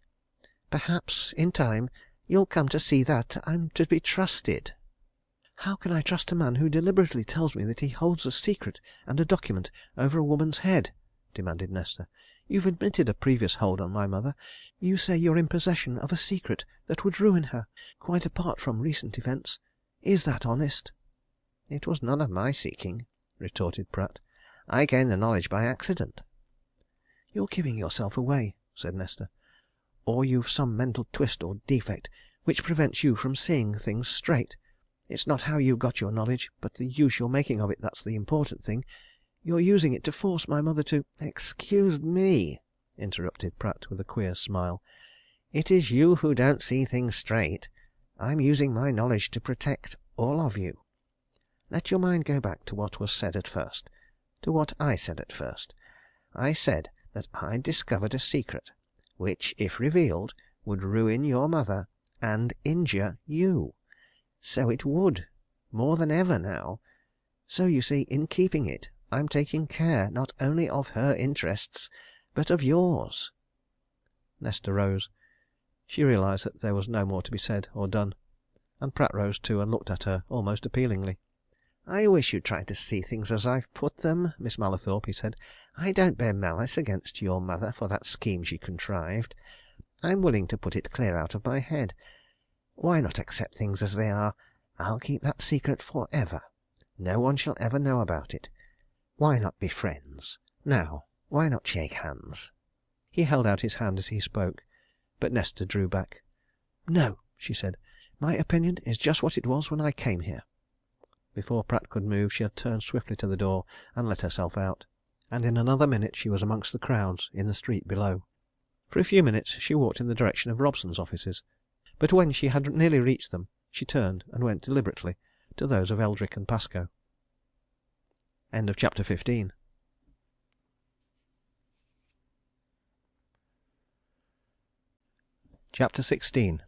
A Headquarters Conference. By the time she had been admitted to Eldrick's private room, Nesta had regained her composure. She had also had time to think, and her present action was the result of, at any rate, a part of her thoughts. She was calm and collected enough when she took the chair which the solicitor drew forward. "I called on you for two reasons, Mr. Eldrick," she said. "First, to thank you for your kindness and thoughtfulness at the time of my brother's death, in sending your clerk to help in making the arrangements." "Very glad he was of any assistance, Miss Mallathorpe," answered Eldrick. "I thought, of course, that as he had been on the spot, as it were, when the accident happened, he could do a few little things." "He was very useful in that way," said Nesta, "and I was very much obliged to him. But the second reason for my call is I want to speak to you about him." "Yes?" responded Eldrick. He had already formed some ideas as to what was in his visitor's mind, and he was secretly glad of the opportunity of talking to her. "About Pratt, eh? What about him, Miss Mallathorpe?" "He was with you for some years, I believe?" she asked. "A good many years," answered Eldrick. "He came to us as office boy, and was head clerk when he left us." "Then you ought to know him well," she suggested. "As to that," replied Eldrick, "there are some people in this world whom other people never could know well that's to say, really well. I know Pratt well enough for what he was, our clerk. Privately, I know little about him. He's clever, he's ability, he's a chap who reads a good deal, he's got ambitions, and I should say he's a bit subtle." "Deceitful?" she asked. "I couldn't say that," replied Eldrick. "It wouldn't be true if I said so. I think he's possibilities of strategy in him. But so far as we're concerned, we found him hard working, energetic, truthful, dependable, and honest, and absolutely to be trusted in money matters. He's had many and many £1,000 of ours through his hands." "I believe you're aware that my mother, for some reason or other, unknown to me, has put him in charge of her affairs?" asked Nesta. "Yes. "Mr. Collingwood told me so," answered Eldrick. "So, too, did your own solicitor, Mr. Robson, who's very angry about it." "And you?" she said, putting a direct question. "What do you think? Do please tell me." "It's difficult to say, Miss Mallathorpe," replied Eldrick, with a smile and a shake of the head. "If your mother, who, of course, is quite competent to decide for herself, wishes to have somebody to look after her affairs, I don't see what objection can be taken to her procedure. And if she chooses to put Linford Pratt in that position, why not? As I tell you, I, as his last and only employer, am quite convinced of his abilities and probity. I suppose that as your mother's agent he'll supervise her property, collect money due to her, advise her in investments, and so on.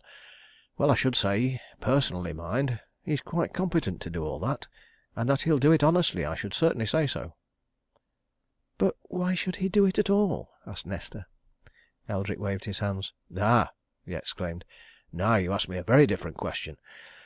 But I understand in fact, I know that Pratt turns out to be a relation of yours. Distant, but it's there.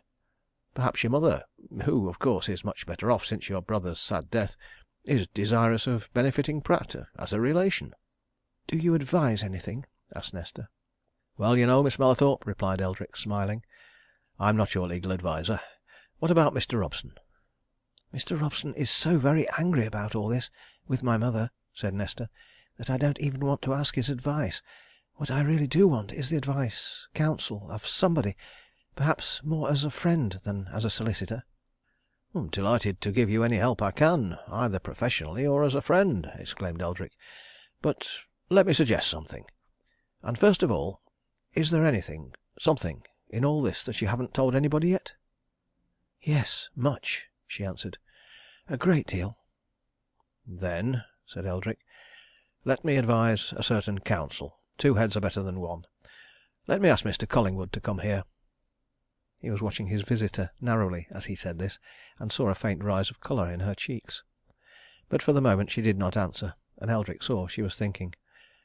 "I can get him across from his chambers in a few minutes," he said. "He's sure to be in just now." "Can I have a few minutes to decide?" asked Nesta. Eldrick jumped up. "Of course," he said. "I'll leave you a while. It so happens I want to see my partner. I'll go up to his room and return to you presently." Nesta, left alone, gave herself up to deep thought, and to a careful reckoning of her position. She was longing to confide in some trustworthy person or persons, for Pratt's revelations had plunged her into a maze of perplexity. But her difficulties were many. First of all, she would have to tell all about the terrible charge brought by Pratt against her mother. Then about the second, which he professed to, or probably did, hold. What sort of secret could it be? And supposing her advisers suggested strong measures against Pratt, what then about the danger to her mother in a twofold direction? Would it be better, wiser, if she kept all this to herself at present, and waited for events to develop? But at the mere thought of that she shrank, feeling mentally and physically afraid. To keep all that knowledge to herself, to brood over it in secret, to wonder what it all meant, what lay beneath, what might develop, that was more than she felt able to bear. And when Eldrick came back, she looked at him and nodded. "I should like to talk to you and Mr. Collingwood," she said quietly. Collingwood came across to Eldrick's office at once, and to these two Nesta unbosomed herself of every detail that she could remember of her interview with Pratt. And as she went on, from one thing to another, she saw the men's faces grow graver and graver, and realized that this was a more anxious matter than she had thought. "That's all," she said in the end. "I don't think I've forgotten anything. And even now I don't know if I've done right to tell you all this, but I don't think I could have faced it alone." "My dear Miss Mallathorpe," said Eldrick earnestly, "you've done the wisest thing you probably ever did in your life. Now," he went on, looking at Collingwood, "just let us all three realize what is to me a more important fact. Nobody would be more astonished than Pratt to know that you have taken the wise step you have. You agree, Collingwood?" "Yes," answered Collingwood after a moment's reflection. "I think so." "Miss Mallathorpe doesn't quite see what we mean," said Eldrick, turning to Nesta. "We mean that Pratt firmly believed, when he told you what he did, that for your mother's sake and your own you would keep his communication a dead secret. He firmly believed that you would never dare to tell anybody what he told you. Most people in your position wouldn't have told. They'd have let the secret eat their lives out. You're a wise and sensible young woman. And the thing is, we must let Pratt remain under the impression that you are keeping your knowledge to yourself. Let him continue to believe that you'll remain silent under fear, and let us meet his secret policy with a secret strategy of our own." Again he glanced at Collingwood, and again Collingwood nodded assent. "Now," continued Eldrick, "just let us consider matters for a few minutes from the position which has newly arisen. To begin with, Pratt's account of your mother's dealings about the foot-bridge is a very clever and plausible one. I can see quite well that it has caused you great pain. So before I go any further, just let me say this to you: don't you attach one word of importance to it." Nesta uttered a heartfelt cry of relief. "Oh!" she exclaimed. "If you knew how thankful I should be to know that it's all lies that he was lying! Can I really think that, after what I saw?" "I won't ask you to think he's telling lies just now," answered Eldrick, with a glance at Collingwood. "But I'll ask you to believe that your mother could put a totally different aspect and complexion on all her actions and words in connection with the entire affair. My impression, of course," he went on, with something very like a wink at Collingwood, "is that Mrs. Mallathorpe, when she wrote that letter to Pratt, intended to have the bridge mended first thing next morning, and that something prevented that being done, and that when she was seen about the shrubberies in the afternoon, she was on her way to meet Pratt before he could reach the dangerous point, so that she could warn him. What do you say, Collingwood?" "I should say," answered Collingwood, regarding the solicitor earnestly, and speaking with a great gravity of manner, "that that would make an admirable line of defence to any charge which Pratt was wicked enough to prefer." "You don't think my mother meant to?" exclaimed Nesta eagerly, turning from one man to the other. "You don't?" "There's no evidence worth twopence against your mother," replied Eldrick soothingly. "Put everything Pratt has said against her clear out of your mind. Put all recent events out of your mind. Don't interfere with Pratt just now. The thing to be done about Pratt is this, and it's the only thing. We must find out exactly, as secretly as possible, what this secret is of which he speaks. What is this hold on Mrs. Mallathorpe? What is this document to which he refers? In other words, we must work back to some point which at present we can't see. At least I can't see it. But we may discover it. What do you say, Collingwood?" "I agree entirely," answered Collingwood. "Let Pratt rest in his fancied security. The thing is, certainly to go back. But to what point?" "That we must consider later," said Eldrick. "Now, for the present, Miss Mallathorpe, you are, I suppose, going back home?" "Yes, at once," answered Nesta. "I have my car at the Crown Hotel." "I should just like to know something," continued Eldrick, again looking at Collingwood as if for approval. "That is, Mrs. Mallathorpe's present disposition towards affairs in general and Pratt in particular. Miss Mallathorpe, just do something which I will now suggest to you. When you reach home, see your mother. She is still, I understand, an invalid, though evidently able to transact business. Just approach her gently and kindly, and tell her that you are a little, should we say, uncomfortable about certain business arrangements which you hear she has made with Mr. Pratt, and ask her if she won't talk them over with you, and give you her full confidence. It's now 12:30, continued Eldrick, looking at his watch. You'll be home before lunch. See your mother early in the afternoon, and then telephone briefly the result to me, here, at 4 o'clock. Then Mr. Collingwood and I will have a consultation." He motioned to Collingwood to remain where he was, and himself saw Nesta down to the street. When he came back to his room, he shook his head at the young barrister. "Collingwood," he said, "there's some dreadful business afloat in all this. And it's all the worse because of the fashion in which Pratt talked to that girl. She's evidently a very good memory. She narrated that conversation clearly and fully. Pratt must be very sure of his hand if he showed her his cards in that way. His very confidence in himself shows what a subtle network he's either made or is making. I question that he'd very much care if he knew that we know. But he mustn't know that yet. We must reply to his mine with a countermine." "What do you think of Pratt's charge against Mrs. Mallathorpe?" asked Collingwood. Eldrick made a wry face. "Looks bad. Very, very bad, Collingwood," he answered. "Art and scheme of a desperate woman, of course, but we mustn't let her daughter think we believe it. Let her stick to the suggestion I made, which, as you remarked, would certainly make a very good line of defence, supposing Pratt even did accuse her. But now, what on earth is this document that's been mentioned? This paper of which Pratt has possession? Has Mrs. Mallathorpe at some time committed forgery, or bigamy, or what is it? One thing's sure, however, we've got to work quietly. We mustn't let Pratt know that we're working. I hope he doesn't know that Miss Mallathorpe came here. Will you come back about 4 and hear what message she sends me? After that we could consult." Collingwood went away to his chambers. He was much occupied just then, and had little time to think of anything but the work in hand, but as he ate his lunch at the club which he had joined on settling in Barford, he tried to get at some notion of the state of things, and once more his mind reverted to the time of his grandfather's death and his own suspicions about Pratt at that period. Clearly that was a point to which they must hark back. He himself must make more inquiries about the circumstances of Antony Bartle's last hours, for this affair would not have to rest where it was. It was intolerable that Nesta Mallathorpe should in any way be under Pratt's power. He went back to Eldrick at 4 o'clock with a suggestion or two in his mind, and at the sight of him Eldrick shook his head. "I've had that telephone message from Normandale," he said, "5 minutes ago. Pretty much what I expected, at this juncture anyway. Mrs. Mallathorpe absolutely declines to talk business with even her daughter at present, and earnestly desires that Mr. Linford Pratt may be left alone." "Well?" asked Collingwood after a pause. "What now?" "We must do what we can, secretly, privately, for the daughter's sake," said Eldrick. "I confess I don't quite see a beginning, but " Just then the private door opened, and Pascoe, a somewhat lackadaisical-mannered man, who always looked half asleep and was in reality remarkably wide awake, lounged in, and nodded to Collingwood and threw a newspaper in front of his partner. "I say, Eldrick," he drawled, as he removed a newly lighted cigar from his lips, "there's an advertisement here which seems to refer to that precious protégé of yours who left you with such scant ceremony. Same name, anyhow."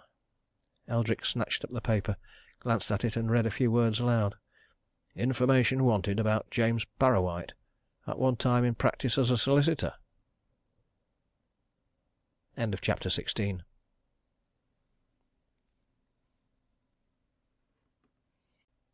Chapter 17. Advertisement. Eldrick looked up at his partner with a sharp, confirmatory glance. "That's our Parrawhite, of course," he said. "Who's after him now?" And he went on to read the rest of the advertisement, murmuring its phraseology half aloud. "In practice as a solicitor in Nottingham, and who left that town 6 years ago. If the said James Parrawhite will communicate with the undersigned, he will hear something greatly to his advantage. Any person able to give information as to his whereabouts will be suitably rewarded. Apply to Halstead & Byner, 56B St. Martin's Chambers, London, W.C. Pascoe, hand over that law list." Collingwood looked on in silence while Eldrick turned over the pages of the big book which his partner took down from a shelf. He wondered at Eldrick's apparent and almost eager interest. "Halstead & Byner are not solicitors," announced Eldrick presently. "They must be inquiry agents or something of that sort. Anyway, I'll write to them, Pascoe, at once." "You don't know where that fellow is," said Pascoe. "What's the good?" "No, but we know where he last was," retorted Eldrick. He turned to Collingwood as the junior partner sauntered out of the room. "Rather odd that Pascoe should draw my attention to that just now," he remarked. "This man Parrawhite was, in a certain sense, mixed up with Pratt. At least, Pratt and I are the only two people who know the secret of Parrawhite's disappearance from these offices. That was just about the time of your grandfather's death." Collingwood immediately became attentive. His first suspicions of Pratt were formed at the time of which Eldrick spoke, and any reference to events contemporary excited his interest. "Who was, or is, this man you're talking of?" he asked. "Bad lot, very," answered Eldrick, shaking his head. "He and I were articled together, at the same time, to the same people. We saw a lot of each other as fellow articled clerks. He afterwards practised in Nottingham, and he held some good appointments. But he'd a perfect mania for gambling, the turf, and he went utterly wrong, and misappropriated clients' money, and in the end he got into prison, and was, of course, struck off the rolls. I never heard anything of him for years, and then one day, some time ago, he turned up here and begged me to give him a job. I did, and I'll do him credit to say that he earned his money. But in the end his natural badness broke out. One afternoon I'm careless about some things I left some money lying in this drawer, about £40 in notes and gold, and next morning Parrawhite never came to business. We've never seen or heard of him since." "You mentioned Pratt," said Collingwood. "Only Pratt and I know about the money," replied Eldrick. "We kept it secret. I didn't want Pascoe to know I'd been so careless. Pascoe didn't like Parrawhite, and he doesn't know his record. I only told him that Parrawhite was a chap I'd known in better circumstances, and wanted to give a hand to." "You said it was about the time of my grandfather's death?" asked Collingwood. "It was just about then between his death and his funeral, I should say," answered Eldrick. "The two events are associated in my mind. Anyway, I'd like to know what it is that these people want Parrawhite for. If it's money that's come to him, it'll be of no advantage. It'll only go where all the rest's gone." Collingwood lost interest in Parrawhite. Parrawhite appeared to have nothing to do with the affairs in which he was interested. He sat down and began to tell Eldrick about his own suspicions of Pratt at the time of Anthony Bartle's death, of what Jabey Naylor had told him about the paper taken from the History of Barford, of the lad's account of the old man's doings immediately afterwards, and of his own proceedings, which had led him to believe for the time being that his suspicions were groundless. "But now," he went on, "a new idea occurs to me. Suppose that that paper, found by my grandfather in a book which had certainly belonged to the late John Mallathorpe, was something important relating to Mrs. Mallathorpe. Suppose that my grandfather brought it across here to you. Suppose that finding you out he showed it to Pratt. As my grandfather died suddenly, with nobody but Pratt there, what was there to prevent Pratt from appropriating that paper if he saw that it would give him a hold over Mrs. Mallathorpe? We know now that he has some document in his possession which does give him a hold. May it not be that of which the boy Naylor told me?" "Might be," agreed Eldrick. "But my opinion is, taking things all together, that the paper which Anthony Bartle found was the one you yourself discovered later the list of books. No, I'll tell you what I think. I believe that the document which Pratt told Miss Mallathorpe he holds, and to which her mother referred in the letter asking Pratt to meet her, is probably most probably one which he discovered in searching out his relationship to Mrs. Mallathorpe. He's a 'cute chap, and he may have found some document which well, I'll tell you what it might be something which would upset the rights of Harper Mallathorpe to his uncle's estates. No other relatives came forward, or were heard of, or were discoverable when John Mallathorpe was killed in that chimney accident. But there may be some there may be one in particular. That's my notion. And I intend, in the first place, to make a personal search of the parish registers from which Pratt got his information. He may have discovered something there which he's keeping to himself." "You think that is the course to adopt?" asked Collingwood, after a moment's reflection. "At present, yes," replied Eldrick. "And while I'm making it, I'll do it myself. We'll just go on outwardly as if nothing had happened. If I meet Pratt, as I shall not let him see that I know anything. Do you go on in just the usual way. Go out to Normandale Grange now and then, and tell Miss Mallathorpe to think no more of her interview with Pratt until we've something to talk to her about. You talk to her about something else." When Collingwood had left him, Eldrick laid a telegram form on his blotting pad, and after a brief interval of thought wrote out a message addressed to the people whose advertisement had attracted Pascoe's attention. "Halstead and Byner, 56B, St. Martin's Chambers, London, W.C. I can give you definite information concerning James Parrawhite if you will send representative to see me personally. Charles Eldrick, Eldrick and Pascoe, Solicitors, Barford." After Eldrick had sent off a clerk with this message to the nearest telegraph office, he sat thinking for some time, and at the close of his meditations, and after some turning over of a diary which lay on his desk, he picked up pen and paper and drafted an advertisement of his own. £10 reward will be paid to any person who can give reliable and useful information as to James Parrawhite, who until November last was a clerk in the employ of Messrs. Eldrick and Pascoe, Solicitors, Barford, and who is believed to have left the town on the evening of November 23rd. Apply to Mr. Charles Eldrick, of the above firm. "Worth risking £10 on, anyway," muttered Eldrick. "Whether these London people will cover it or not. Here," he went on, turning to a clerk who had just entered the room, "make 3 copies of this advertisement, and take one to each of the 3 newspaper offices, and tell them to put it in their personal column tonight." He sat musing for some time after he was left alone again, and when he at last rose, it was with a shake of the head. "I wonder if Pratt told me the truth that morning," he said to himself. "Anyway, he's now being proved to be even deeper than I'd ever considered him. Well, other folk than Pratt are possessed of pretty good wits."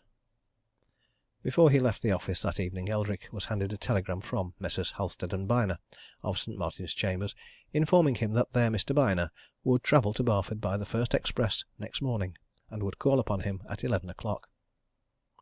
"Then they have some important news for Parrawhite," mused Eldrick, as he put the message in his pocket and went off to his club. "Inquiry agents don't set off on long journeys at a moment's notice for a matter of a trifling agency. But where is Parrawhite?" He awaited the arrival of Mr. Byner next morning with considerable curiosity, and soon after 11 there was shown in to him a smart, well-dressed, alert-looking young man, who, having introduced himself as Mr. Gerald Byner, immediately plunged into business. "You can tell me something of James Parrawhite, Mr. Eldrick?" he began.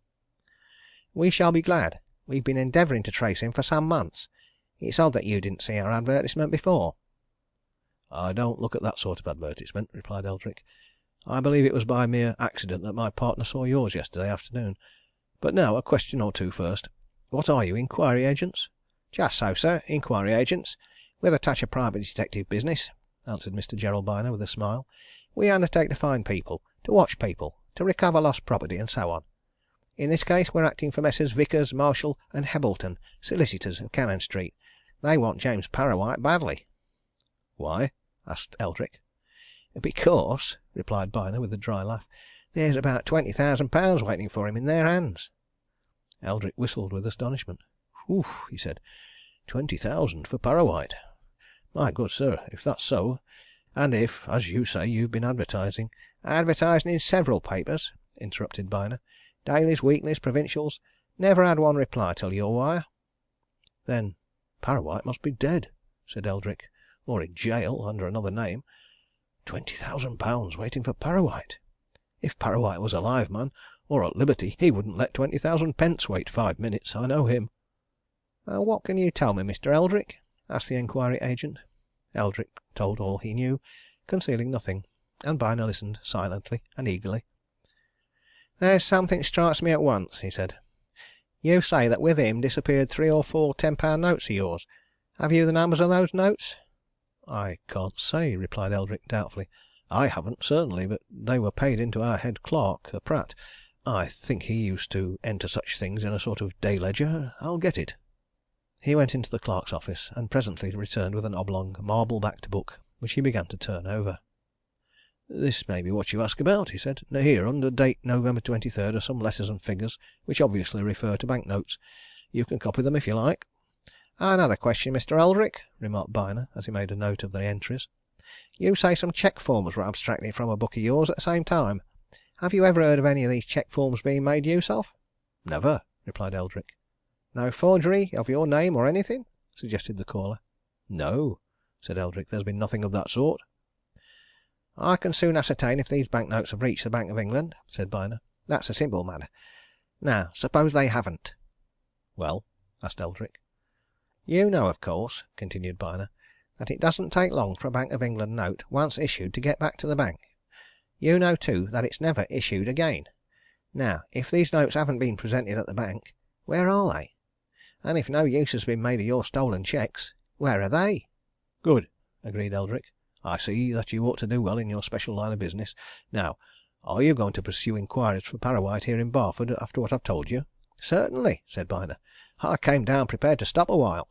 It's highly important that this man should be found. Highly important," he added, smiling, "to other people than Parrawhite himself."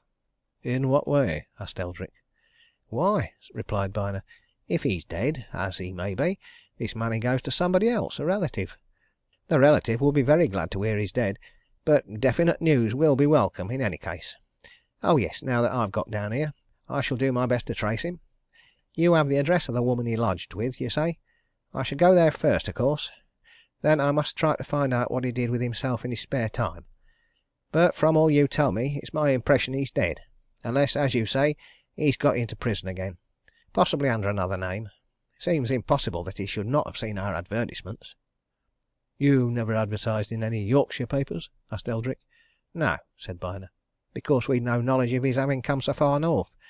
We advertised in the Midland papers, but then all the London papers, daily and weekly, that we used come down to Yorkshire."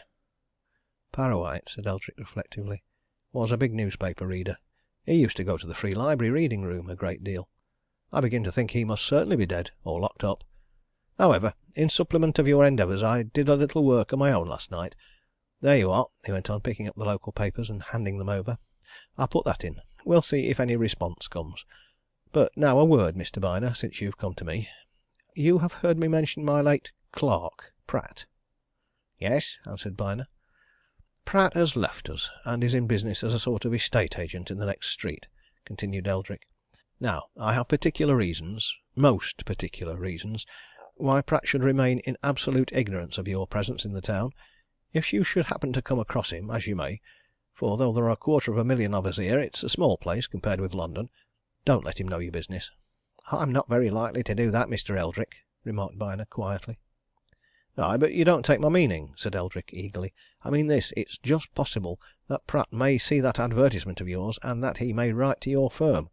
In that case, as he's here and you're here, your partner would send his letter to you. Don't deal with it here. Don't, if you should come across Pratt, even let him know your name." "When I've a job of this sort," replied Byner, "I don't let anybody know my name except people like you. When I register at one of your hotels presently, I shall be Mr. Black, of London. But if this Pratt wanted to give any information about Parrawhite, he'd give it to you, surely, now that you've advertised?" "No, he wouldn't," asserted Eldrick. "Why? Because he's told me all he knows, or says he knows, already." The inquiry agent looked keenly at the solicitor for a moment, during which they both kept silence. Then Byner smiled. "You said or says he knows," he remarked. "Do you think he didn't tell the truth about Parrawhite?" "I should say, now, it's quite likely he didn't," answered Eldrick. "The truth is, I'm making some inquiry myself about Pratt, and I don't want this to interfere with it. You keep me informed of what you find out, and I'll help you all I can while you're here. It may be " A clerk came into the room and looked at his master. "Mr. George Pickard, of the Green Man, at Whitcliffe, sir," he said. "Well?" said Eldrick. "Wants to see you about that advertisement in the paper this morning, sir," continued the clerk. Eldrick looked at Byner and smiled significantly. Then he turned towards the door. "Bring Mr. Pickard in," he said. Chapter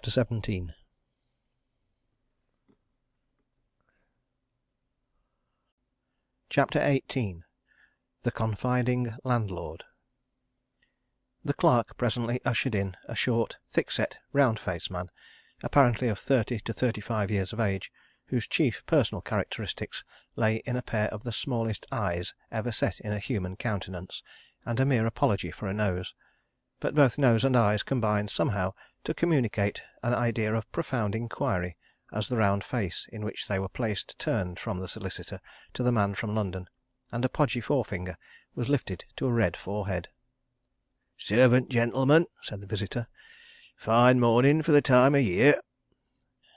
"Take a chair, Mr. Pickard," replied Eldrick. "Let me see from the Green Man, at Whitcliffe, I believe?" "Landlord, sir.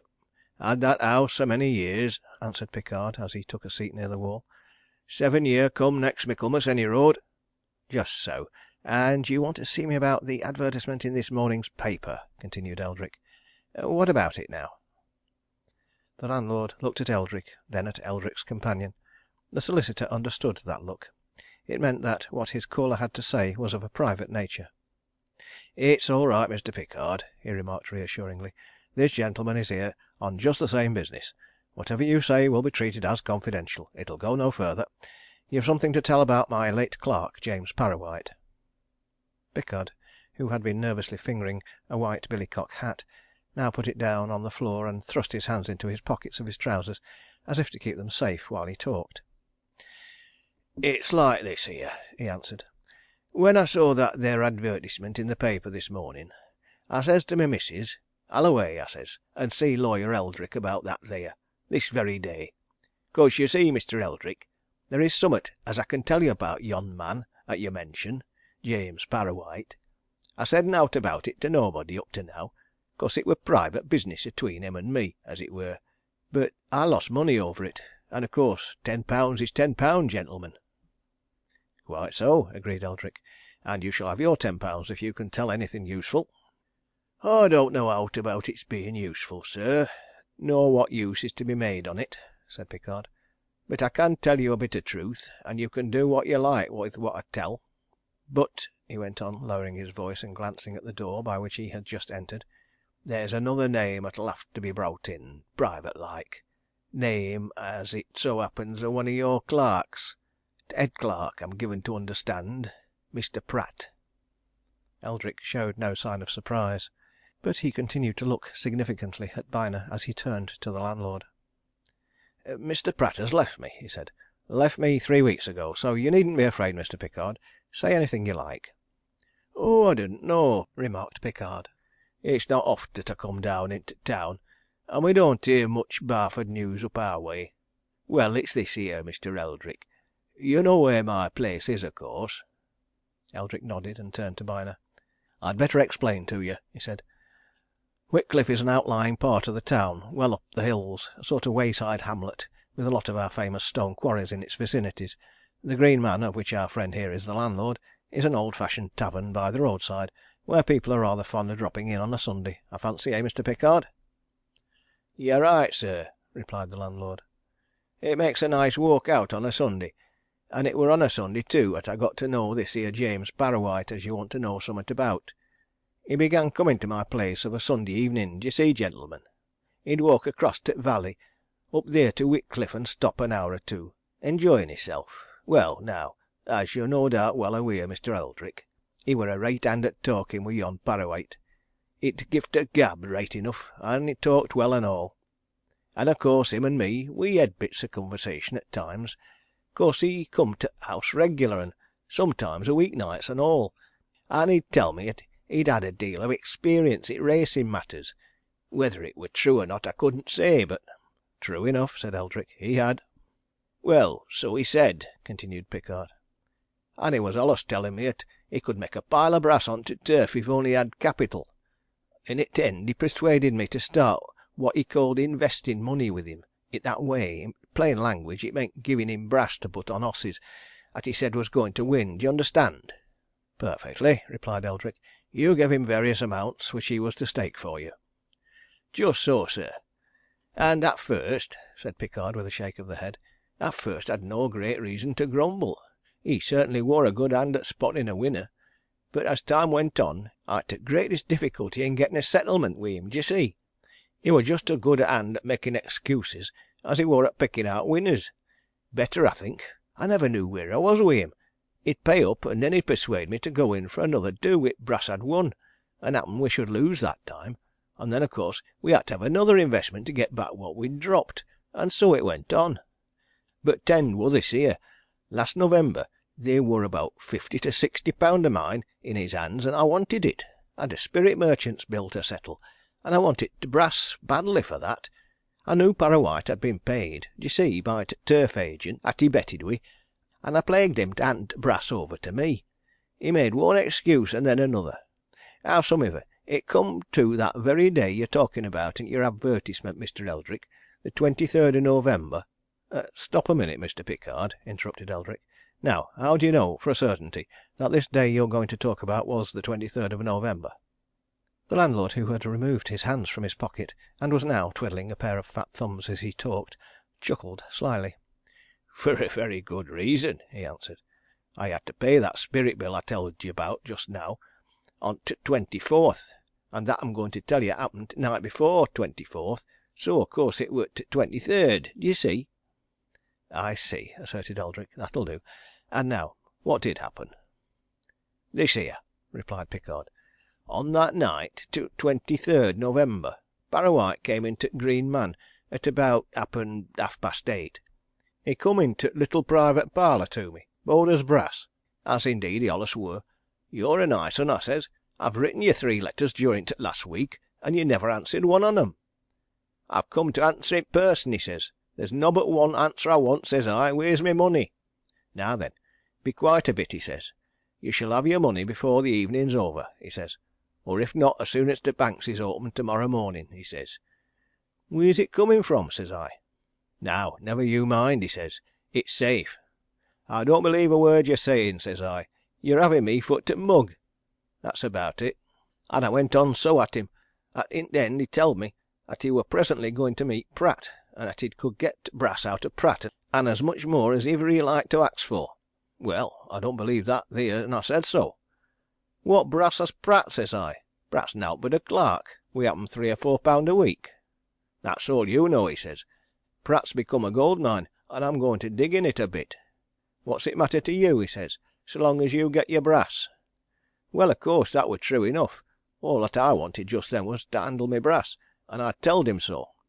I'll break their neck, Parrawhite, I says, if thou doesn't bring me that there money, either tonight or first thing tomorrow, so now. Don't talk rot, he says. I've told you. And he had money wi' him then, 'nough to pay for drinks and cigars any road, and we had a drink or two and a smoke or two, and then he went out saying he were going to meet Pratt, and he'd be back at my place before closing time, wi' either the cash or what 'ud be as good. And I waited, and waited after closing time and all, but I've never seen Parrawhite from that day to this, nor heerd tell on him neither."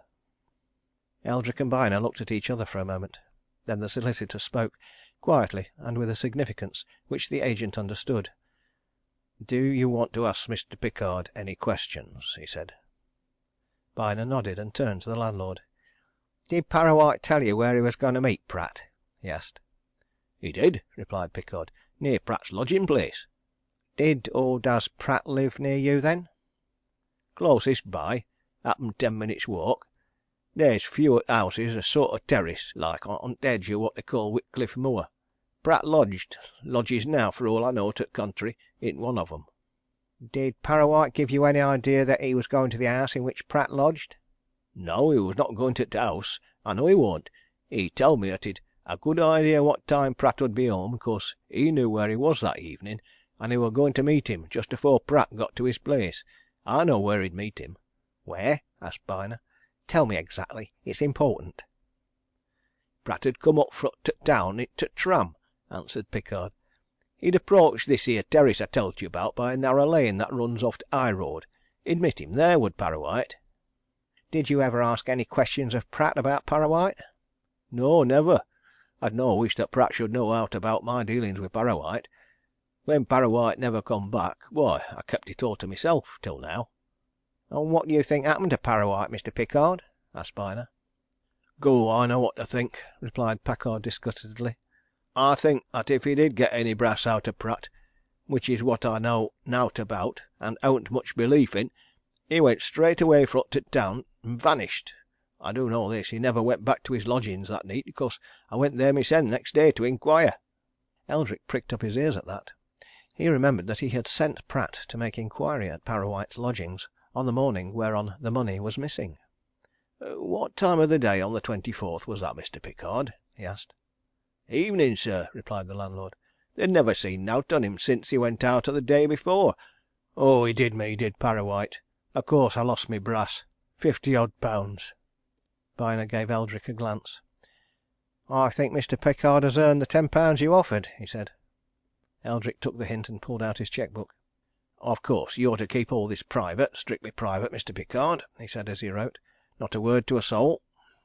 "Just as you order, sir," agreed Pickard. "I'll say nowt to nobody." "And perhaps tomorrow, perhaps this afternoon, you'll see me at the Green Man?" remarked Byner. "I shall just drop in, you know. You needn't know me if there's anybody about." "All right, sir, I understand," said Pickard. "Quiet's the word, what? Very good, much obliged to you, gentlemen." When the landlord had gone, Eldrick motioned Byner to pick up his hat. "Come across the street with me," he said. "I want us to have a consultation with a friend of mine, a barrister, Mr. Collingwood. For this matter is assuming a very queer aspect, and we can't move too warily, nor consider all the features too thoroughly." Collingwood listened with deep interest to Eldrick's account of the morning's events, and once again he was struck by the fact that all these various happenings in connection with Pratt, and now with Parrawhite, took place at the time of Antony Bartle's death, and said so. "True enough," agreed Eldrick. "And once more," pointed out Collingwood, "we're hearing of a hold. Pratt claims to have a hold on Mrs. Mallathorpe. Now it turns out that Parrawhite boasted of a hold on Pratt. Suppose all these things have a common origin. Suppose the hold which Parrawhite had, or has, on Pratt is part and parcel of the hold which Pratt has on Mrs. Mallathorpe. In that case, or cases, what is the best thing to do?" "Will you gentlemen allow me to suggest something?" said Byner. "Very well, find Parrawhite. Of all the people concerned in this, Parrawhite, from your account of him anyway, Mr. Eldrick, is the likeliest person to extract the truth from." "There's a great deal in that suggestion," said Eldrick. "Do you know what I think?" he went on, turning to Collingwood. "Mr. Byner tells me he means to stay here until he has come across some satisfactory news of Parrawhite, or solved the mystery of his disappearance. Well, now that we've found that there is some ground for believing that Parrawhite was in some fashion mixed up with Pratt about that time, why not place the whole thing in Mr. Byner's hands? Let him, in any case, see what he can do about the Parrawhite-Pratt business of November 23rd, eh?" "I take it," answered Collingwood, looking at the inquiry agent, "that Mr. Byner, having heard what he has, would do that quite apart from us?" "Yes," said Byner. "Now that I've heard what Pickard has to say, I certainly shall follow that up." "I'm following out something of my own," said Collingwood, turning to Eldrick. "I shall know more by this time tomorrow. Let us have a conference here at noon." They separated on that understanding, and Byner went his own ways. His first proceeding was to visit, one after another, the Barford newspaper offices, and to order the insertion in large type, and immediately, of the Halstead Byner advertisement for news of Parrawhite. His second was to seek the General Post Office, where he wrote out and dispatched a message to his partner in London. That message was in cipher. Translated into English, it read as follows: "If person named Pratt sends any communication to us, re Parrawhite, on no account let him know I am in Barford, but forward whatever he sends to me at once, addressed to H. D. Black, Central Station Hotel." End of chapter 18.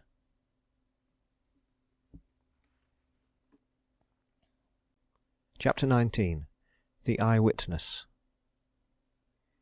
When Collingwood said that he was following out something of his own, he was thinking of an interesting discovery which he had made. It was one which might have no significance in relation to the present perplexities. On the other hand, out of it might come a good deal of illumination. Briefly, it was that, on the evening before this consultation with Eldrick and Byner, he had found out that he was living in the house of a man who had actually witnessed the famous catastrophe at Mallathorpe's mill, whereby John Mallathorpe, his manager, and his cashier, together with some other bystanders, had lost their lives.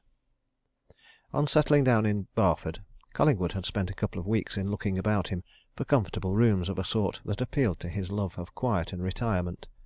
He had found them at last in an old house on the outskirts of town, a fine old stone house, once a farmstead, set in a large garden, and tenanted by a middle-aged couple, who, having far more room than they needed for themselves, had no objection to letting part of it to a business gentleman.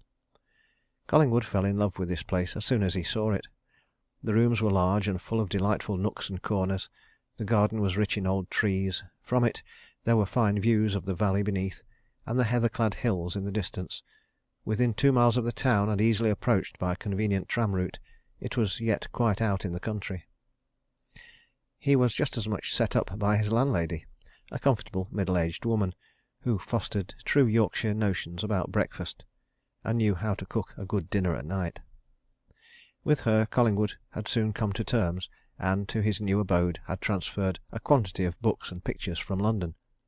He soon became acquainted with the domestic menage.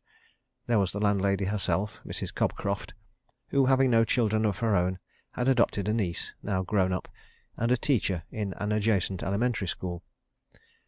There was a strapping, rosy-cheeked servant-maid, whose dialect was too broad for the lodger to understand more than a few words of it.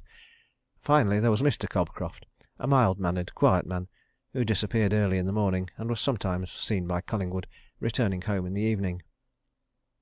Lately, with the advancing spring, this unobtrusive individual was seen about the garden at the end of the day. Collingwood had so seen him on the evening before the talk with Eldrick and Byner, busied in setting seeds in the flower beds, and he had asked Mrs. Cobcroft, just then in his sitting-room, if her husband was fond of gardening. "It's a nice change for him, sir," answered the landlady. "He's kept pretty close at it all day, in the office yonder at Mallathorpe's mill, and it does him good to get a bit of fresh air at nights, now that the fine weather's coming on. That was one reason why we took this old place. It's a deal better air here nor what it is in the town." "So your husband is at Mallathorpe's mill, eh?" asked Collingwood. "Been there, in the counting-house, boy and man, over 30 years, sir," replied Mrs. Cobcroft. "Did he see that terrible affair then? Was it 2 years ago?" The landlady shook her head, and let out a weighty sigh. "I should think he did," she answered. "And a nice shock it gave him, too. He actually saw that chimney fall. Him and another clerk were looking out at counting house window when it gave way." Collingwood said no more then, except to remark that such a sight must indeed have been trying to the nerves. But for the purposes of his own he determined to have a talk with Cobcroft, and the next evening, seeing him in his garden again, he went out to him and got into conversation, and eventually led up to the subject of Mallathorpe's mill, the new chimney of which could be seen from a corner of the garden. "Your wife tells me," observed Collingwood, "that you were present when the old chimney fell at the mill yonder." Cobcroft, a quiet, unassuming man, usually of few words, looked along the hillside at the new chimney and nodded his head. A curious, far-away look came into his eyes. "I was, sir," he said.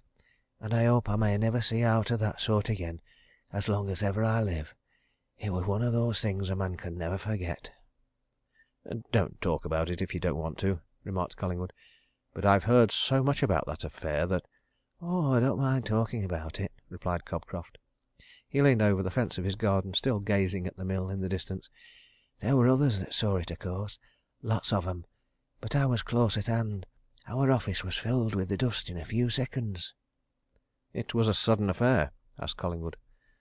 "It was one of those affairs," answered Cobcroft slowly, "that some folk had been expecting for a long time, only nobody had the sense to see that it might happen at some unexpected minute. It was a very old chimney. It looked all right, stood plumb and all that.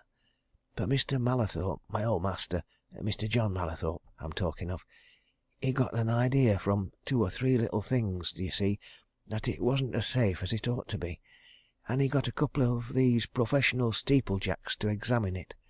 They made a thorough examination, too, so far as one could tell by what they did. They'd been at that job several days when the accident happened. One of 'em had only just come down when the chimney fell. Mr. Mallathorpe himself, and his manager, and his cashier, had just stepped out of the counting house and crossed the yard to hear what this man had got to say, when down it came. Not the slightest warning at the time. It just collapsed." "You saw the actual collapse?" asked Collingwood. "Aye, didn't I?" exclaimed Cobcroft. "Another man and myself were looking out of the office window, right opposite. It fell in the queerest way, like this," he went on, holding up his garden rake. "Supposing this shaft was the chimney, standing straight up, as we looked, we saw it suddenly bulge out on all sides. It was a square chimney, same size all the way up, till you got to the cornice at the top. Bulge out, d'ye see, just about half way up, simultaneous like. Then down it came with a roar that they heard over half the town. Of course, there were some 2,000 or 3,000 tons of stuff in that chimney, and when the dust was cleared a bit, there it was in one great heap, right across the yard. And it were a good job," concluded Cobcroft reflectively, "that it fell straight, collapsed in itself, as you might say, for if it had fallen slanting either way, it 'ud smash right through some of the sheds, and there'd have been a terrible loss of life." "Mr. John Mallathorpe was killed on the spot, I believe?" suggested Collingwood. "Aye, and Gaukrodger and Marshall, and the steeplejack that had just come down, and another 2," said Cobcroft. "They'd no chance. They were standing in a group at the very foot, talking. They were all killed there and then instantaneous. Some others were struck and injured, 1 or 2 died. Yes, sir, I'm not very like to forget that." "A terrible experience," agreed Collingwood. "It would naturally fix itself on your memory." "Aye, my memory's very keen about it," said Cobcroft. "I remember every detail of that morning. And," he continued, showing a desire to become reminiscent, "there was something happened that morning, before the accident, that I've oft thought over, as oft puzzled me. I've never said aught to anybody about it, because we Yorkshiremen, we're not given to talking about affairs that don't concern us, and after all it was none of mine. But you're a law gentleman, and I dare say you get things told to you in confidence now and then, and of course this is between you and me. I'll not deny that I have oft thought that I would like to tell it to a lawyer of some sort, and find out how it struck him." "Anything that you like to tell me, Mr. Cobcroft, I shall treat as a matter of confidence, until you tell me it's no longer a secret," answered Collingwood. "Why," continued Cobcroft, "it isn't what you'd rightly call a secret, though I don't think anybody knows aught about it but myself. It was just this, and it may be there's nowt in it but a mere fancy o' mine. That morning before the accident happened, I was in and out of the private office a good deal, carrying in and out letters and account books and so on. Mr. John Mallathorpe's private office, you'll understand, sir, opened out of our counting house, as it does still. The present manager, Mr. Horsfall, has it, just as it was. Well, now, on one occasion when I went in there to take the ledger back to the safe, Mr. Mallathorpe had his manager and cashier, Gaukrodger and Marshall, in with him. Mr. Mallathorpe, he always used a stand-up desk to write at, never wrote sitting down, though he had a big desk in the middle of the room that he used to sit at to look over accounts or to talk to people.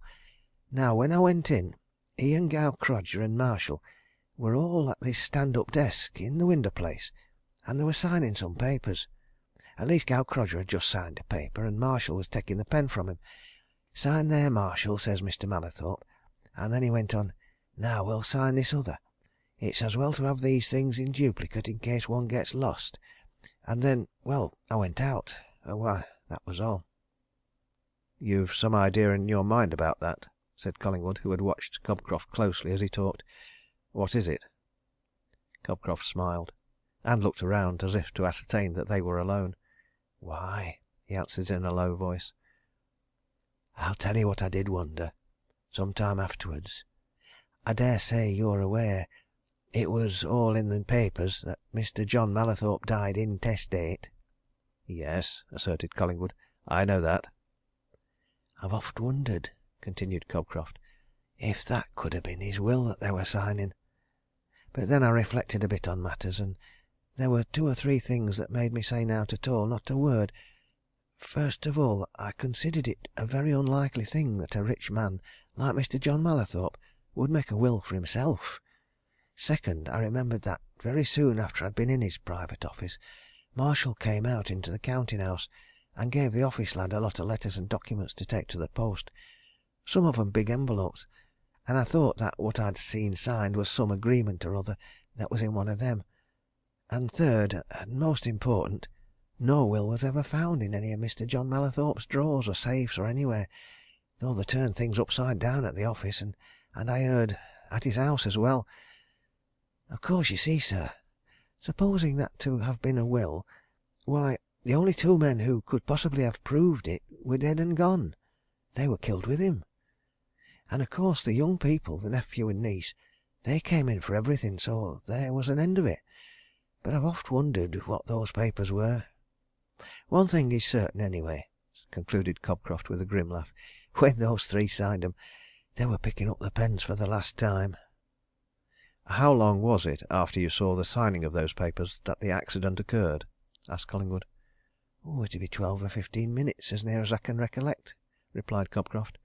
"A few minutes after I'd left the private office, Gaukrodger came out of it alone, and stood at the door leading into the yard, looking up at the chimney.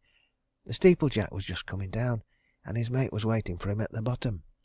Gaukrodger turned back to the private office and called Mr. Mallathorpe out.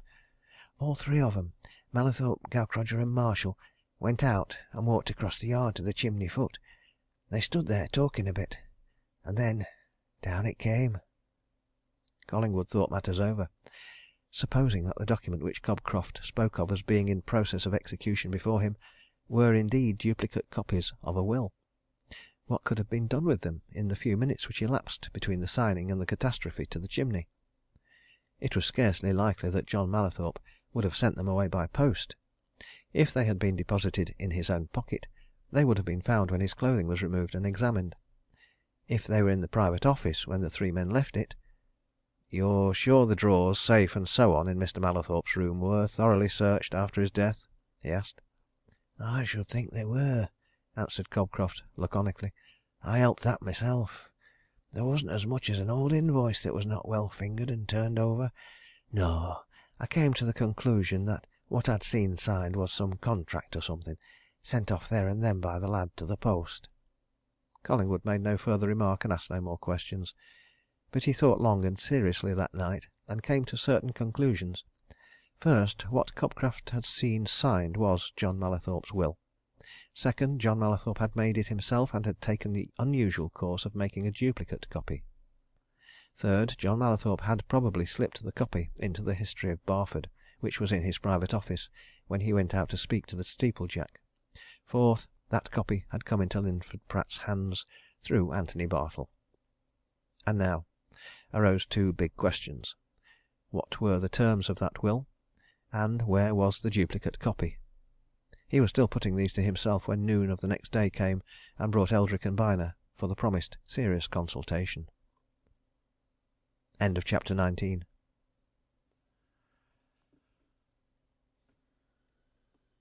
Chapter 20.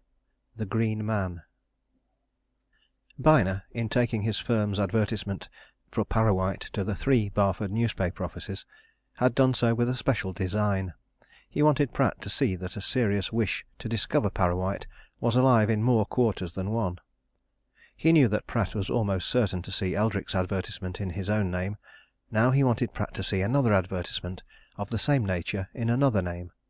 Already he had some suspicion that Pratt had not told Eldrick the truth about Parrawhite, and that nothing would suit him so well as that Parrawhite should never be heard of or mentioned again. Now he wished Pratt to learn that Parrawhite was much wanted, and was likely to be much mentioned. Wherefore the supplementary advertisements with Halstead and Byner's name attached. It was extremely unlikely that Pratt could fail to see those advertisements. There were 3 newspapers in Barford, one a morning journal of large circulation throughout the county, the other 2 evening journals which usually appeared in 3 or 4 editions. As Byner stipulated for large type and a prominent position in the personal column of each, it was scarcely within the bounds of probability that a townsman like Pratt would miss seeing the advertisement. Most likely he would see it in all 3 newspapers, and if he had also seen Eldrick's similar advertisement, he would begin to think, and then... "Why then," mused Byner, ruminating on his design, "then we shall see what he will do." Meanwhile there was something he himself wanted to do, and on the morning following his arrival in the town he set out to do it. Byner had been much struck by Pickard's account of his dealings with James Parrawhite on the evening which appeared to be the very last wherein Parrawhite was ever seen. He had watched the landlord of the Green Man closely as he told his story, and had set him down for an honest, if somewhat sly and lumpish soul, who was telling a plain tale to the best of his ability. Byner believed all the details of that story. He even believed that when Parrawhite told Pickard that he would find him £50 that evening, or early next day, he meant to keep his word. In the circumstances, as far as Byner could reckon them up from what he had gathered, it would not have paid Parrawhite to do otherwise. Byner put the situation to himself in this fashion. Pratt had got hold of some secret which was being, or could be made to be, highly profitable to him. Parrawhite had discovered this, and was in a position to blackmail Pratt. Therefore Parrawhite would not wish to leave Pratt's neighbourhood. So long as there was money to be got out of Pratt, Parrawhite would stick to him like a leech. But if Parrawhite was to abide peaceably in Barford, he must pay Pickard that little matter of between £50 and £60. Accordingly, in Byner's opinion, Parrawhite had every honest intention of returning to the Green Man on the evening of the 23rd of November after having seen Pratt. And, in Byner's further and very seriously considered opinion, the whole problem for solution, possibly involving the solution of other and more important problems, was this: did Parrawhite meet Pratt that night, and if he did, what took place between them which prevented Parrawhite from returning to Pickard? It was an endeavour to get at some first stage of a solution of this problem that Byner, having breakfasted at the Central Hotel on his second day in the town, went out immediately afterwards, asked his way to Whitcliffe, and was directed to an electric tram which started from the Town Hall Square, and after running through a district of tall warehouses and squat weaving sheds, began a long and steady climb to the heights along the town. When he left it he found himself in a district eminently characteristic of that part of the country. The tram set him down at a crossroads on a high ridge of land. Beneath him lay Barford, its towers and spires and gables of its tall buildings showing amongst the smoke of its many chimneys. All about him lay open ground, broken by the numerous stone quarries of which Eldrick had spoken, and at a little distance, along one of the 4 roads at the intersection of which he stood, he saw a few houses and cottages, one of which, taller and bigger than the rest, was distinguished by a pole planted in front of its stone porch, and bearing a swinging sign, whereon was rudely painted the figure of a man in Lincoln green. Byner walked on to this, entered a flagged hall, and found himself confronting Pickard, who at sight of him motioned him into a little parlour behind the bar. "Morning, mister," he said. "You'll be all right in here. There's nobody about just now, and if my missus or any of the servants' lasses sees you, they'll talk to you for a brewer's traveller or summat o' that sort. Come to have a look round, like, what?" "I want to have a look at the place where you told us Parrawhite was to meet Pratt that night," replied Byner. "I thought you would perhaps be kind enough to show me where it is." "I will and all, with pleasure," said the landlord. "But you mun have a drop o' summat first. Try a glass of our ale," he went on, with true Yorkshire hospitality. "I have some bitter beer in my cellar, such as I'll lay out you couldn't get t' likes on down yonder at Barford no, nor in London neither. I'll just draw a jug." Byner submitted himself to this evidence of friendliness, and Pickard, after disappearing into a dark archway and down some deeply worn stone steps, came back with a foaming jug, the sight of which seemed to give him great delight. He gazed admiringly at the liquor which he presently poured into 2 tumblers, and drew his visitor's attention to its colour. "Reight stuff that, mister, what?" he said. "I nobbut tapped that barrel 2 days since, and I've been keepin' it 12 month, so you come in for it at what they call t'opportune moment. I say," he went on, after pledging Byner, and smacking his lips over the ale, "I heard summat last night that might be useful to you and Lawyer Eldrick about this here Parrawhite affair." "Oh!" said Byner, at once interested. "What now?" "You'll ha' noticed as you come along t' road just now 'at there's a deal o' stone quarries in this neighbourhood," replied Pickard. "Well, now, of course, some o' t' quarrymen comes in here. Last night theer wor several of 'em i' the bar theer, talkin', and one of 'em were readin' t' evenin' newspaper, t' Barford Dispatch, and he read out that theer advertisement about Parrawhite, wi' your address i' London at foot on it. Well, theer wor nowt said except summat about advertisin' for disappeared folk, but later on one o' t' men, a young man, come to me, private like. 'I say, Pickard,' he says, 'between you and me, worn't t' name o' that man 'at used to come in here on a Sunday sometimes, Parrawhite? It runs o' my mind,' he says, 'at I've heerd you call him by that name.' 'Well, and what for if it wor?' I says. 'Nay, nowt much,' he says, 'but I see fro' t' dispatch as he's wanted, and I could tell a bit about him,' he says. 'What could you tell?' says I, just like that theer. 'Why,' he says, 'this much. One night last back end ' "Stop a bit, Mr. Pickard," interrupted Byner. "What does that mean, that term back end?" "Why, it means t' end o' t' year," answered the landlord. "What some folks come autumn, d'ye understand? One night last back end,' says this young feller, 'I wor hengin' about on quiet at t' end o' Stubbs' Lane,' he says. 'T' truth wor,' he says, 'I wor waitin' for a word wi' a young woman 'at lives in that terrace at top o' Stubbs' Lane. She wor goin' to come out and meet me for half hour or so. And,' he says, 'I see'd that theer feller 'at I think I've heerd you call Parrawhite come out at Stubbs' Lane wi' that lawyer chap 'at lives at t' terrace, Pratt. I know Pratt,' he says, ''cause them 'at he works for, Eldricks, once did a bit o' law business for me.' 'Wheer did you see 'em go to, then?' says I. 'I see'd 'em cross t' road over t' owd quarry ground,' he says. 'I see'd 'em plain enough, though they didn't see me. I wor keepin' snug against t' wall. It wor a moonlit night, that,' he says. 'Well,' I says, 'and what now?' 'Why,' he says, 'd'ye think I could get out o' this reward for tellin' that theer?' So I thowt pretty sharp, and then, d'ye see, mister, 'I tell you what, my lad,' I says, 'say nowt to nobody, keep your tongue still, and I'll tell you tomorrow night what you can do. I shall see a man 'at's on t' job between now and then,' I says. So there it is," concluded Pickard, looking hard at Byner. "D'ye think this chap's evidence 'ud be in your line?"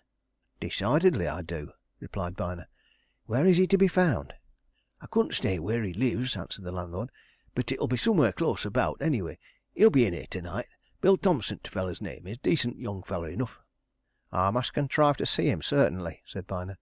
"Well, now, can you show me this Stubbs' Lane and the neighbourhood?" "Just step along t' road a bit, and I'll join you in a few o' minutes," assented Pickard. "We'd best not be seen leavin' t' house together, or our folk'll think it's a put up job. Walk forrard a piece." Byner strolled along the road a little way, and leaned over a wall until Mr. Pickard, wearing his white billycock hat, and accompanied by a fine fox terrier, lounged up with his thumbs in the armholes of his waistcoat. Together they went a little further along. "Now then," said the landlord, crossing the road towards the entrance of a narrow lane which ran between two high stone walls. "This here is Stubbs' Lane, so called, I believe, 'cause of an old gentleman named similar used to have a house here 'at's been pulled down.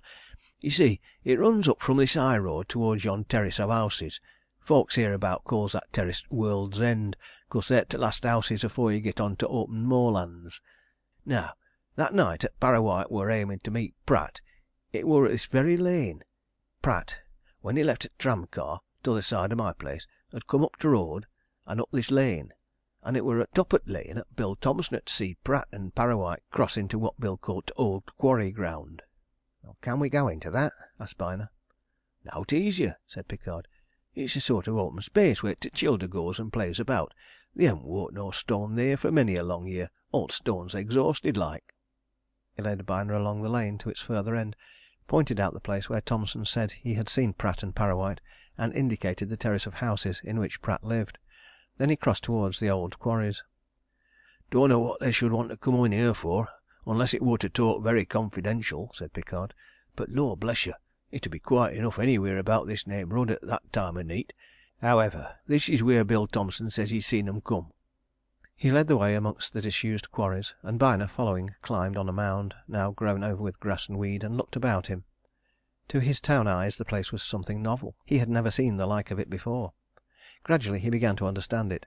The stone had been torn out of the earth, sometimes in square pits, sometimes in semicircular ones, until the various veins and strata had become exhausted. Then, when men went away, Nature had stepped in to assert her rights. All over the despoiled region she had spread a new clothing of green.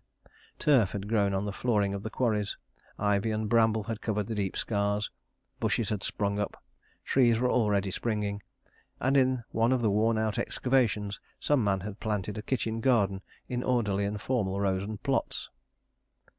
"Dangerous place that there," said Pickard suddenly. "If I'd known o' that, I shouldn't ha' let my young uns come to play about here. They might be tummelin' in and drownin' theirsens.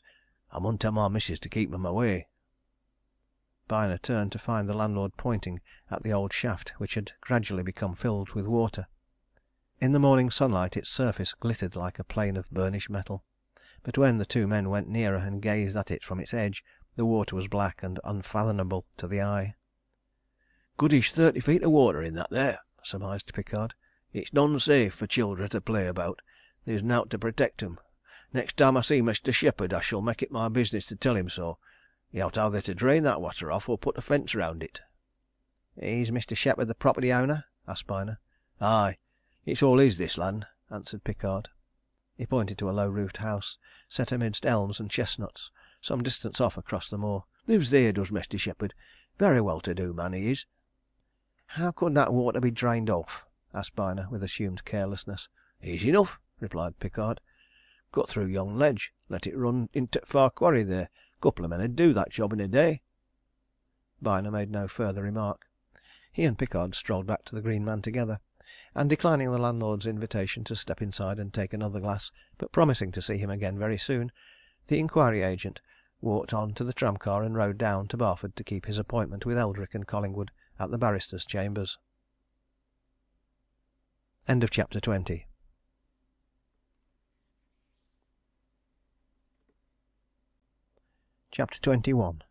The Direct Charge. While Byner was pursuing his investigations in the neighbourhood of the Green Man, Collingwood was out at Normandale Grange, discussing certain matters with Nesta Mallathorpe.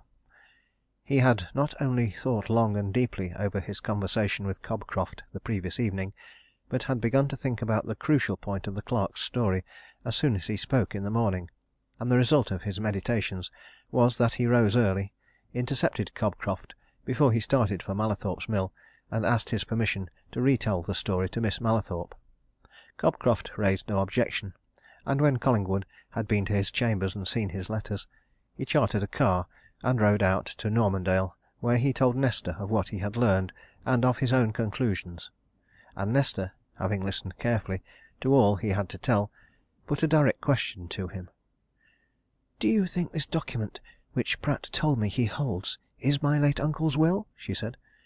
"What do you suppose its terms to be?" "Frankly, these, or something like these," replied Collingwood. "And I get at my conclusions in this way. Your uncle died intestate. Consequently, everything in the shape of real estate came to your brother, and everything in personal property to your brother and yourself. Now, supposing that the document which Pratt boasts of holding is the will, one fact is very certain. The property, real or personal, is not disposed of in the way in which it became disposed of because of John Mallathorpe's intestacy. He probably disposed of it in quite another fashion. Why do I think that? Because the probability is that Pratt said to your mother, 'I have got John Mallathorpe's will. It doesn't leave his property to your son and daughter. Therefore, I have all of you at my mercy. Make it worth my while, or I will bring the will forward.' Do you see that situation?" "Then," replied Nesta, after a moment's reflection, "you do think that my mother was very anxious to get that document, a will, from Pratt?" Collingwood knew what she was thinking of. Her mind was still uneasy about Pratt's account of the affair of the foot-bridge. But the matter had to be faced. "I think your mother would naturally be very anxious to secure such a document," he said. "You must remember that according to Pratt's story to you, she tried to buy it from him, just as you did yourself, though you of course had no idea what it was you wanted to buy." "What I wanted to buy," she answered readily, "was necessity from further interference. But is there no way of compelling Pratt to give up that document, whatever it is? Can't he be made to give it up?" "A way is, maybe, being made just now, through another affair," replied Collingwood. "At present matters are vague. One couldn't go to Pratt and demand something at which one is, after all, only guessing. Your mother, of course, would deny that she knows what it is that Pratt holds. But there is the possibility of the duplicate to which Cobcroft referred. Now, I want to put the question straight to you. Supposing that duplicate will can be found, and supposing, to put it plainly, its terms dispossess you of all your considerable property, what then?" "Do you want the exact truth?" she asked. "Well, then, I should just welcome anything that cleared up all this mystery. What is it at present, this situation, but intolerable? I know that my mother is in Pratt's power, and likely to remain so as long as ever this goes on, probably for life. She will not give me her confidence.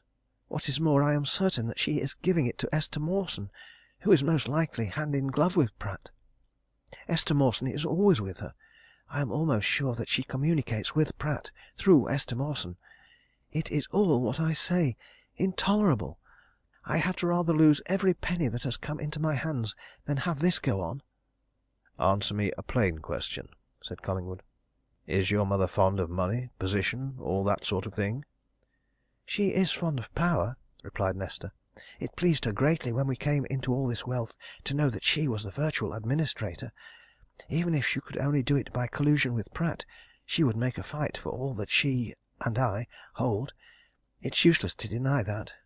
Don't forget," she added, looking appealingly at Collingwood, "don't forget that she has known what it was to be poor, and if one does come into money, I suppose one doesn't want to lose it again." "Oh, it's natural enough," agreed Collingwood.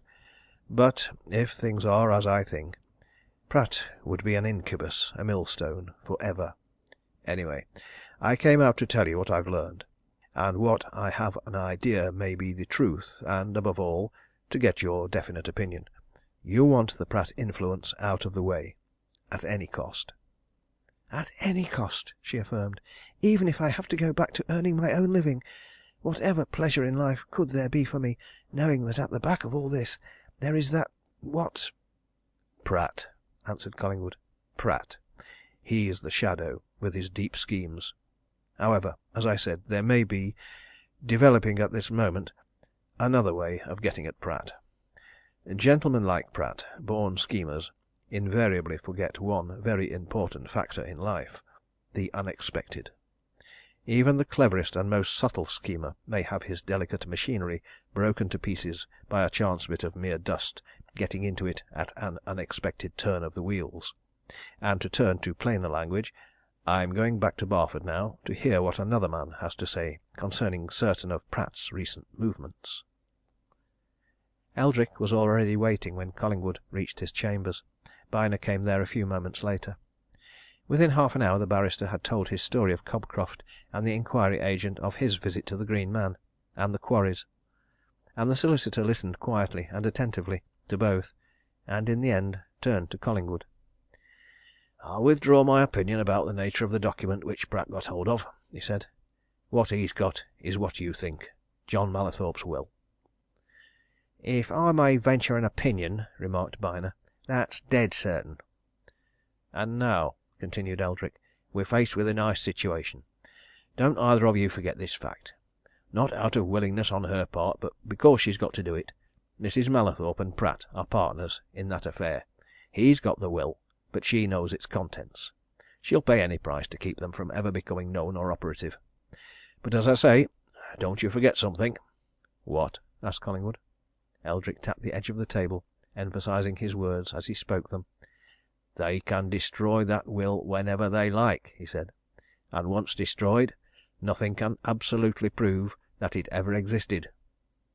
"The duplicate?" suggested Collingwood. "Nothing to give us the faintest idea as to its existence," said Eldrick. "We might advertise," said Collingwood. "Lots of advertising was done when John Mallathorpe died," replied the solicitor. "No, if any person had it in possession, it would have turned up then. It may be, probably is, possibly must be, somewhere, and may yet come to light. But there's another way of getting at Pratt through this Parrawhite affair. Pratt most likely had not the least notion that he would ever hear of Parrawhite again. He is going to hear of Parrawhite again. I am convinced now that Parrawhite knew something about this, and that Pratt squared him and got him away. Aren't you?" he asked, turning to Byner. But Byner smiled quietly and shook his head. "No," he answered. "I am not Mr. Eldrick." "You're not?" exclaimed Eldrick, surprised, and wondering that anybody could fail to agree with him. "Why not, then?" "Because," replied Byner, "I am certain that Pratt murdered Parrawhite on the night of November 23rd last. That's why. He didn't square him, he didn't get him away, he killed him!" The effect of this straightforward pronouncement of opinion on the two men who heard it was strikingly different. Collingwood's face at once became cold and inscrutable. His lips fixed themselves sternly, his eyes looked hard into a problematic future.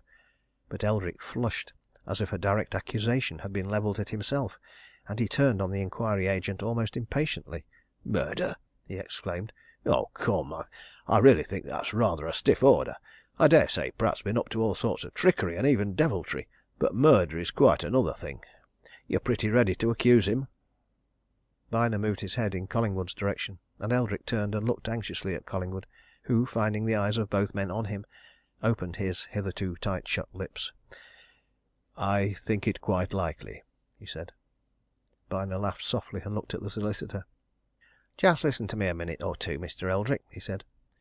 "I'll sum up my own ideas on this matter, got from the various details that have been supplied to me since I came to Barford. Just consider my points one by one.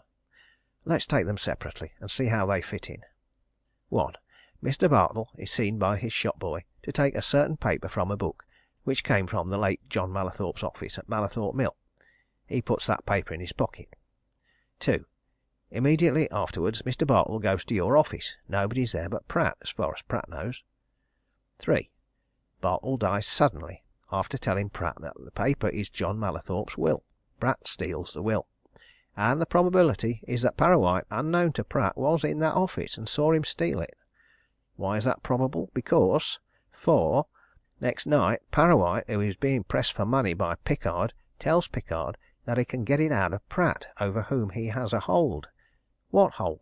We can imagine what hold. Anyway, 5.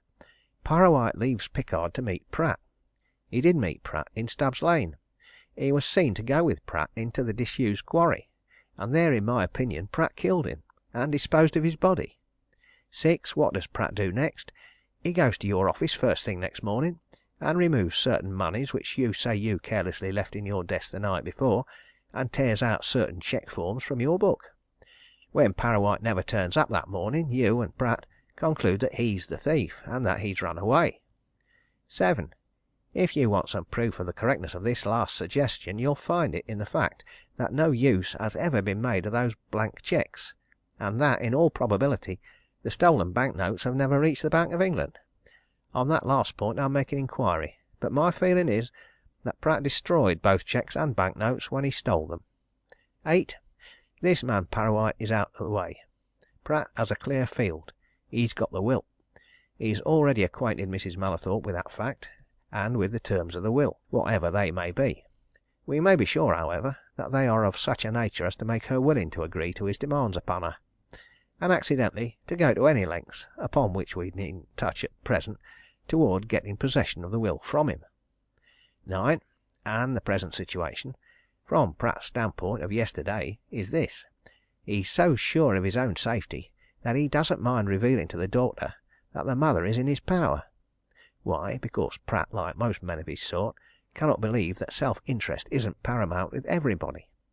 It's beyond him to conceive it possible that Miss Mallathorpe would do anything that might lose her several thousands a year. He argued, so long as I hold that will, nobody and nothing can make me give it up, nor divulge its contents. But I can bind one person who benefits by it, Miss Mallathorpe, and for the mother's sake I can keep the daughter quiet. Well, he hasn't kept the daughter quiet. She spoke. 10, and last. In all such schemes as Pratt's, the schemer invariably forgets something. Pratt forgot that there might arise what actually has arisen, inquiry for Parrawhite.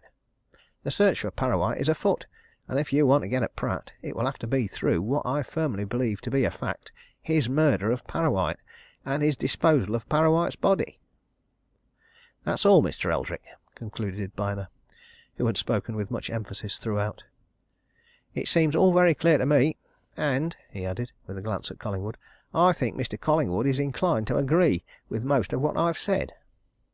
Pretty nearly all, if not all, assented Collingwood. I think you've put into clear language precisely what I feel. I don't believe there's a shadow of doubt that Pratt killed Parrawhite. And we can and must get at him in that way. What do you suggest? He continued, turning to Byner. You have some idea, of course. First of all, answered Byner, we mustn't arouse any suspicion on Pratt's part. Let us work behind the screen. But I have an idea as to how he disposed of Parrawhite, and I'm going to follow it up this very day. My first duty, you know, is towards the people who want Parrawhite, or proof of his death. I propose to Just then Collingwood's clerk came in with a telegram. "Sent on from the Central Hotel, sir," he answered. "They said Mr. Black would be found here." "That's mine," said the inquiry agent. "I left word at the hotel that they were to send to your chambers if any wire came for me. Allow me." He opened the telegram, looked it over, and waiting until the clerk had gone, turned to his companions. "Here's a message from my partner, Mr. Halstead," he continued. "Listen to what he wires. Wire just received from Murgatroyd, shipping agent, Peel Row, Barford. He says Parrawhite left that town for America on November 24th last and offers further information. Let me know what to reply." Byner laid the message before Eldrick and Collingwood without further comment.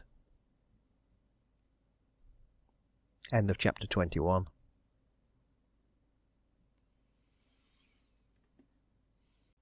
Chapter 22.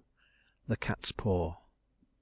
On the evening of the day whereon Nesta Mallathorpe had paid him the visit which had resulted in so much plain speech on both sides, Pratt employed his leisure in a calm review of the situation. He was by no means dissatisfied. It seemed to him that everything was going very well for his purposes. He was not at all sorry that Nesta had been to see him, far from it.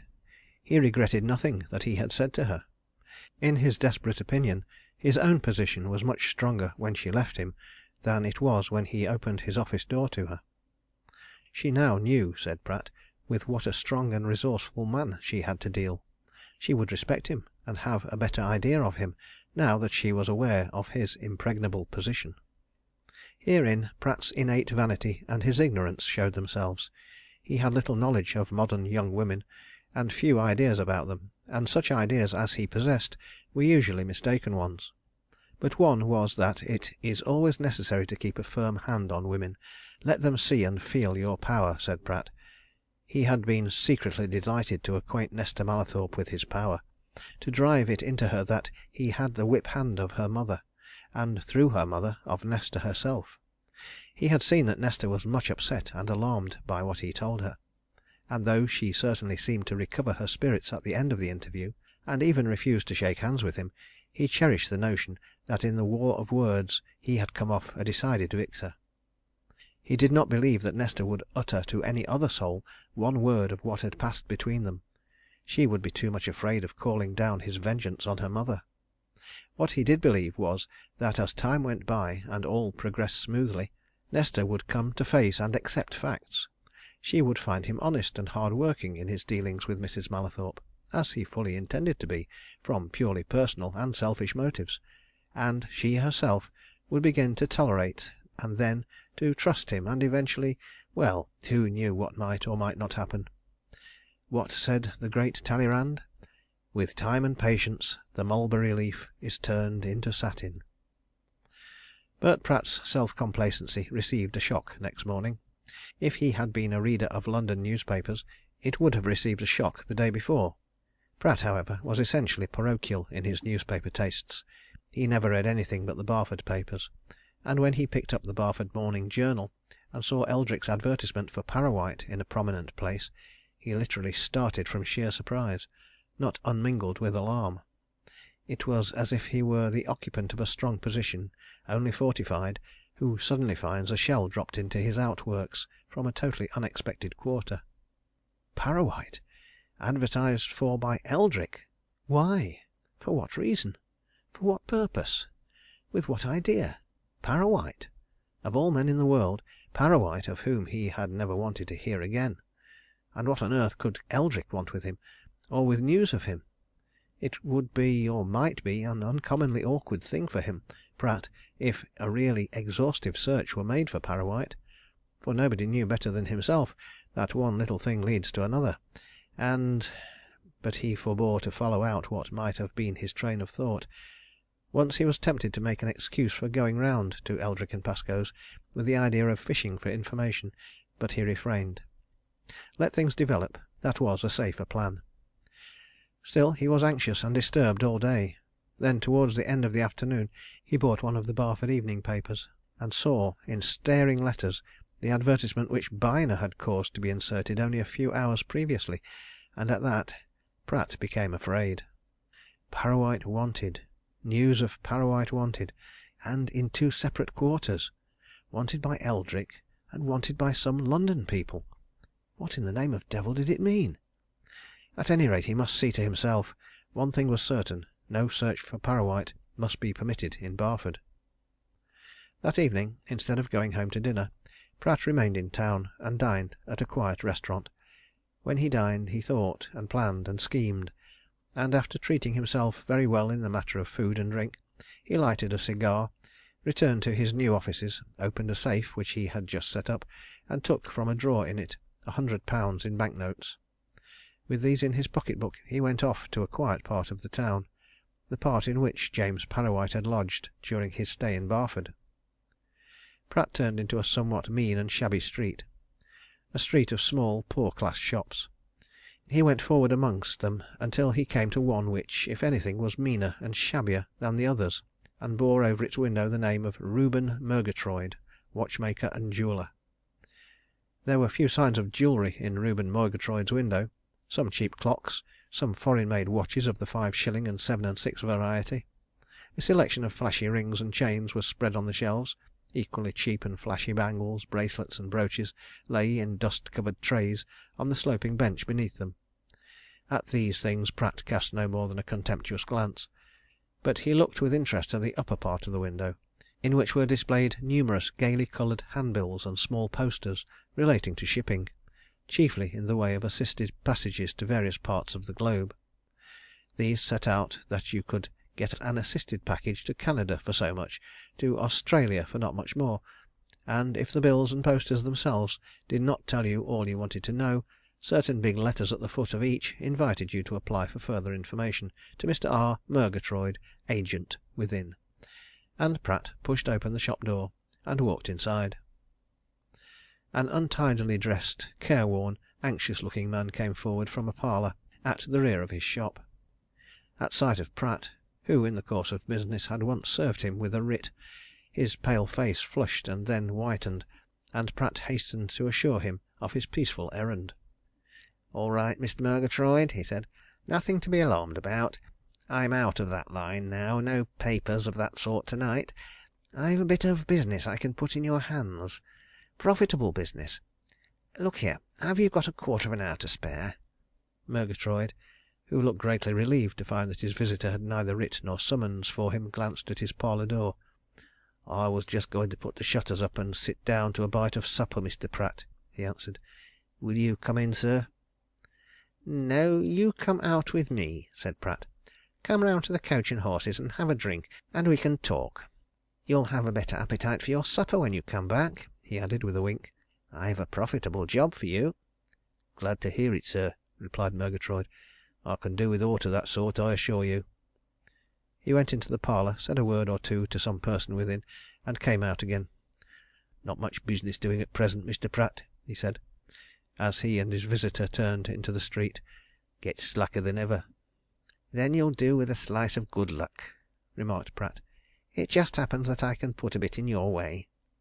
He led Murgatroyd to the end of the street, where stood a corner tavern, into a side door of which Pratt turned as if he were well acquainted with the geography of the place.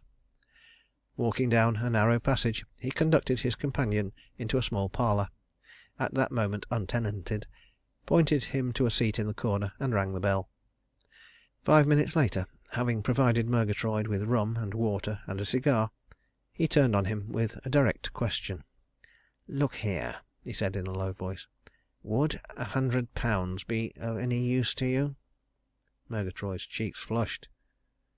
"It'd be a fortune," he answered with fervour. £100! Lord bless you, Mr. Pratt, it's many a year since I saw £100 of my own, all in one lump." Pratt pulled out his roll of bank notes, fluttered it in his companion's face, laid it on the table, and set an ash tray on it. "There's £100 there," he said. "It's yours to pick up, if you'll do a little job for me. Easy job, too. You'll never earn £100 so easy in your life." Murgatroyd pricked up his ears. According to his ideas, money easily come by was seldom honestly earned. He stirred uncomfortably in his seat. "So long as it's a straight job," he muttered. "I don't want—" "Straight enough as straight as it's easy," answered Pratt. "It may seem a bit mysterious, but there's reasons for that. I give you my word it's all right, all a mere bit of diplomacy, and that nobody'll ever know you're in it that is, beyond a certain stage, and that there's no danger to you." "What is it?" asked Murgatroyd, still uneasy and doubtful. Pratt pulled the evening paper out of his pocket and showed Murgatroyd the advertisement, signed Halstead & Byner. "You see that?" he said. "Information wanted about Parrawhite. Do you remember Parrawhite? He once served you with some papers in that affair in which we were against you." "I remember him," answered Murgatroyd. "I've seen him in here now and again. So he's wanted, is he? I didn't know he'd left the town." "Left last November," said Pratt. "And there are folks, influential folks, as you can guess, seeing that they can throw £100 away, who don't want any inquiries made for him in Barford. They don't mind, those folks, how many inquiries and searches are made for him anywhere else, but not here." "Well?" asked Murgatroyd anxiously. "That is it," replied Pratt. "You do a bit now and then as an agent for some of these shipping lines. You book passages for emigrants and for other people, going to New Zealand or Canada or Timbuktu, never mind where. Now then, couldn't you remember I'm sure you could that you booked a passage for Parrawhite to America last November? Come, it's an easy matter to remember, is that? For £100. Murgatroyd's thin fingers trembled a little as he picked up his glass. "What do you want me to do, exactly?" he asked. "This," said Pratt. "I want you to morrow morning early to send a telegram to these people, Halstead & Byner, St. Martin's Chambers, London, just saying that James Parrawhite left Barford for America on November 24th last, and that you can give further information if necessary." "And what if it is necessary?" inquired Murgatroyd. "Then, in answer to any letter or telegram of inquiry, you'll just say that you knew Parrawhite by sight as a clerk at Eldrick & Pascoe's in this town, That on November 23rd he told you that he was going to emigrate to America, that next day you booked him his passage, for which he paid you whatever it was, and that he thereupon set off for Liverpool. See?" "It's all lies, you know," muttered Murgatroyd. "Nobody can find 'em out, anyway," replied Pratt. "That's the one important thing to consider. You're safe. And if you're cursed with a conscience, and it's tender, well, that'll make a good plaster for it." He pointed to the little wad of bank notes, and the man sitting at his side followed the pointing finger with hungry eyes.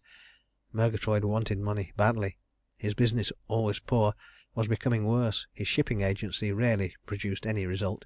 His rent was in arrears. He owed money to his neighbour tradesmen. He had a wife and young children. To such a man £100 meant relief, comfort, the lifting of pressure. "You're sure there's naught wrong in it, Mr. Pratt?" he asked abruptly and assiduously. "It'd be a bad job for my family if anything happened to me, you know." "There's naught that will happen," answered Pratt confidently. "Who on earth can contradict you? Who knows what people you sell passages to but yourself?" "There's the folks themselves," replied Murgatroyd. "Suppose Parrawhite turns up?" "He won't!" exclaimed Pratt. "You know where he is?" suggested Murgatroyd. "Not exactly," said Pratt. "But he's left this country for another, further off than America, that's certain. And the folks I referred to don't want any inquiry about him here." "If I'm asked questions later, am I to say he booked in his own name?" inquired Murgatroyd. "No, name of Parsons," responded Pratt. "Here, I'll write down for you exactly what I want you to say in the telegram to Halstead and Byner, and I'll make a few memoranda for you, to post you up in case they write for further information." "I haven't said that I'll do it," remarked Murgatroyd. "I don't like the look of it. It's all a pack of lies." Pratt paid no heed to this moral reflection. He found some loose paper in his pocket and scribbled on it for a while. Then, as if accidentally, he moved the ash tray, and the bank notes beneath it, all new, gave forth a crisp, rustling sound. "Here you are," said Pratt, pushing the notes and memoranda towards his companion. "Take the brass, man. You don't get a job like that every day." And Murgatroyd put the money in his pocket, and presently went home persuading himself that everything would be all right. Chapter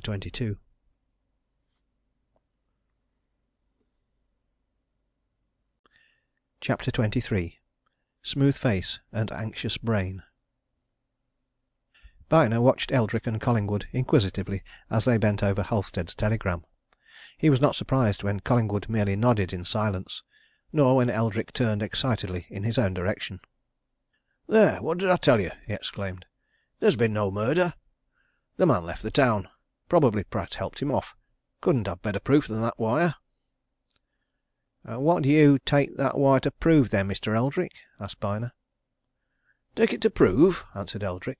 "Why, that Parrawhite booked a passage to America with this man Murgatroyd, last November. Clear enough, that." "What do you take it to prove, Mr. Collingwood?" continued the inquiry agent, as he turned to the barrister with a smile. "Before I take it for anything," replied Collingwood, "I want to know who Murgatroyd is." Byner looked at Eldrick and laughed. "Precisely!" he said. "Who is Murgatroyd? Perhaps Mr. Eldrick knows." "I do know that he's a man who carries on a small watch and clock business in a poorish part of the town, and that he has some sort of a shipping agency," answered Eldrick. "But do you mean to imply that whatever message it is that he sent to your partner in London this morning has not been sent in good faith?" "I didn't imply anything," answered Byner. "All I say is, before I attach any value to this message, I, like Collingwood, want to know something about the sender.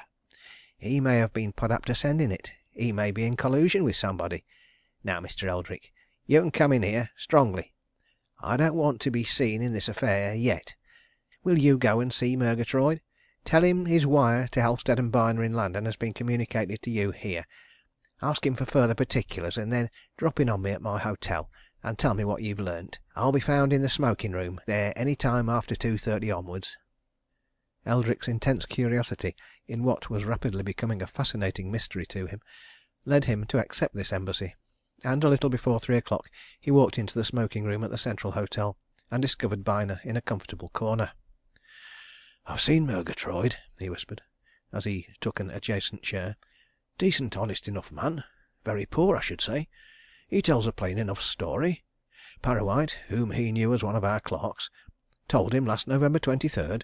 He was exact about dates then, was he? Interrupted Byner. He mentioned them readily enough, replied the solicitor. But to go on, Parrawhite mentioned to him, November 23rd last, that he wanted to go to America at once. Murgatroyd told him about the bookings. Parrawhite called very early next morning, paid for his passage under the name of Parsons, and went off, en route for Liverpool, of course. So there you are. That's all Murgatroyd could tell? inquired Byner. That's all he knows, answered Eldrick. You say Murgatroyd knew Parrawhite as one of your clerks? asked Byner, after a moment's thought. We had some process in hand against this man last autumn, replied Eldrick. I dare say Parrawhite served him with papers. Would he, Murgatroyd, be likely to know Pratt? continued Byner. He might, in the same connection, admitted Eldrick.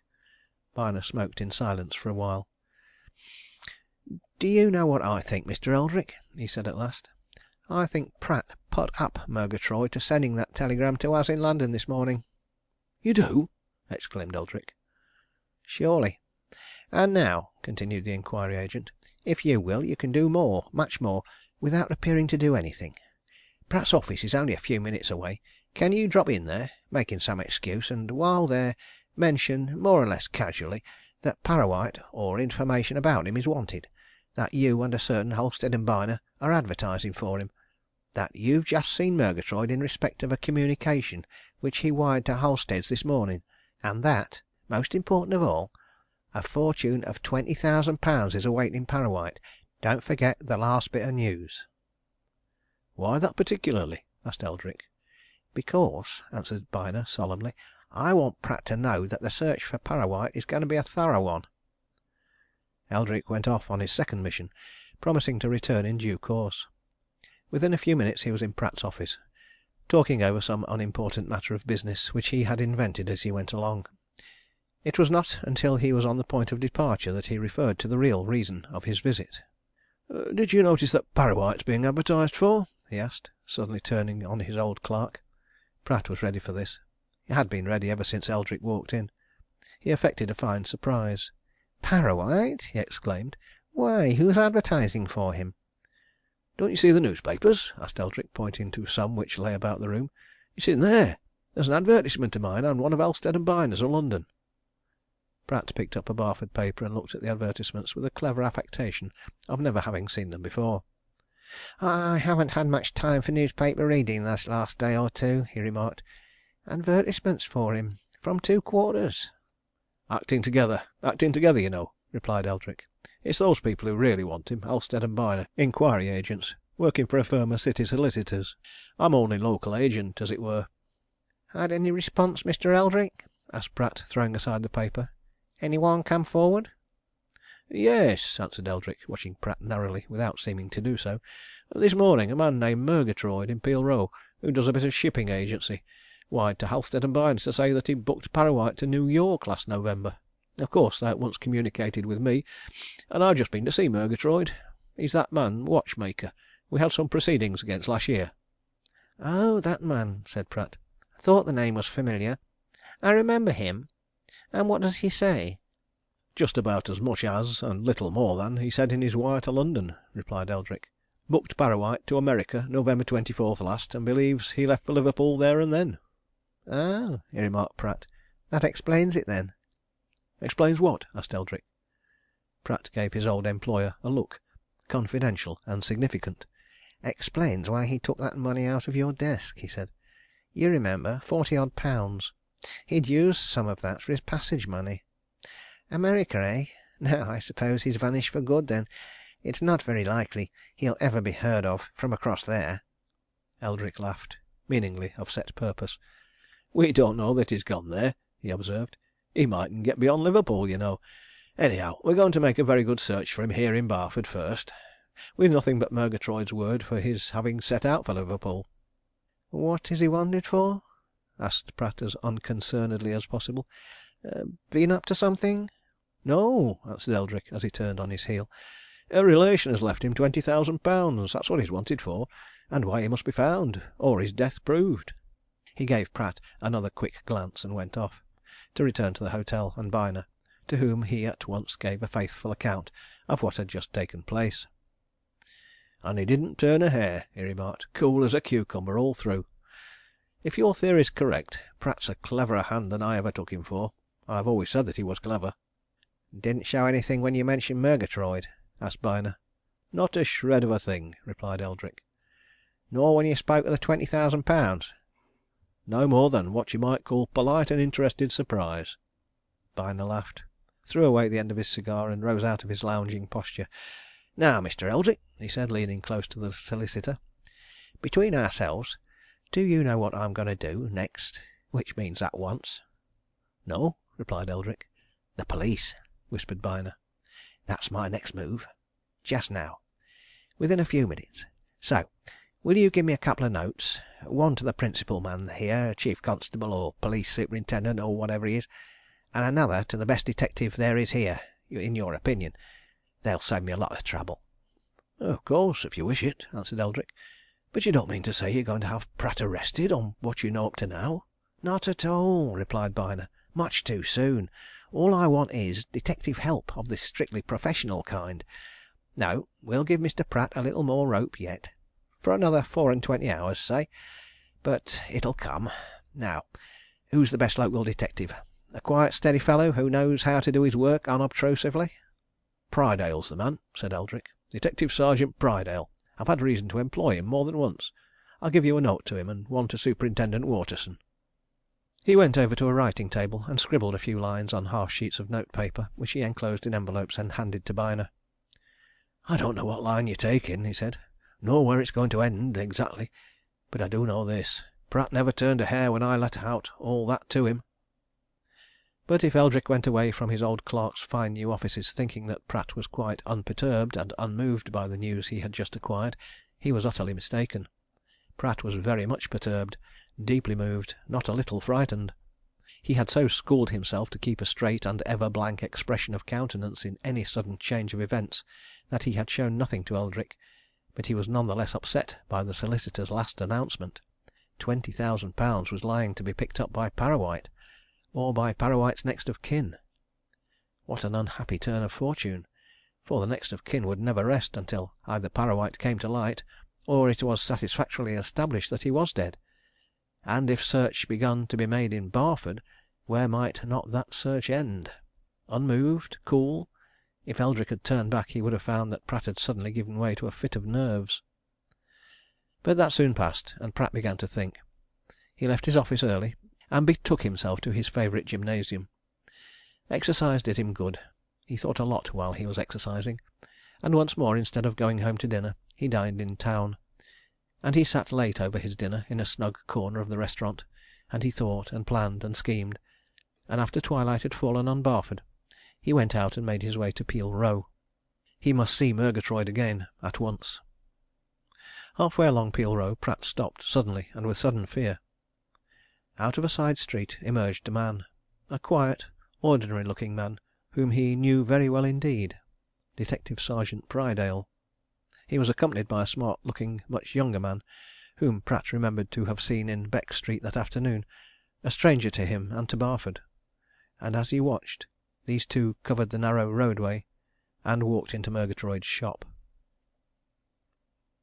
End of chapter 23.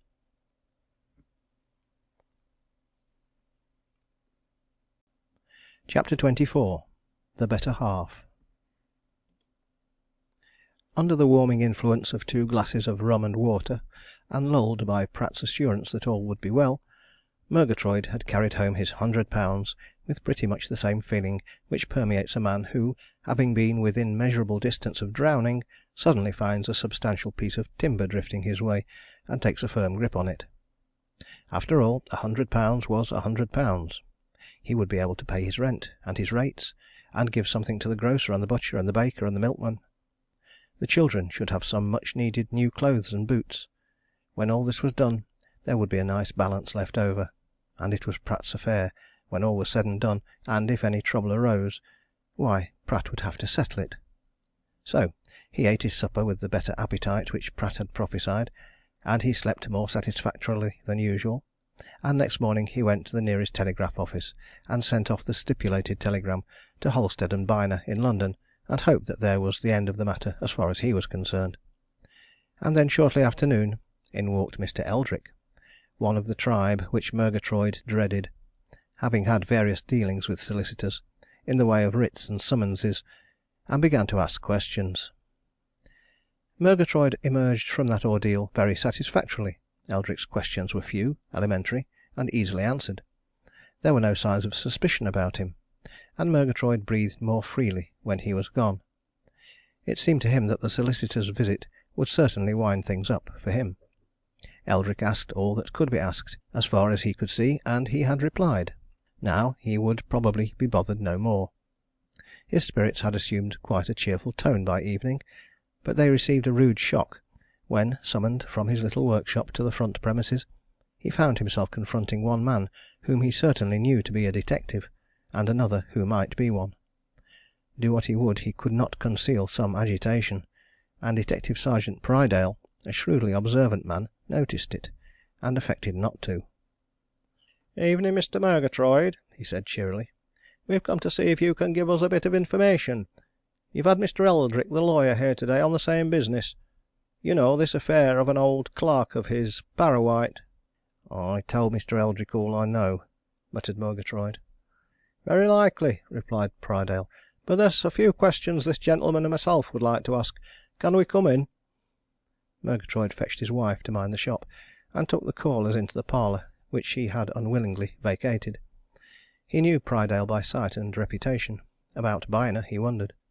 Finally he set him down as a detective from London, and was all the more afraid of him. "What do you want to know?" he asked, when the three men were alone.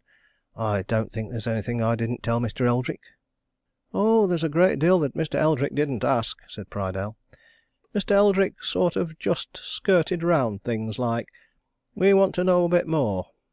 This Parrawhite's got to be found, d'ye see, Mr. Murgatroyd, and as you seem to be the last man who had aught to do with him in Barford, why, naturally, we came to you. Now, to start with, you say he came to you about getting a passage to America. Just so. Now, when would that be?" "Day before he did get it," answered Murgatroyd, rapidly thinking over the memoranda which Pratt had jotted down for his benefit. "That," said Prydale, "would be on the 23rd?" "Yes," replied Murgatroyd. 23rd November, of course. "What time, now, on the 23rd?" asked the detective. "Time?" said Murgatroyd. "Oh, in the evening." "Bit vague," remarked Prydale. "What time in the evening?" "As near as I can recollect," replied Murgatroyd, "it'd be just about 8:30. I was thinking of closing." "Ah!" said Prydale, with a glance at Byner, who had already told him of Parrawhite's presence at the Green Man on the other side of the town, a good 2 miles away, at the hour which Murgatroyd mentioned. "Ah! He was here in your shop at 8:30 on the evening of November 23rd last, asking about a ticket to America." "New York," muttered Murgatroyd. "And he came next morning and bought one?" asked the detective. "I told Mr. Eldrick that," said Murgatroyd, a little sullenly. "How much did it cost?" inquired Byner. £8.10, replied Murgatroyd. "Usual price." "What did he pay for it in?" continued Prydale. "He gave me a £10 note, and I gave him 30 shillings change," answered Murgatroyd. "Just so," assented Prydale. "Now, what line might that be by?" Murgatroyd was becoming uneasy under all these questions, and his uneasiness was deepened by the way in which both his visitors watched him. He was a man who would have been a bad witness in any case: nervous, ill at ease, suspicious, inclined to boggle, and in this instance he was being forced to invent answers. "It was the Royal Atlantic," he answered at last. "I have an agency for them." "So I noticed from the bills and placards in your window," observed the detective. "And, of course, you issue these tickets on their paper. I've seen 'em before. You fill up particulars on a form and a counterfoil, don't you? And you send a copy of those particulars to the Royal Atlantic offices at Liverpool?" Murgatroyd nodded silently. This was much more than he bargained for, and he did not know how much further it was going, and Prydale gave him a sudden searching look. "Can you show us the counterfoil in this instance?" he asked. Murgatroyd flushed, but he managed to get out a fairly quick reply. "No, I can't," he answered. "I sent that book back at the end of the year." "Oh, well, they'll have it at Liverpool," observed Prydale. "We can get at it there. Of course, they'll have your record of the entire transaction. He'd be down on their passenger list under the name of Parsons, I think, Mr. Murgatroyd?" "He gave me that name," said Murgatroyd. Prydale gave Byner a look, and both rose. "I think that's about all," said the detective. "Of course, our next inquiry will be at Liverpool, at the Royal Atlantic. Thank you, Mr. Murgatroyd. Much obliged." Before the watchmaker could collect himself sufficiently to say or ask more, Prydale and his companion had walked out of the shop and gone away. And then Murgatroyd realized that he was in for but he did not know what he was in for. What he did know was that if Prydale went or sent over to Liverpool the whole thing would burst like a bubble. For the Royal Atlantic people would tell the detectives at once that no passenger named Parsons had sailed under their auspices on November 24th last, and that he, Murgatroyd, had been telling a pack of lies. Mrs. Murgatroyd, a sharp-featured woman whose wits had been sharpened by a 10 years' daily acquaintance with poverty, came out of the shop into the parlour and looked searchingly at her husband. "What did them fellers want?" she demanded. "I knew one of 'em, Prydale, the detective. Now what's up, Reuben? More trouble?" Murgatroyd hesitated a moment. Then he told his wife the whole story, concealing nothing. "If they go to the Royal Atlantic it'll all come out," he groaned. "I couldn't make any excuse or explanation. Anyhow, what's to be done?" "You should have had naught to do with that Pratt!" exclaimed Mrs. Murgatroyd. "A scoundrelly fellow to come and tempt poor folk to do his dirty work. Where's the money?" "Locked up," answered Murgatroyd. "I haven't touched a penny of it.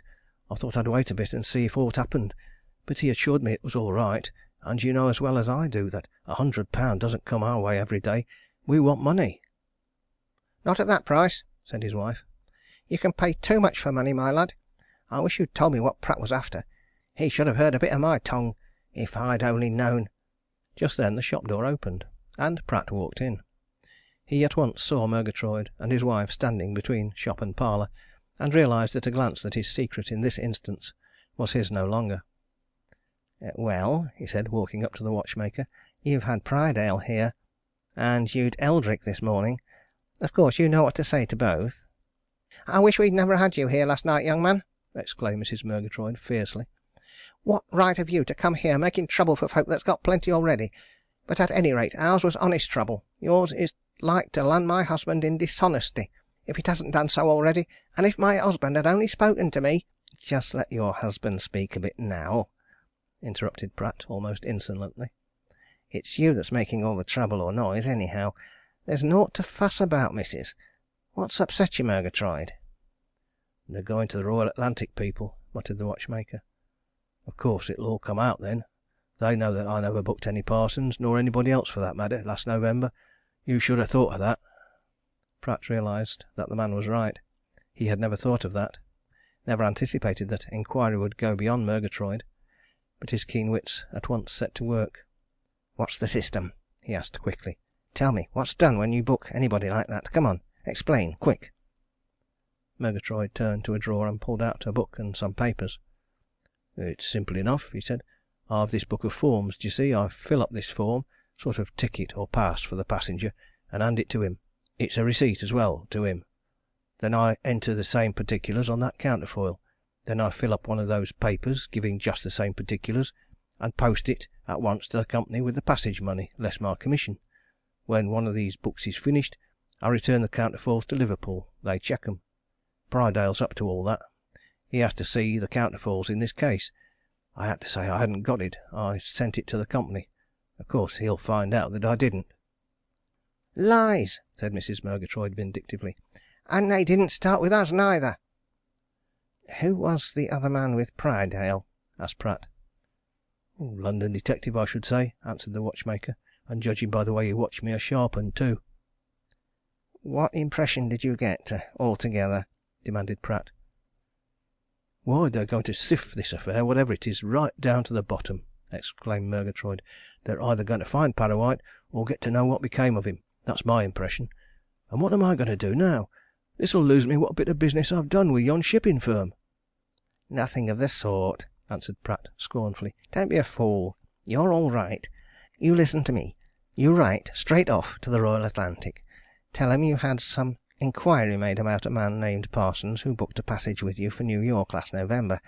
Say that on looking up your books you found that you unaccountably forgot to send them the forms for him and his passage money. Make out a form for that date and crumple it up, as if it had been left lying in a drawer.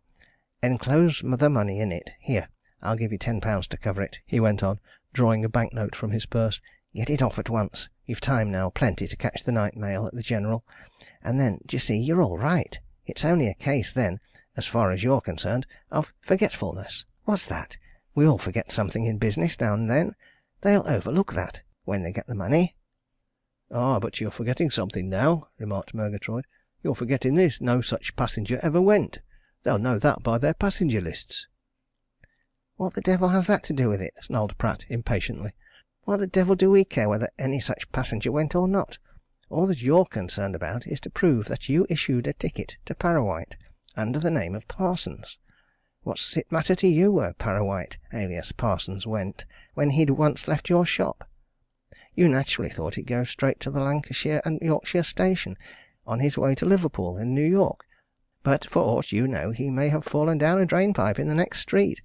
Don't you see, man, there's nothing, there's nobody, not all the detectives in London and Barford, can prove that you didn't issue a ticket to Parrawhite on that date. It isn't up to you to prove that you did, it's up to them to prove that you didn't. And they can't. It's impossible. You get that letter off, at once, to Liverpool, with that money inside it, and you're as safe as houses, and your £100 as well. Get it done. And if those chaps come asking any more questions, tell 'em you're not going to answer a single one. Mind you, do what I tell you, and you're safe." With that, Pratt walked out of the shop, and went off towards the centre of the town, inwardly raging and disturbed. It was very evident that these people meant to find Parrawhite, alive or dead. Evident, too, that they had called in the aid of the Barford police. And in spite of all his assurances to the watchmaker and his suggestion for the next move, Pratt was far from easy about the whole matter. He would have been easier if he'd had known who Prydale's companion was. Probably he was, as Murgatroyd had suggested, a London detective, who might have been making inquiries in the town for some time, and knew much more than he, Pratt, could surmise. That was the devil of the whole thing, in Pratt's opinion. Adept himself in working underground, he feared people who adopted the same tactics. What was this stranger chap after? What did he know? What was he doing? Had he let Eldrick know anything? Was there a web of detectives already being spun round himself? Was that silly, unfortunate affair with Parrawhite being slowly brought to light, to wreck him on the very beginning of what he meant to be a brilliant career? He cursed Parrawhite again and again as he left Peel Row behind him. The events of the day had made Pratt cautious as well as anxious. He decided to keep away from his lodgings that night, and when he reached the centre of town he took a room at a quiet hotel. He was up early next morning. He had breakfasted by 8 o'clock.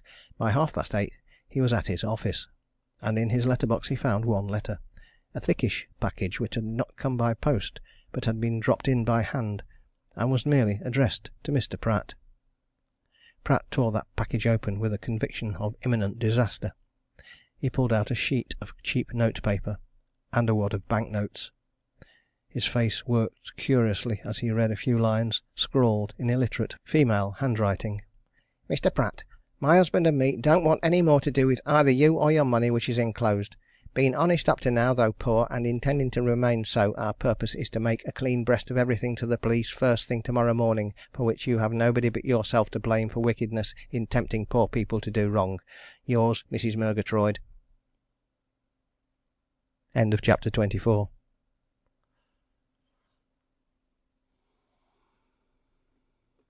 Chapter 25. Dry Sherry. Pratt wasted no time in cursing Mrs. Murgatroyd. There would be plenty of opportunity for such relief to his feelings later on. Just then he had other matters to occupy him fully. He tore the indignant letter to shreds. He hastily thrust the bank notes into one pocket and drew his keys from another. Within 5 minutes he had taken from his safe a sealed packet, which he placed in an inside pocket of his coat, and had left his office. for the last time, as he knew very well.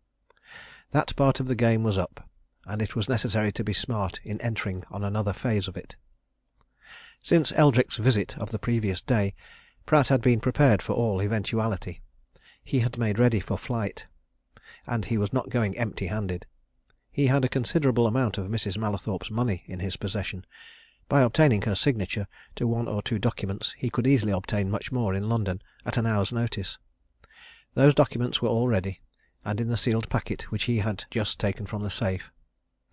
In it, too, were some other documents: John Mallathorpe's will, the letter which Mrs. Mallathorpe had written to him on the evening previous to her son's fatal accident, and the power of attorney which Pratt had obtained from her at his first interview after that occurrence. All was ready, and now there was nothing to do but to get to Normandale Grange, see Mrs. Mallathorpe, and vanish. He had planned it all out carefully when he perceived the first danger signals, and knew that his other plans and schemes were doomed to failure. Half an hour at Normandale Grange, a journey to London, a couple of hours in the city, and then the next train to the Continent, on his way to regions much further off. Here things had turned out badly, unexpectedly badly, but he would carry away considerable easily transported wealth to a new career in a new country. Pratt began his flight in methodical fashion. He locked up his office and left the building by a back entrance which took him into a network of courts and alleys at the rear of the business part of Barford. He made his way in and out of these places until he reached a bicycle dealer's shop in an obscure street, whereat he had left a machine of his own on the previous evening under the excuse of having it thoroughly cleaned and oiled. It was all ready for him on his arrival, and he presently mounted it and rode away through the outskirts of the town, carefully choosing the less frequented streets and roads. He rode on until he was clear of Barford, until, in fact, he was some miles from it, and had reached a village which was certainly not on the way to Normandale. And then at the post office he dismounted, and going inside wrote out and dispatched a telegram. It was a brief message containing but 3 words, one as usual, and it was addressed Esther Mawson, The Grange, Normandale. This done, he remounted his bicycle, rode out of the village, and turned across the country in quite a different direction. It was not yet 10 o'clock. He had 3 hours to spare before the time came for keeping the appointment which he had just made. At an early stage of his operations, Pratt had found that even the cleverest of schemers cannot work unaided. It had been absolutely necessary to have some tool close at hand to Normandale Grange and its inhabitants, to have some person there upon whom he could depend for news. He had found that person, that tool, in Esther Mawson, who, as Mrs. Mallathorpe's maid, had opportunities which he at once recognized as being likely to be of the greatest value to him. The circumstances of Harper Mallathorpe's death had thrown Pratt and the maid together, and he had quickly discovered that she was to be bought, and would do anything for money. He had soon come to an understanding with her, soon bargained with her, and made her a willing accomplice in certain of his schemes, without letting her know their full meaning and extent. All, indeed, that she had learned from Pratt was that he had some considerable hold on her mistress. But it is dangerous work to play with edged tools, and if Pratt had only known it, he was running great risks in using Esther Mawson as a semi-accomplice. Esther Mawson was in constant touch with her mistress, and Mrs. Mallathorpe, afraid of her daughter, and not greatly in sympathy with her, badly needed a confidant. Little by little the mistress began to confide in the maid, and before long Esther Mawson knew the secret, and thenceforward she played a double game. Pratt found her useful in arranging meetings with Mrs. Mallathorpe, unknown to Esther, and he believed her to be devoted to him. But the truth was that Esther Mawson had only one object of devotion, herself, and she was waiting and watching for an opportunity to benefit that object at Pratt's expense. Pratt knew nothing of this as he slowly made his way to Normandale that morning.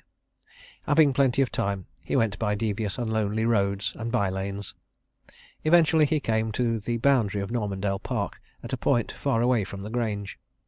There he dismounted, hid his bicycle in a coppice wherein he had often left it before, and went on towards the house, through the woods and plantations. He knew every yard of the ground he traversed, and was skilled in taking cover if he saw any sign of woodman or gamekeeper.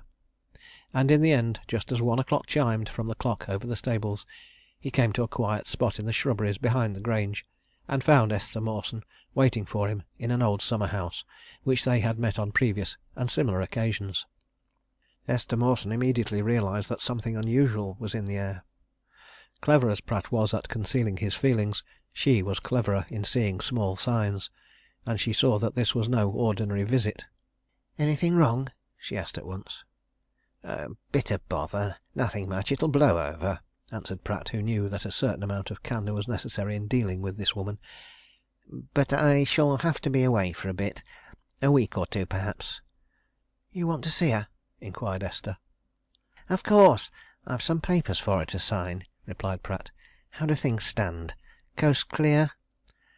"Miss Mallathorpe's going into Barford after lunch," answered Esther. "She'll be driving in about 2:30. I can manage it then. How long shall you want to be with her?" "Oh, a quarter of an hour will do it," said Pratt. "10 minutes if it comes to that." "And after that?" asked Esther. "Then I want to get a train at Scaleby," replied Pratt, mentioning a railway junction which lay 10 miles across the country in another direction. "So make it as soon after 2:30 as you can."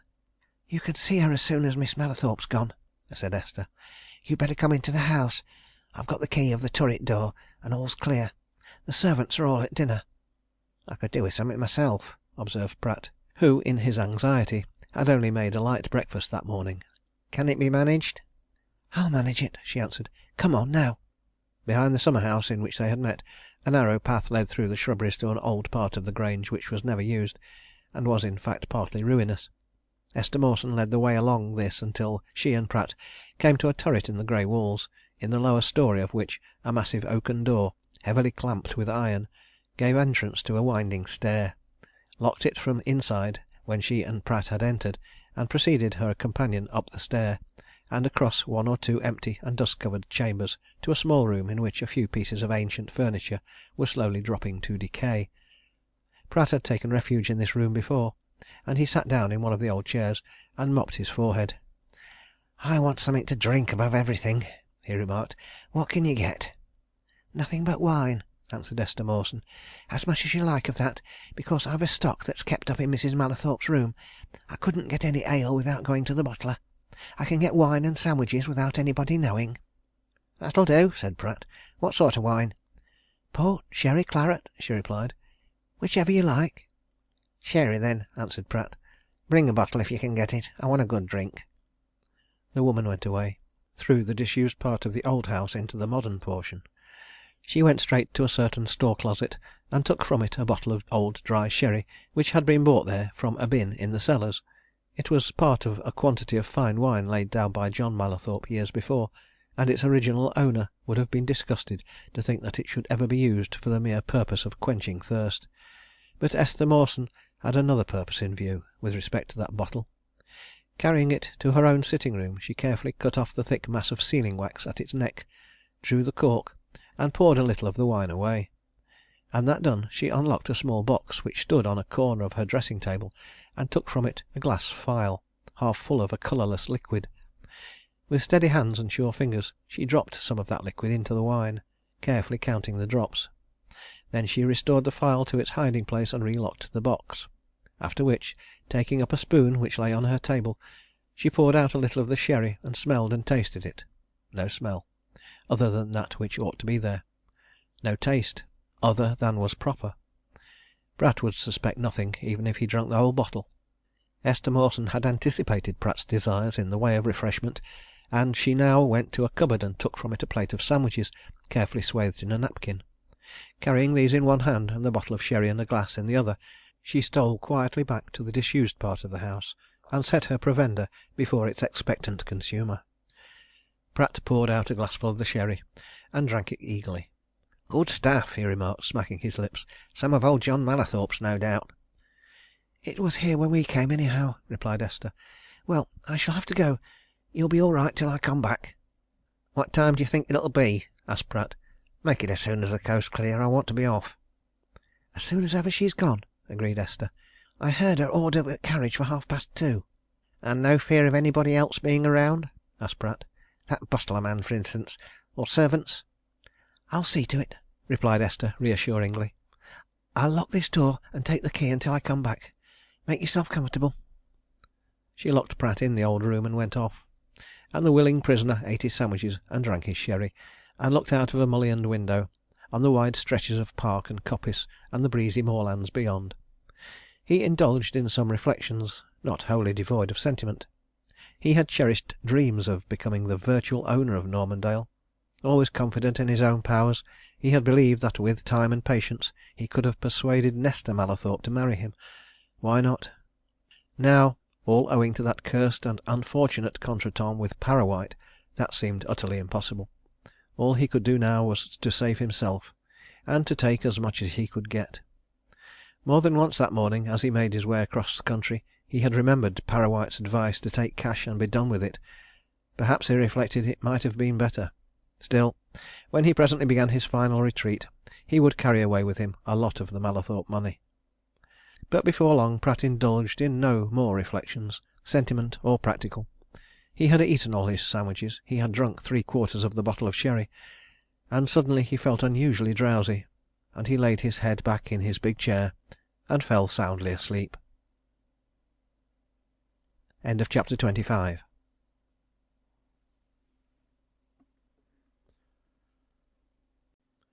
Chapter 26. The Telephone Message. If Pratt had only known what was going on in the old quarries at Whitcliffe, about the very time that he was riding slowly out to Barford on his bicycle, he would not only have accelerated his pace, but would have taken good care to have chosen another route. He would also have made haste to exchange bicycle for railway train as quickly as possible, and to have got himself far away before anybody could begin looking for him in his usual haunts, or at places wherein there was a possibility of his being found. But Pratt knew nothing of what Byner had done. He was conscious of Byner's visit to the Green Man. He did not know what Pickard had been told by Bill Thomson. He was unaware of anything which Pickard had told to Byner. If he had known that Byner, guided by Pickard, had been to the old quarries, and fixed his inquiring eye on the shaft which was filled to its brim with water, and had got certain ideas from the mere sight of it, Pratt would have hastened to put hundreds of miles between himself and Barford as quickly as possible. But all that Pratt knew was that there was a possibility of suspicion, which might materialize eventually, but not immediately. On the previous evening, Pratt, had he but known it, made a great mistake. Instead of going into Murgatroyd's shop after he had watched Byner and Prydale away from it, he should have followed those two astute and crafty persons, and have ascertained something of their movements. Had he done so, he would certainly not have troubled to return to Peel Row, nor to remain in Barford an hour longer than was absolutely necessary, for Pratt was sharp-witted enough when it came to a question of putting one and two together, and if he had tracked Prydale and the unknown man who was with him to a certain house whereto they repaired as soon as they quitted Murgatroyd's shop, he would have drawn an inference from the mere fact of their visit which would have thrown him into a cold sweat of fear. But Pratt, after all, was only one man, one brain, one body, and could not be in two places, nor go in two ways at the same time. He took his own way, ignorant of his destruction. Byner also took a way of his own. As soon as he and Prydale left Murgatroyd's shop, they chartered the first cab they met with, and ordered its driver to go to Whitcliffe Moor. "It's the quickest thing to do, if my theory's correct," observed Byner, as they drove along.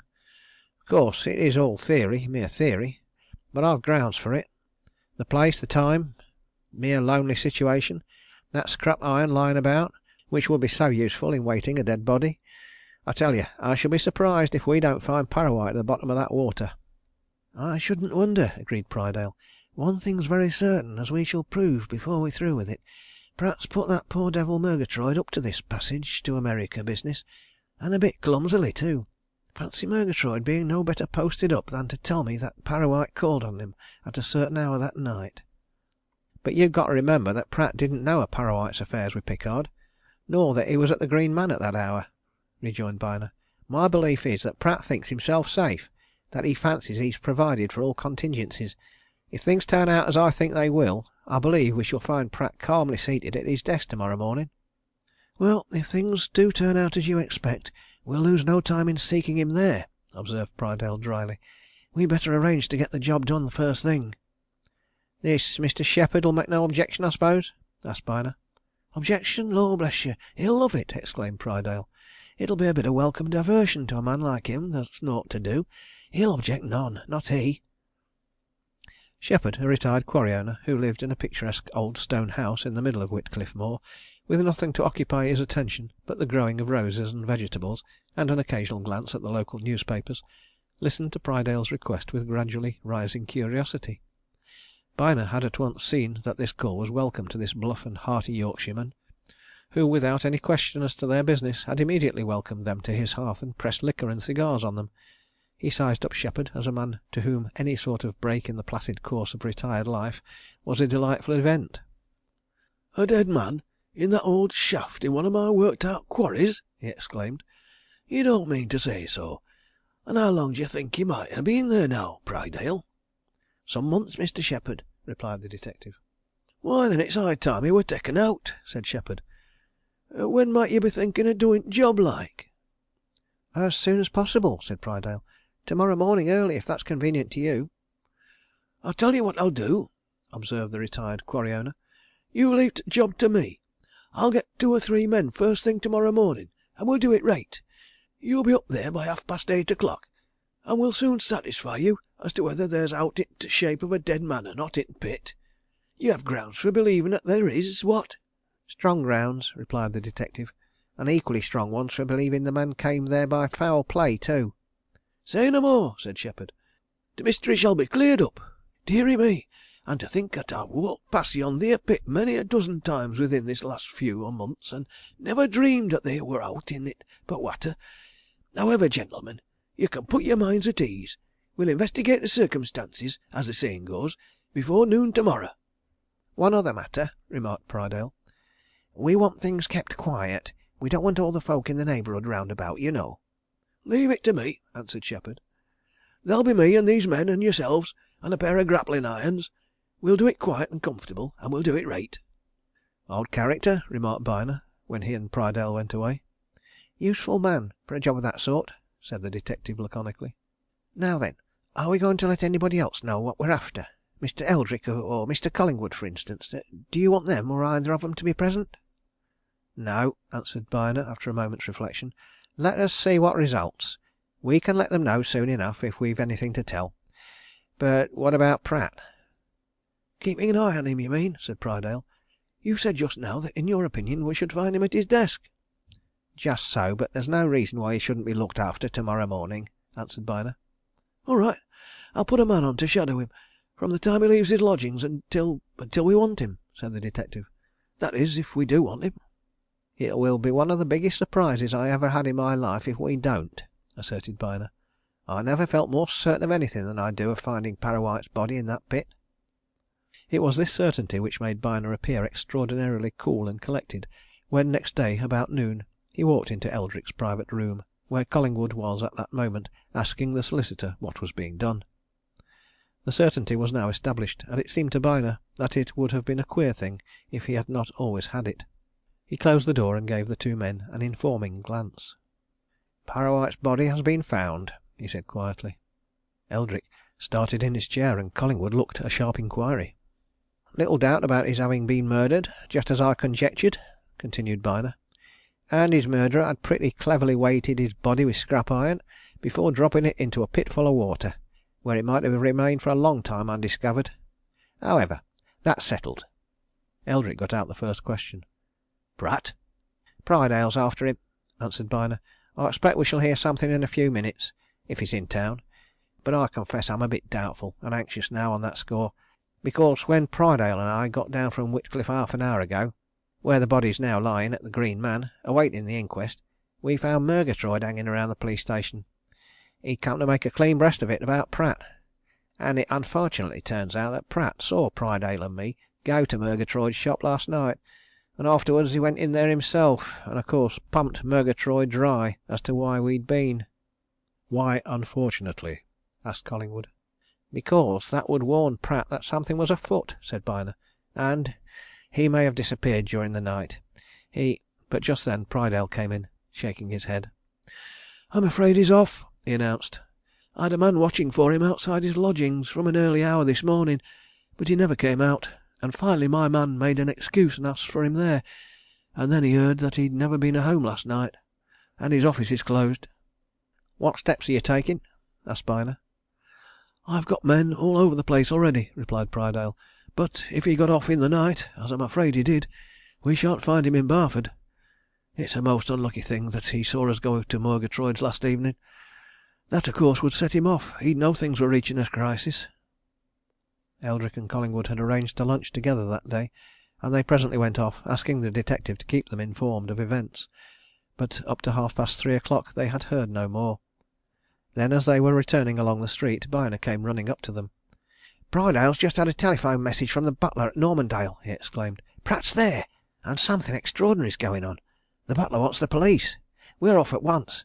There's Prydale in a motor waiting for me. Will you follow?"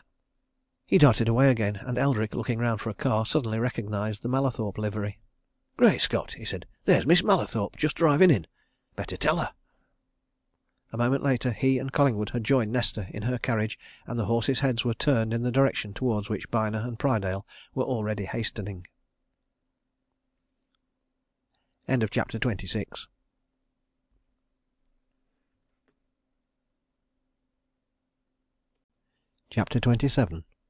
Restored to energy.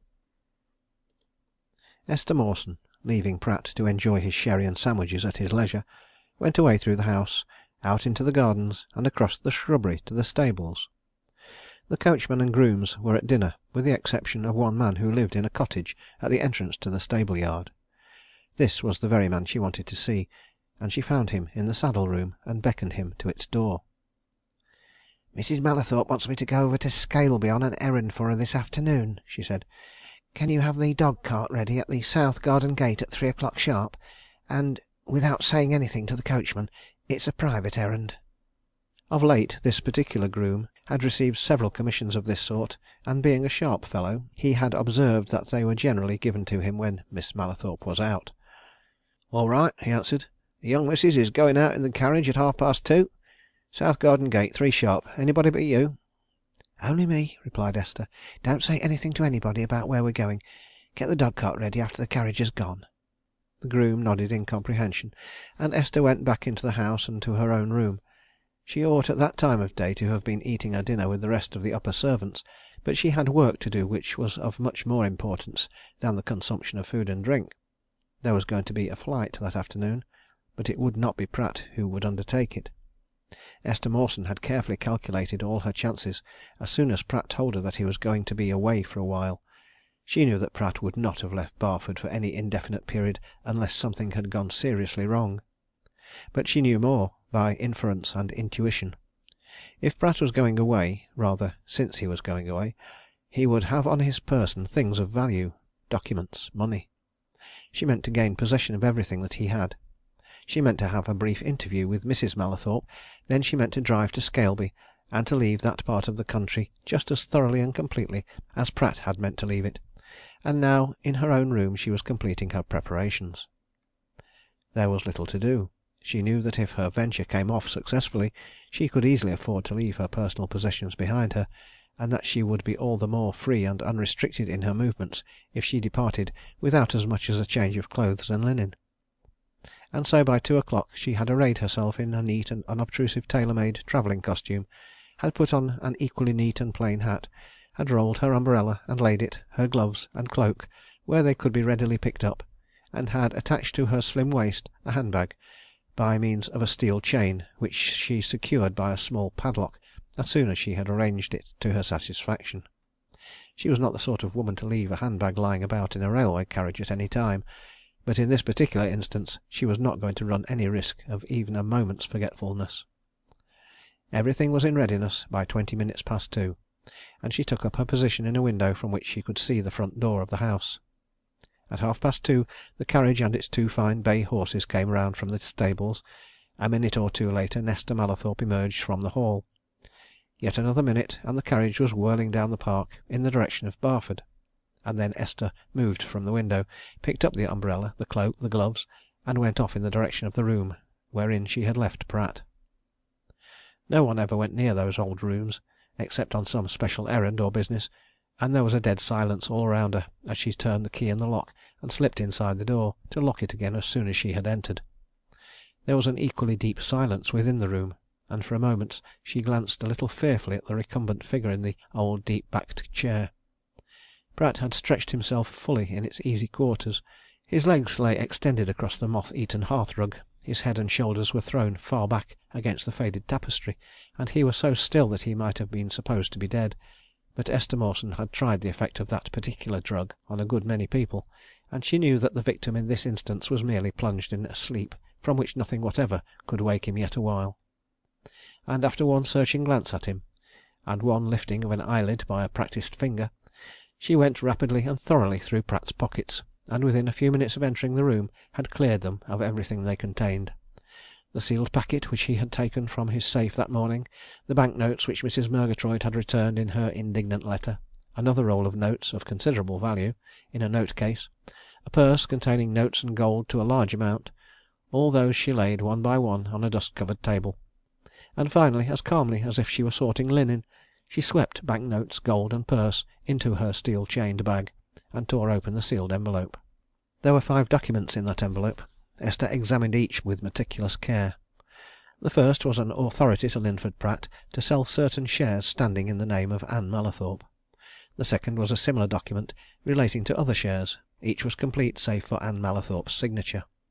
The third document was the power of attorney which Anne Mallathorpe had given to Linford Pratt. The fourth, the letter which she had written to him on the evening before the fatal accident to Harper. And the fifth was John Mallathorpe's will. At last she held in her hand the half sheet of foolscap paper on which Mrs. Mallathorpe, driven to distraction, and knowing that she would get no sympathy from her own daughter, had told her. She was a woman of a quick and an understanding mind, and she had read the will through and grasped its significance as swiftly as her eyes ran over it. And those eyes turned to the unconscious Pratt with a flash of contempt. She, at any rate, would not follow his foolish example and play for too high a stake. No, she would make hay while the sun shone its hottest. She was of the Parrawhite persuasion. Better, far better, one good bird in the hand than a score of possible birds in the bush. She presently restored the 5 documents to the stout envelope, picked up her belongings, and without so much as a glance at Pratt, left the room.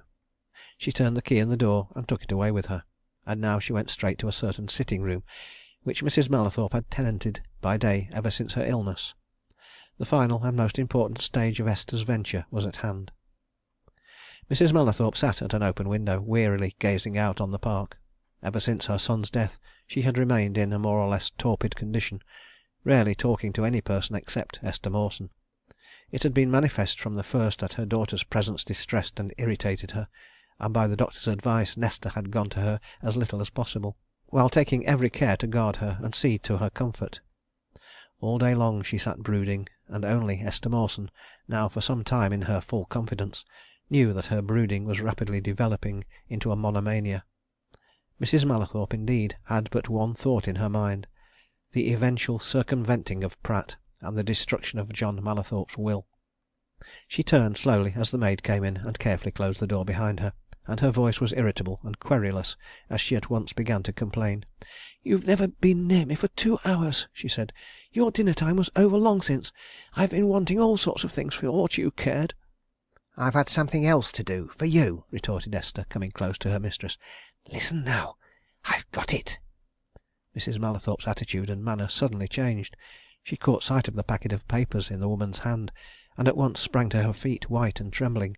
Instinctively she held out her own hands and moved a little nearer to the maid, and Esther quickly put the table between them and shook her head. "No, no!" she exclaimed. "No handling of anything yet. You keep your hands off. You were ready enough to bargain with Pratt. Now you'll have to bargain with me. But I'm not such a fool as he was. I'll take cash down and be done with it." Mrs. Mallathorpe rested her trembling hands on the table and bent forward across it. Is it really the will?" she whispered hoarsely. Instead of replying in words, Esther, taking care to keep at a safe distance behind the table, and with the door only a yard or 2 in her rear, drew out the documents one by one and held them up. "The will," she said. "Your letter to Pratt. The power of attorney, 2 papers that he brought in for you to sign. That's the lot. And now, as I said, we'll bargain." "Where is he?" asked Mrs. Mallathorpe. "How did you get them? Does he know? Did he give them up?" "If you want to know, he's safe and sound asleep in one of the rooms in the old part of the house," answered Esther. "I drugged him. There's something afoot, something gone wrong with his schemes at Barford, and he came here on his way elsewhere, and so I took the chance. Now then, what are you going to give me?" Mrs. Mallathorpe, whose nervous agitation was becoming more and more marked, wrung her hands. "I've nothing to give!" she cried. "You know very well he's had the management of everything. I don't know how things are." "Stuff!" exclaimed Esther. "I know better than that. You've a lot of ready money in that desk there. You know you drew a lot out of the bank some time ago, and it's there now. You kept it for a contingency. The contingency's here. And you've your rings, the diamond and ruby rings. I know what they're worth. Come on now, I mean to have the whole lot, so it's no use hesitating." Mrs. Mallathorpe looked at the maid's bold and resolute eyes, and then at the papers. And she glanced from eyes and papers to a bright fire which burned in the grate close by. "You'll give everything up?" she asked nervously. "Put those bank notes that you've got in your desk, and those rings that are in your jewel case, on the table between us," answered Esther, "and I'll hand over these papers on the instant. I'm not going to be such a fool as to keep them. Not I! Come on now, isn't this the chance you've wanted?" Mrs. Mallathorpe drew a small bunch of keys from her gown and went over to the desk where Esther had pointed to. Within a minute she was back again at the table, a roll of bank notes in one hand, half a dozen magnificent rings in the other. She put both hands half way across and unclasped them, and Esther Mawson, with a light laugh, threw the papers over the table and hastily swept their price into her handbag. Mrs. Mallathorpe's nerves suddenly became steady. With a deep sigh she caught up the various documents and looked them quickly and thoroughly over. Then she tore them into fragments and flung the fragments in the fire. As they blazed up, she turned and looked at Esther Mawson in a way which made Esther shrink a little, but she was already at the door, and she opened it and walked out and down the stair. She was half way across the hall beneath, where the butler and one of the footmen were idly talking, when a sharp cry from above made her then look up. Mrs. Mallathorpe, suddenly restored to life and energy, was leaning over the balustrade. "Stop that woman, you men!" she said. "Seize her! Fasten her up! Lock the door, wherever you put her! She's stolen my rings and a lot of money out of my desk. And telephone instantly to Barford and tell them to send the police here, at once!" End of chapter 27.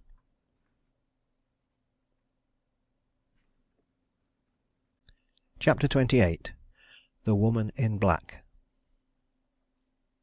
Nesta Mallathorpe, who had just arrived in Barford when Eldrick caught sight of her, was seriously startled as he and Collingwood came running up to her carriage. The solicitor entered it without ceremony or explanation, and turning to the coachman bade him drive back to Normandale as fast as he could make his horses go. Meanwhile Collingwood turned to Nesta. "Don't be alarmed," he said. "Something is happening at the Grange. Your mother has just telephoned to the police here to go there at once. There they are, in front of us, in that car." "Did my mother say if she was in danger?" demanded Nesta. "She can't be!" exclaimed Eldrick, turning from the coachman as the horses were whipped around and the carriage moved off. "She evidently gave orders for the message. No, Pratt's there. And but of course you don't know. The police want Pratt.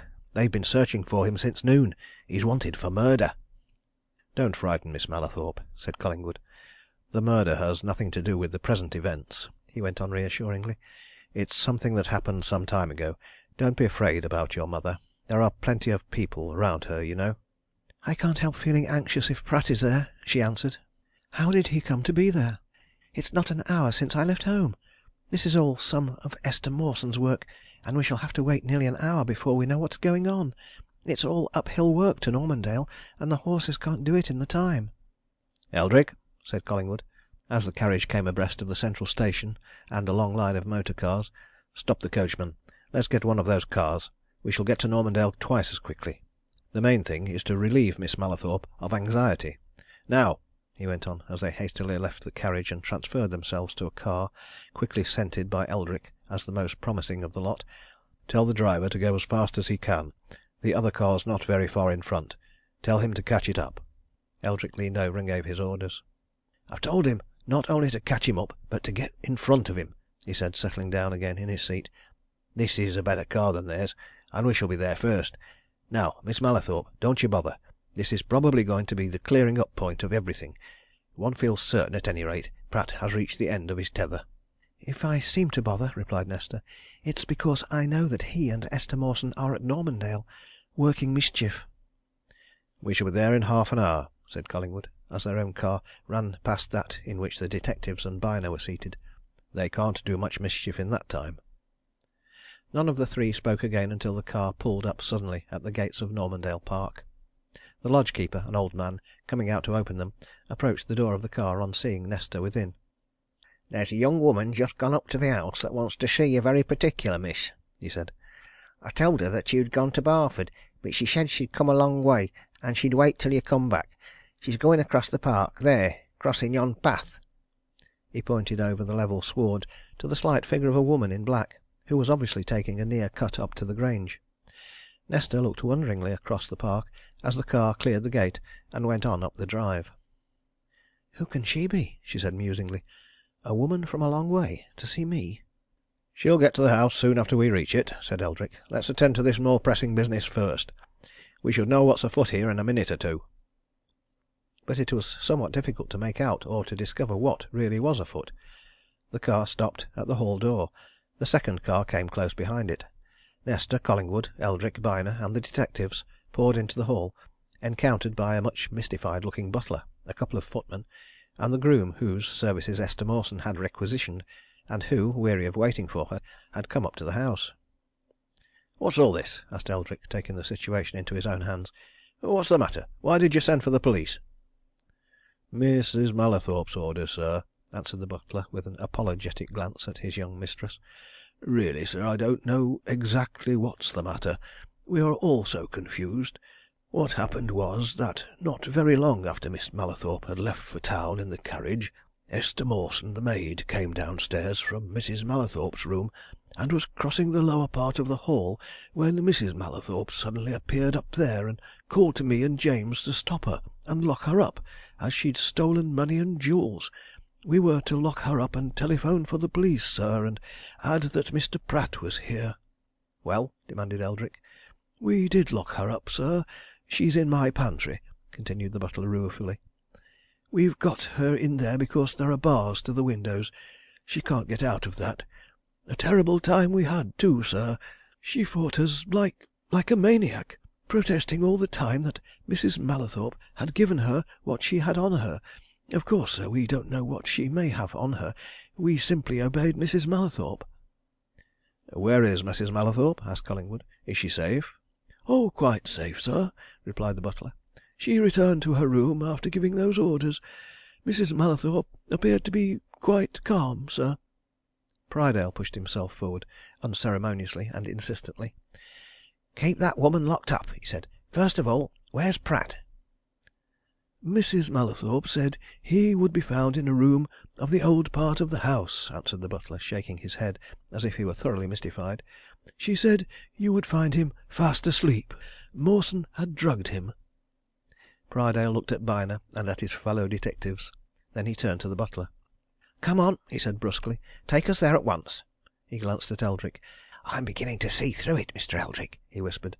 "This maid's caught Pratt for us. Let's hope he's still—" But before he could say more, just as the butler opened a door which led into a corridor at the rear of the hall, a sharp crack, which was unmistakably that of a revolver, rang through the house, waking equally sharp echoes in the silent room, and at that Nesta hurried up the stairway to her mother's apartment, and the men, after a hurried glance at each other, ran along the corridor after the butler and the footmen. Pratt came out of his stupor much sooner than Esther Mawson had reckoned on. According to her previous experiments with the particular drug which she had administered to him, he ought to have remained in a profound and undisturbed slumber until at least 5 o'clock. But he woke at 4. Woke suddenly, sharply, only conscious at first of a terrible pain in his head, which kept him groaning and moaning in his chair for a minute or two, before he fairly realized where he was and what had happened. As the pain became milder and gave way to a dull throbbing and a general sense of discomfort, he looked around out of aching eyes and saw the bottle of sherry. And so dull were his wits that his only thought at first was that the wine had been far stronger than he had known, and that he had drunk far too much of it, and that it had sent him to sleep. And just then his wandering glance fell on some papers which Esther Mawson had taken from one of his pockets and thrown aside as of no value. He leapt to his feet, trembling and sweating. His hands, shaking as if smitten with a sudden palsy, went to his pockets. He tore off his coat and turned his pockets out, as if touch and feeling were not to be believed, and his eyes must see that there was really nothing there. Then he snatched up the papers on the floor and found nothing but letters and odd scraps of unimportant memoranda. He stamped his feet on those things and began to swear and curse, and finally to sob and whine. The shock of his discovery had driven all his stupefaction away by that time, and he knew what had happened. And his whining and sobbing was not that of despair, but the far worse and fiercer sobbing and whining of rage and terrible anger. If the woman who had tricked him had been there he would have torn her limb from limb and have glutted himself with revenge. But he was alone. And presently, after moving round his prison, more like a wild beast than a human being, his senses having deserted him for a while, he regained some composure and glanced about him for means of escape. He went to the door and tried it, but the old substantial oak stood firm and fast. Nothing but a crowbar would break that door. And so he turned to the mullioned windows, set in a deep recess. He knew that it was 30 or 40 feet above the level of the ground, but there was much thick ivy growing on the walls of Normandale Grange, and it might be possible to climb down by its aid. With a great effort he forced open one of the dirt-encrusted sashes and looked out, and in the same instant he drew in his head with a harsh groan. The window commanded a full view of the hall door, and he had seen Prydale and 2 other detectives, and the stranger from London, whom he believed to be a detective, hurrying from their motor car into the house. There was but one thing for it now. Esther Mawson had robbed him of everything that was on him in the way of papers and money, but in his hip pocket she had left a revolver which Pratt had carried, always loaded, for some time, and now, without the least hesitation, he drew it out and sent one of its bullets through his brain. Eldrick and Collingwood, returning to the hall from the room in which they and the detectives had found Pratt's dead body, stood a little later in earnest conversation with Prydale, who had just come there from an interview with Esther Mawson. Nesta Mallathorpe suddenly called to them from the stairs, at the same time beckoning them to go up to her. "Will you come with me and speak to my mother?" she said. "She knows you are here, and she wants to say something about what has happened. Something about that document which Pratt said he possessed." Eldrick and Collingwood exchanged glances without speaking. They followed Nesta into her mother's sitting room, and instead of the semi-invalid whom they had expected to find there, they saw a woman who had evidently regained not only her vivacity and her spirits, but her sense of authority and her inclination to exercise it. "I am sorry that you gentlemen should have been drawn into all this wretched business," she exclaimed, as she pointed the 2 men to chairs. "Everything must seem very strange, and indeed have seemed so for some time, but I have been the victim of as bad a scoundrel as ever lived. I'm not going to be so hypocritical as to pretend that I'm sorry he's dead. I'm not. I only wish he'd met his proper fate on the scaffold. I don't know what you may have heard or gathered. My daughter herself, from what she tells me, has only the vaguest notions, but I wanted to tell you, Mr. Eldrick, and you, Mr. Collingwood, seeing that you're one a solicitor and the other a barrister, that Pratt invented a most abominable plot against me, which of course hasn't a word of truth in it, yet was so clever that—" Eldrick suddenly raised his hand. "Mrs. Mallathorpe," he said quietly, "I think you'd better let me speak before you go any further. Perhaps we, Mr. Collingwood and I, know more than you think. Don't trifle, Mrs. Mallathorpe, for your own and your daughter's sake. Tell the truth, and answer a plain question, which I assure you is asked in your own interest. What have you done with John Mallathorpe's will?" Collingwood, anxious for Nesta, was watching her closely, and now he saw her turn a startled and inquiring look on her mother, who in her turn dashed a surprised glance at Eldrick. But if Mrs. Mallathorpe was surprised, she was also indignant, or she simulated indignation, and she replied to the solicitor's question with a sharp retort. "What do you mean? John Mallathorpe's will?" she exclaimed. "What do I know of John Mallathorpe's will? There never was—" "Mrs. Mallathorpe," interrupted Eldrick, "don't! I'm speaking in your interest, I tell you. There was a will. It was made on the morning of John Mallathorpe's death. It was found by Mr. Collingwood's late grandfather, Anthony Bartle, when he died suddenly in my office. It fell into Pratt's hands. That is the document which Pratt held over you, and not an hour ago Esther Mawson took it from Pratt, and she gave it to you. Again, I ask you, what have you done with it?" Mrs. Mallathorpe hesitated a moment. Then she suddenly faced Eldrick with a defiant look. Let them, let everybody, do what they like," she exclaimed. "It's burnt. I threw it in that fire as soon as I got it. And now—" Nesta interrupted her mother. "Does any one know the terms of that will?" she asked, looking at Eldrick. "Tell me, if you know. Hush!" she went on as Mrs. Mallathorpe tried to speak again. "I will know." "Yes," answered Eldrick. "Esther Mawson knows them. She read the will carefully. She told Prydale just now what they were. With the exception of 3 legacies of £10,000 each to your mother, your brother, and yourself, John Mallathorpe left everything he possessed to the town of Barford for an educational trust." "Then," asked Nesta quietly, as she made a peremptory sign to her mother to be silent, "we never had any right to be here at all?" "I'm afraid not," replied Eldrick. "Then of course we shall go," said Nesta. "That's certain. Do you hear that, mother? That's my decision. It's final." "You can do what you like," retorted Mrs. Mallathorpe suddenly.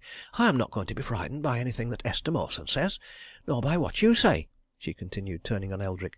"All that has got to be proved. Who can prove it? What can prove it? Do you think I am going to give up my rights without fighting for them? I shall swear that every word of Esther Mawson's is a lie. No one can bring forward a will that doesn't exist. And what concern is it of yours, Mr. Eldrick? What right have you?" "You are quite right, Mrs. Mallathorpe," said Eldrick. "It's no concern of mine. And so " He turned to the door, and as he turned the door opened to admit the old butler, who looked apologetically but earnestly at Nesta as he stepped forward. "Mrs. Gaukrodger wishes to see you on very particular business," he murmured. "She's been waiting some little time. Something, she says, about some papers she has just found, belonging to the late Mr. John Mallathorpe." Collingwood, who was standing close to Nesta, caught all the butler said. "Gaukrodger!" he exclaimed, with a quick glance at Eldrick. That was the name of the manager, a witness. "See the woman at once," he whispered to Nesta. "Bring Mrs. Gaukrodger in, Dickinson," said Nesta. "Stay, I'll come with you and bring her in myself." She returned a moment later with a slightly built, rather careworn woman, dressed in deep mourning, the woman in black whom they had seen crossing the park, who looked nervously around her as she entered. "What is it you have for me, Mrs. Gaukrodger?" asked Nesta. "Papers belonging to the late Mr. John Mallathorpe? Where did you get them?" Mrs. Gaukrodger drew a large envelope from under her cloak. "This, miss," she answered. "One paper. I only found it this morning. In this way," she went on, addressing herself to Nesta. "When my husband was killed, along with Mr. John Mallathorpe, they of course brought home the clothes he was wearing. There were a lot of papers in the pockets of the coat, 2 pockets full of them, and I hadn't heart or courage to look at them at the time, miss. I couldn't, and I locked them up in a box. I never looked at them till this very day. But this morning I happened to open that box, and I saw them, and I thought I'd see what they were. And this was one, you see. It's in a plain envelope. It was sealed, but there's no writing on it. I cut the envelope open and drew the paper out, and I saw at once it was Mr. John Mallathorpe's will. So I came straight to you with it." She handed the envelope over to Nesta, who at once gave it to Eldrick. The solicitor hastily drew out the enclosure, glanced it over, and turned sharply to Collingwood with a muttered exclamation. "Good gracious!" he said. "That man Cobcroft was right. There was a duplicate, and here it is." Mrs. Mallathorpe had come nearer. The sight of the half sheet of foolscap in Eldrick's hands seemed to fascinate her, and the expression on her face as she came close to his side was so curious that the solicitor involuntarily folded up the will and hastily put it behind his back. He had not only seen that expression, but had caught sight of Mrs. Mallathorpe's twitching fingers. "Is that another will?" she whispered. "John Mallathorpe's?" "Precisely the same another copy, duly signed and witnessed," answered Eldrick firmly. "What you foolishly did was done for nothing. And it's the most fortunate thing in the world, Mrs. Mallathorpe, that this has turned up. Most fortunate for you." Mrs. Mallathorpe steadied herself on the edge of the table and looked at him fixedly. "Everything will have to be given up?" she asked. "The terms of this will be carried out," answered Eldrick. Will they make me give up what we've saved?" she whispered. "Mother," said Nesta appealingly, "don't! Come away somewhere and let me talk to you. Come!" But Mrs. Mallathorpe shook off her daughter's hand and turned again to Eldrick. "Will they?" she demanded. "Answer!" "I don't think you'll find the trustees at all hard when it comes to a question of account," answered Eldrick. "They'll probably take matters over from now and ignore anything that's happened during the past 2 years." Again Nesta tried to lead her mother away, and again Mrs. Mallathorpe pushed the appealing hand from her. All her attention was fixed on Eldrick. And will the police give me, now, what they found on that woman?" she whispered. "I have no doubt they will," replied Eldrick. "It's yours." Mrs. Mallathorpe drew a sigh of relief. She looked at the solicitor steadily for a moment, and then without another word she turned and went away to find Prydale. Eldrick turned to Nesta. "Don't forget," he said in a low voice. "It's a terrible blow to her, and she's been thinking of your interests.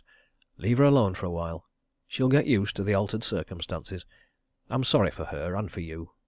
But Nesta made a sign of dissent. "There's no need to be sorry for me, Mr. Eldrick," she answered. "It's a greater relief than you can realize." She turned from him and went over to Mrs. Gaukrodger, who had watched this scene without fully comprehending it. "Come with me," she said. "You look very tired, and you must have some tea and rest a while. Come now." Eldrick and Collingwood, left alone, looked at each other in silence for a moment. Then the solicitor shook his head expressively. "Well, that's over!" he exclaimed. "I must go back and hand this will over to the 2 trustees. But you, Collingwood, stay here for a bit. If ever that girl needs company and help, it's now." "I'm stopping," said Collingwood. He remained for a time where Eldrick left him. At last he went down to the hall and out into the gardens, and presently Nesta came to him there, and, as if with mutual understanding, they walked away into the nearer stretches of the park. Normandale had never looked more beautiful than it did that afternoon, and in the midst of a silence which up to then neither of them had cared to break, Collingwood suddenly turned to the girl who had just lost it. "Are you sure that you won't miss all this greatly?" he asked. "Just think." "I'd rather lose more than this, however fond I've got of it, than go through what I've gone through lately," she answered frankly. "Do you know what I want to do?" "No, I think not," he said. "What?"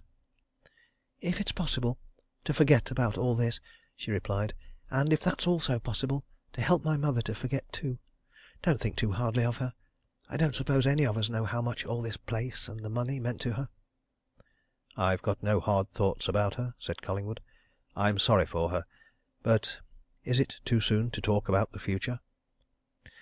Nesta looked at him in a way which showed him that she only half comprehended the question. But there was sufficient comprehension in her eyes to warrant him in taking her hands in his. "You know why I didn't go to India?" he said, bending his face to hers. I guessed," she answered shyly. Then Collingwood, at this suddenly arrived supreme moment, became curiously bereft of speech, and, after a period of silence, during which, being in the shadow of a grove of beech trees which kindly concealed them from the rest of the world, they held each other's hands, all that he could find to say was one word: "Well?" Nesta laughed. "Well, what?" she whispered. Collingwood suddenly laughed too, and put his arm round her. "It's no good," he said.